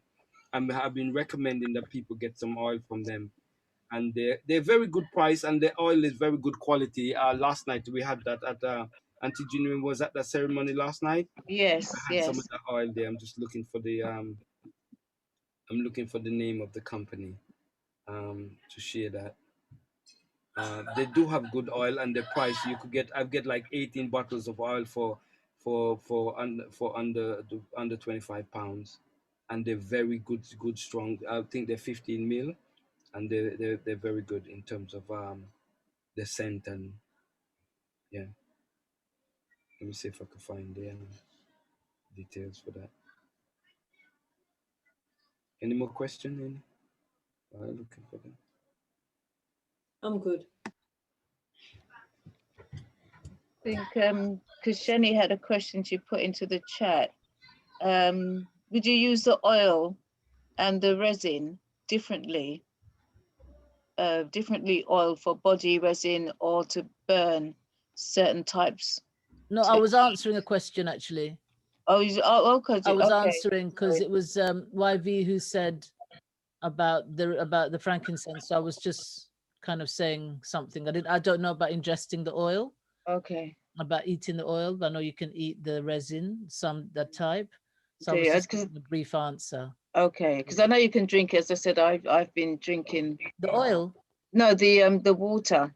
The water, but it's a resin in the water, isn't it? Yes. Yeah. Yeah. Yeah. Once after you soak it overnight, you can drink it the next day. Yeah.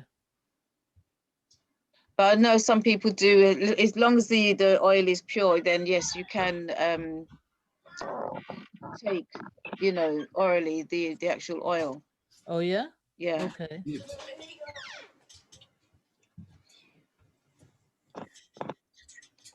So thank you, Joan, for your details. We'll probably come down there. A load of us going to come down there. Come in harvest time. Yes. At the moment, we are preparing for planting at the end of this month because we may still have frost. So yes, I will keep Sister Jean update because I've got her email details. Thank you. Oh yeah, it would be lovely because we're trying to open up for the. We just became self-managed, and we will be doing a crowdfunding soon because we need quite a few things on the allotment, and we need lots of money. Okay. Have all your lots accounted for? Yes, all the plots are accounted for. A matter of fact, we did have about 7 plots available, and since the lockdown, now we have 30 people on our waiting list. I can imagine, because everybody's looking about doing their own produce now, especially because they know where it's coming from. Yeah. With all the false food or the plastic food that they've put out there to fool us. Yeah, well, I tell you what, this was really nice. It's the first I've joined one, Sister Jean. I really enjoyed. Well done, and well done to Galactic is Clyde. it Clive? Galactic Clyde. I enjoyed both. A matter of fact, Clyde is what, the third speaker? It's the second. The second speaker. Yes. You know, I enjoy Clive. I really enjoy what you said, and I hope. Thank you, Auntie. I hope you'll come out next time. Yes, thank you. Yes. And it was lovely to have you, and thank you for sharing and to do your, at 70 doing your Google, and it's so important. We're able to just have information right at our fingertips. Yeah. And able to navigate things that But in ancient time, that's what our ancestors did. They put it all on the pyramid. So the technology becomes like the pyramid now, where everything available, because we're in a new time now, and we have to gather the knowledge to move on to another level. But yes, we want to say thank God for children and grandchildren, because when I'm stuck, I just phone up my son and said, I can't move, and he said, what's the matter? Tell me where you are. And he always picks my computer from where he is at. And I said, I hope you're not getting into my private messages. Yeah, the our company, thanks Auntie. The our company is called ANJOU, is ANJOU, and they're on Amazon. You can get I think they have say that again. ANJOU, and yeah, ANJOU. Hold on. ANJOU. JOU, yeah. Yeah, essential oils, yeah. Essential oils. Yeah. Okay. On Amazon. They have Amazon. some very good. They have some good oil there. Yeah, that's a good deal from what you're saying. The price that you paid is a very good deal. Yeah, it's a good deal for the. You see the oils I had yesterday, but yes, and they were strong as well, because you did the lavender round, and that was very powerful. Very good. Yeah. Joan. And also, Ken wanted to know, Brother Ken wanted to know if you need any volunteers on your allotment. I just replied to him. Where does he live? Where is he living? I don't know. I'm not 100% sure. Ken, all right. Do you want to say? We're always looking for volunteers. Okay. Well, he knows that you're in Mitcham. Yeah, my number is there. You can always, you live in Brixton. You can always phone me. My number is there. Tell him to, you can always give me a ring. He said, okay. Okay, all right, brilliant. Nice one, Ken. Oh, that's nice. Yeah. Okay, if anybody got any more questions? If not, then we give the last words to our brother Galactic Clyde to wrap up. No more questions? Yes. I just wanted to find out what is good for cis. It's Sheila. I just wanted to ask him quickly. What is good for cis? Just wanted to know quickly, what is good for cis? The first thing to understand about cis is like a first stage of cancer, yeah? That's what is that what usually is a cyst is? They consider like first stage, early stage. It starts with a cyst and then it starts getting cancerous. Yeah. So you talk about something like the cancer bush. You talk about the herb, the cancer bush. All right. Okay, because it's also helped to move. It's also helped to cleanse the body, but it also helped to. It's protect from AIDS, cancer, any one of those ailments. It's a longevity. It's a ginseng plant. It's called African ginseng, but it's very powerful in terms of the body. You also, when you start developing cysts, you want to start looking at major cleansing for the body, because it means things are piling up and you need to really get rid of you know, getting that working that down, because then the body starts getting into a stage of cancer or early stage. So you want to start cleansing the body and get it all functioning properly in that sense. Okay, it's So very the bush is important. actually called. Sorry. I'm sorry. The bush is actually called Sutherlander. cancer bush. Cancer bush, which is Sutherlander, is the scientific. You could go into YouTube. It's Sutherlander versus for Sutherlander is the name of it. Can you spell that? How do you spell that? Sutherlanda.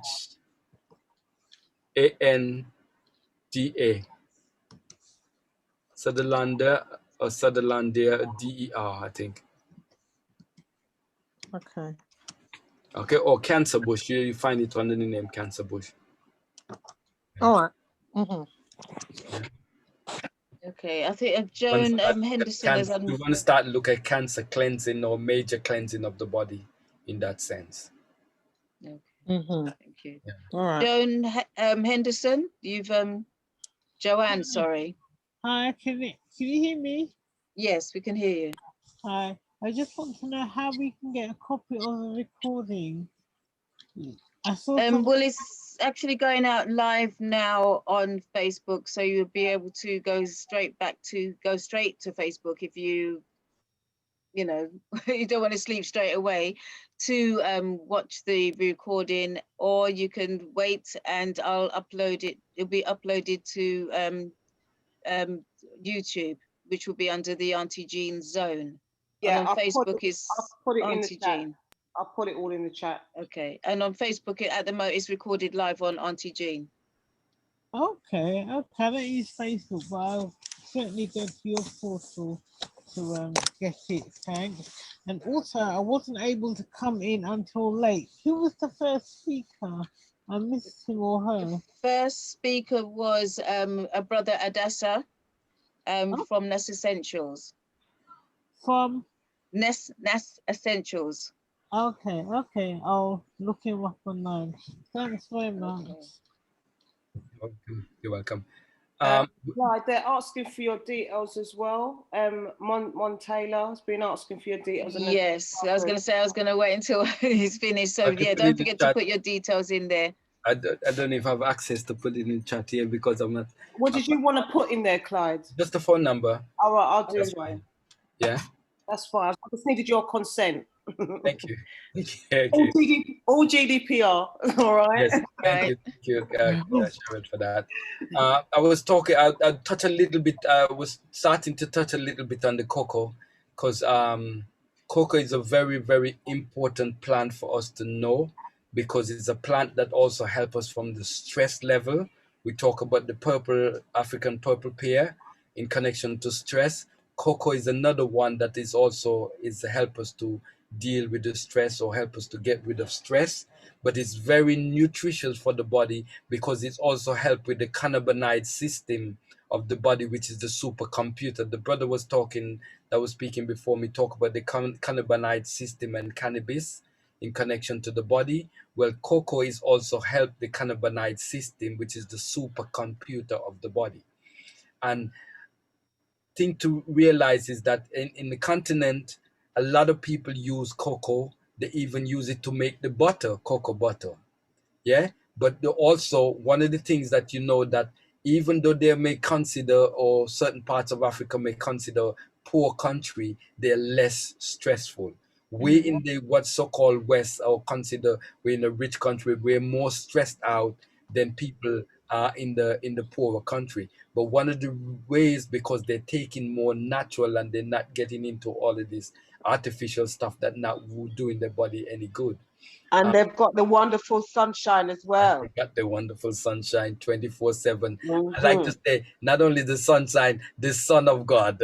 Because we know that's when they talk about the Son of God, that's what is referred to, the anointed Savior, which in Greek, the word that they use is Jesus, means the anointed Savior. Yes? And we know that it goes back to the ancient tradition where the Son of God was called Heru. You go back to India, the Son of God was called Krishna, and you go back and back, and it's always the Son of God. because the Son of God dies on the cross and resurrected every year, and it's a whole different teaching here. And raw. And yes, So- raw. Yes. Cocoa, which one of, when you say cocoa, are you talking cocoa as in chocolate? Are you talking cocoa as in the thing that look like yam? Because some people call it ado and some people call it cocoa. In Jamaica, we call it cocoa. Yes. No, we talk about the rolled cocoa that we get like from the island. We call the rolled cocoa. When you boil it, it looks like oil swimming on top. Okay. The one that they use to make the chocolate, but without the chocolate. Because the real cocoa is actually bitter tasting, not sweet. It's all the sugar that they put in it to make it sweet. Right. But the cocoa is very good. The oil in it is very good. It's also very good for the body because it's rich in so much minerals in it, and the oil is so good for the body, and it also helps us from stress as well. Can you buy cocoa oil? No, you get you it can't. from boiling. When you get the raw cocoa, because people bring it up from, I get people bring it up from JA for me as well, and for certain parts, just get the cocoa and boil it like that and make your tea. You just could skim add off a the little oil. ginger in it, and you can add sugar in it and drink it. Normally, when the sisters having the cycle, they go out to the store and they get the chocolate, but it's mixed with all kind of other stuff. Get the raw cocoa and boil it yourself. You're better off. You're more healthier and things like that. Yeah, that's what I love the when it's rolled up and you put it into the pot. Yeah. Oh, beautiful. Yeah, Love it. That's the one that I use. Yeah. I do. I eat mine raw. Is that why?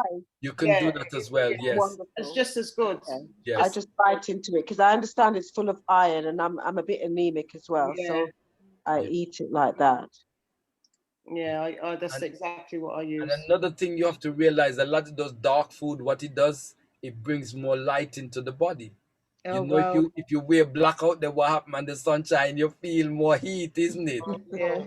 So you're talking about you don't have vitamin D. Get a lot of those dark food, and you will see vitamin D rush into your body. The sun don't have to be out there for you to feel the heat. True. You know, check out the solar panel. With the solar panel, the sun don't have to shine for them to pick up the energy. Yeah, so it's the same thing. We take those darker foods, which is what our body, when other people come now and start to process stuff because they want to make food look white, or pale, you know, because they're copying what we were taking things from natural nature, you know. White death. So the dark food helps to pull more light into the body. You pull more the vitamin D into your body. Yes.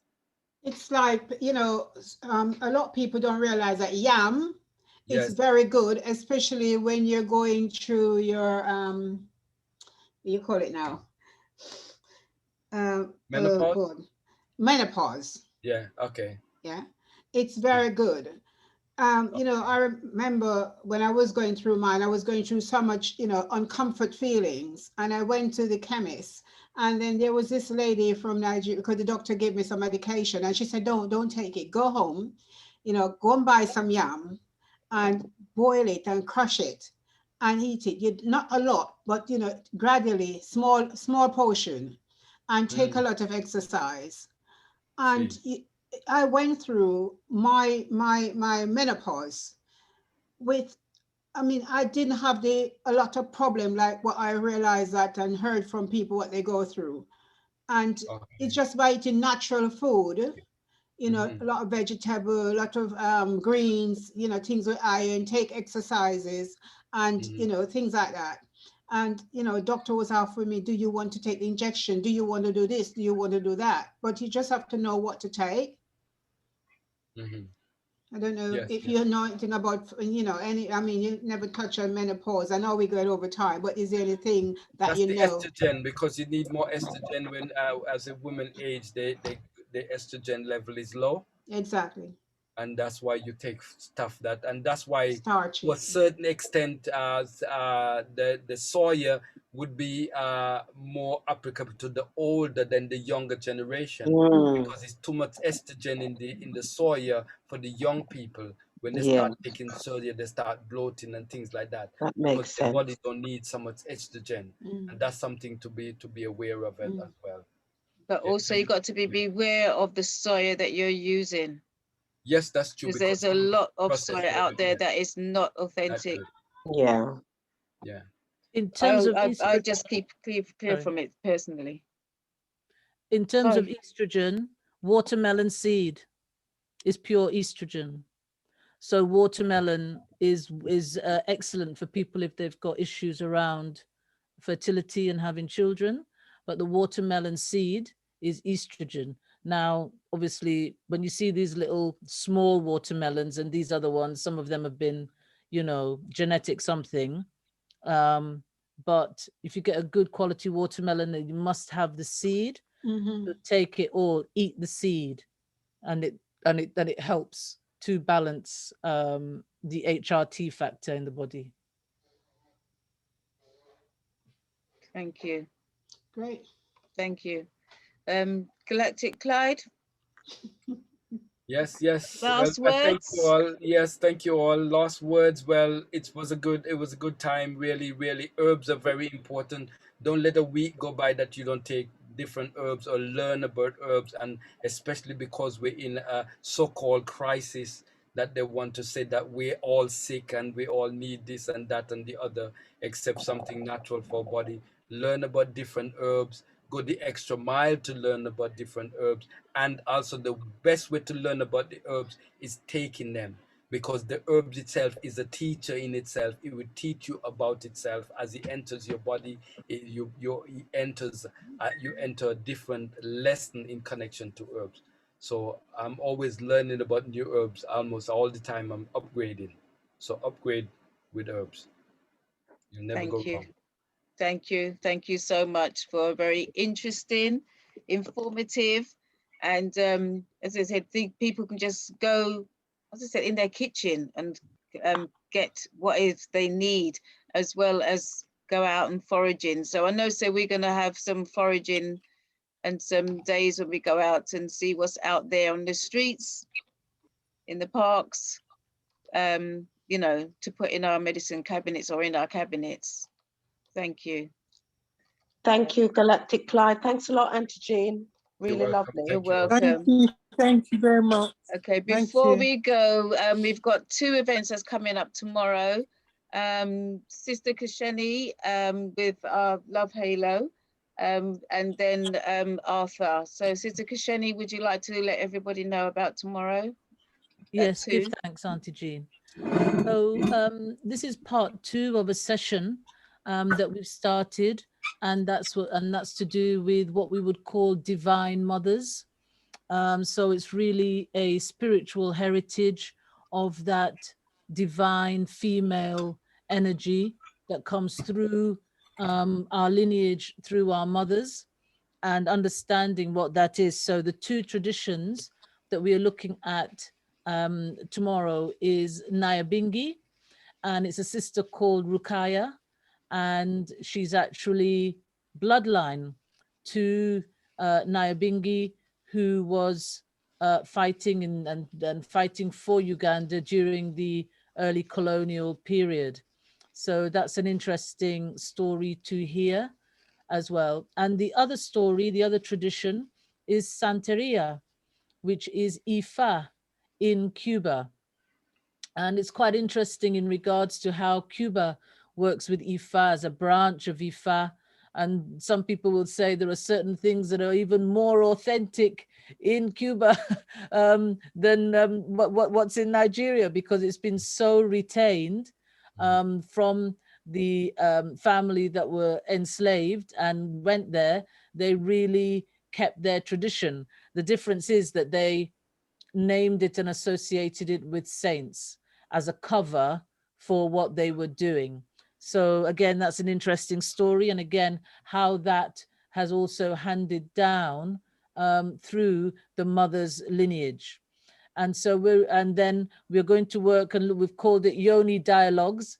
And just really the first session really raised the issue of understanding better the Yoni area as that portal, a key and sacred portal. And in fact, how the worst curse in the world is a woman who curses from that area of her body. So in understanding what we are teaching our young women and what we are teaching our young men in going forward, there's some very, very interesting aspects about that area that is really quite key to know. And there's a sister called Heket who is going to be doing that at that session. So it's 2 o'clock tomorrow afternoon. And yes, I think just a final point, you know, in our culture, we have these aspects and the energies are very strong and are very up. And we really need to harness them, because if we don't, someone else will. And just a note to say, I don't know if anybody saw the massive procession parade yesterday of the 22 mummies that were taken from the old museum in Cairo to a brand new museum. It was, I mean, it was beyond Olympics. So it was very spectacular, wasn't it? Really it was beautiful. spectacular, wasn't it? Oh, wow. And what I would say is that family is a reset. There wasn't one African heritage face, neither singing, nor drumming, nor walking, nor speaking, nor sitting in the audience, nothing, nowhere. None. But when they showed the mummies, it's pure blackface you're seeing. Amenhotep this, Thutmose that, Ramses II, and you just say, wow. And they played it out big, big, big. And the museum is a whole other technical, it must be like a spaceship, if you want. So that is, and look at the day that it happened, yesterday. So there's lots going on, and the mothers are calling us to know and understand better, both male and female, you know, so it's good times. So give thanks if you can join us. Thank you. So that's tomorrow at 2 p.m. start, and the actual details have been put into the chat. And also tomorrow at 7, we have our brother Arthur. Arthur, would you like to let everybody know what's happening at 7 p.m? Yeah, sure. Thanks to everybody. Yeah, we've got part 3 of module 1, which is all about understanding your dyslexia, unblocking your traumas, and looking at those type and trying to just explain to you what actually happens to you through those difficult moments in your life that cause you pain and still create problems for you later on in life. So yeah, looking forward to giving you the last one on module 1 tomorrow. So hopefully they're nice and sharp, 7 o'clock. Speak to you then. Okay, brilliant. Thank you so much, Arthur, for that. Looking forward for that tomorrow. Also, the details have been put in the chat, and I see Shez has repeated it. Thank you. Yeah. So big thank you to Brother Adisa. Dexter should have joined him, but obviously Dexter was busy. But he did a brilliant presentation, and I hope everybody has got his details who would like to know more information or invest in one of the 3 ways of investing in Nassentials. And if you didn't get that, then get in contact with me, and I can pass on the details. Or if you want the oil, or if you want the tea. Okay, and also big thank you again to our Galactic Clyde, full of information, never fails to amaze me with his knowledge. So thank you very much for all your research, because one beautiful thing about this Galactic Clyde, when he does his research and finds out new things, he just loves to share it. And yeah. And yeah, and that's a brilliant thing about Brother Galactic Clyde. So big thank you to everybody who's joined us in the Zoom. Big thank you to everybody who's joined us via Facebook, and a massive big thank you to everybody who's joined us by the Auntie Jean Zone on Black Culture Radio. which is all the W's, blackcultureradio.com. So big thank you to Black Culture Radio and everybody else for joining us, and looking forward to seeing you tomorrow. And if not tomorrow at 2, then tomorrow at 7, and if not then, looking forward to seeing you all next week, Friday, on the Garvey Village. Unlock the chains and keep well. And looking forward to seeing you then. Thank you. Oh, anything to say, Shares, before we go? But thank you as well for the information that you put into the chat and helping out. No, that's fine. Just everyone have a fantastic week ahead, and thank you, Galactic Clyde, for your fantastic presentation. It was really informative, as per usual anyway. So I expect nothing less from you. All right. But no, you've done a solid job. I'm telling you. Okay. So thank you, Arthur. You take care, and yeah. Joan, thank you so much. Kiss, everybody. Have a beautiful week and look after yourself. Stay safe and don't forget your allotment. No. So we will you will see us. We'll do a travel up there. Not to worry. I'll put all the details, and we have an event coming up. I'll make sure feed Sister Jean in whatsoever coming up. Okay? And she's not going to get rid of me now. Oh, good. No. You don't want to.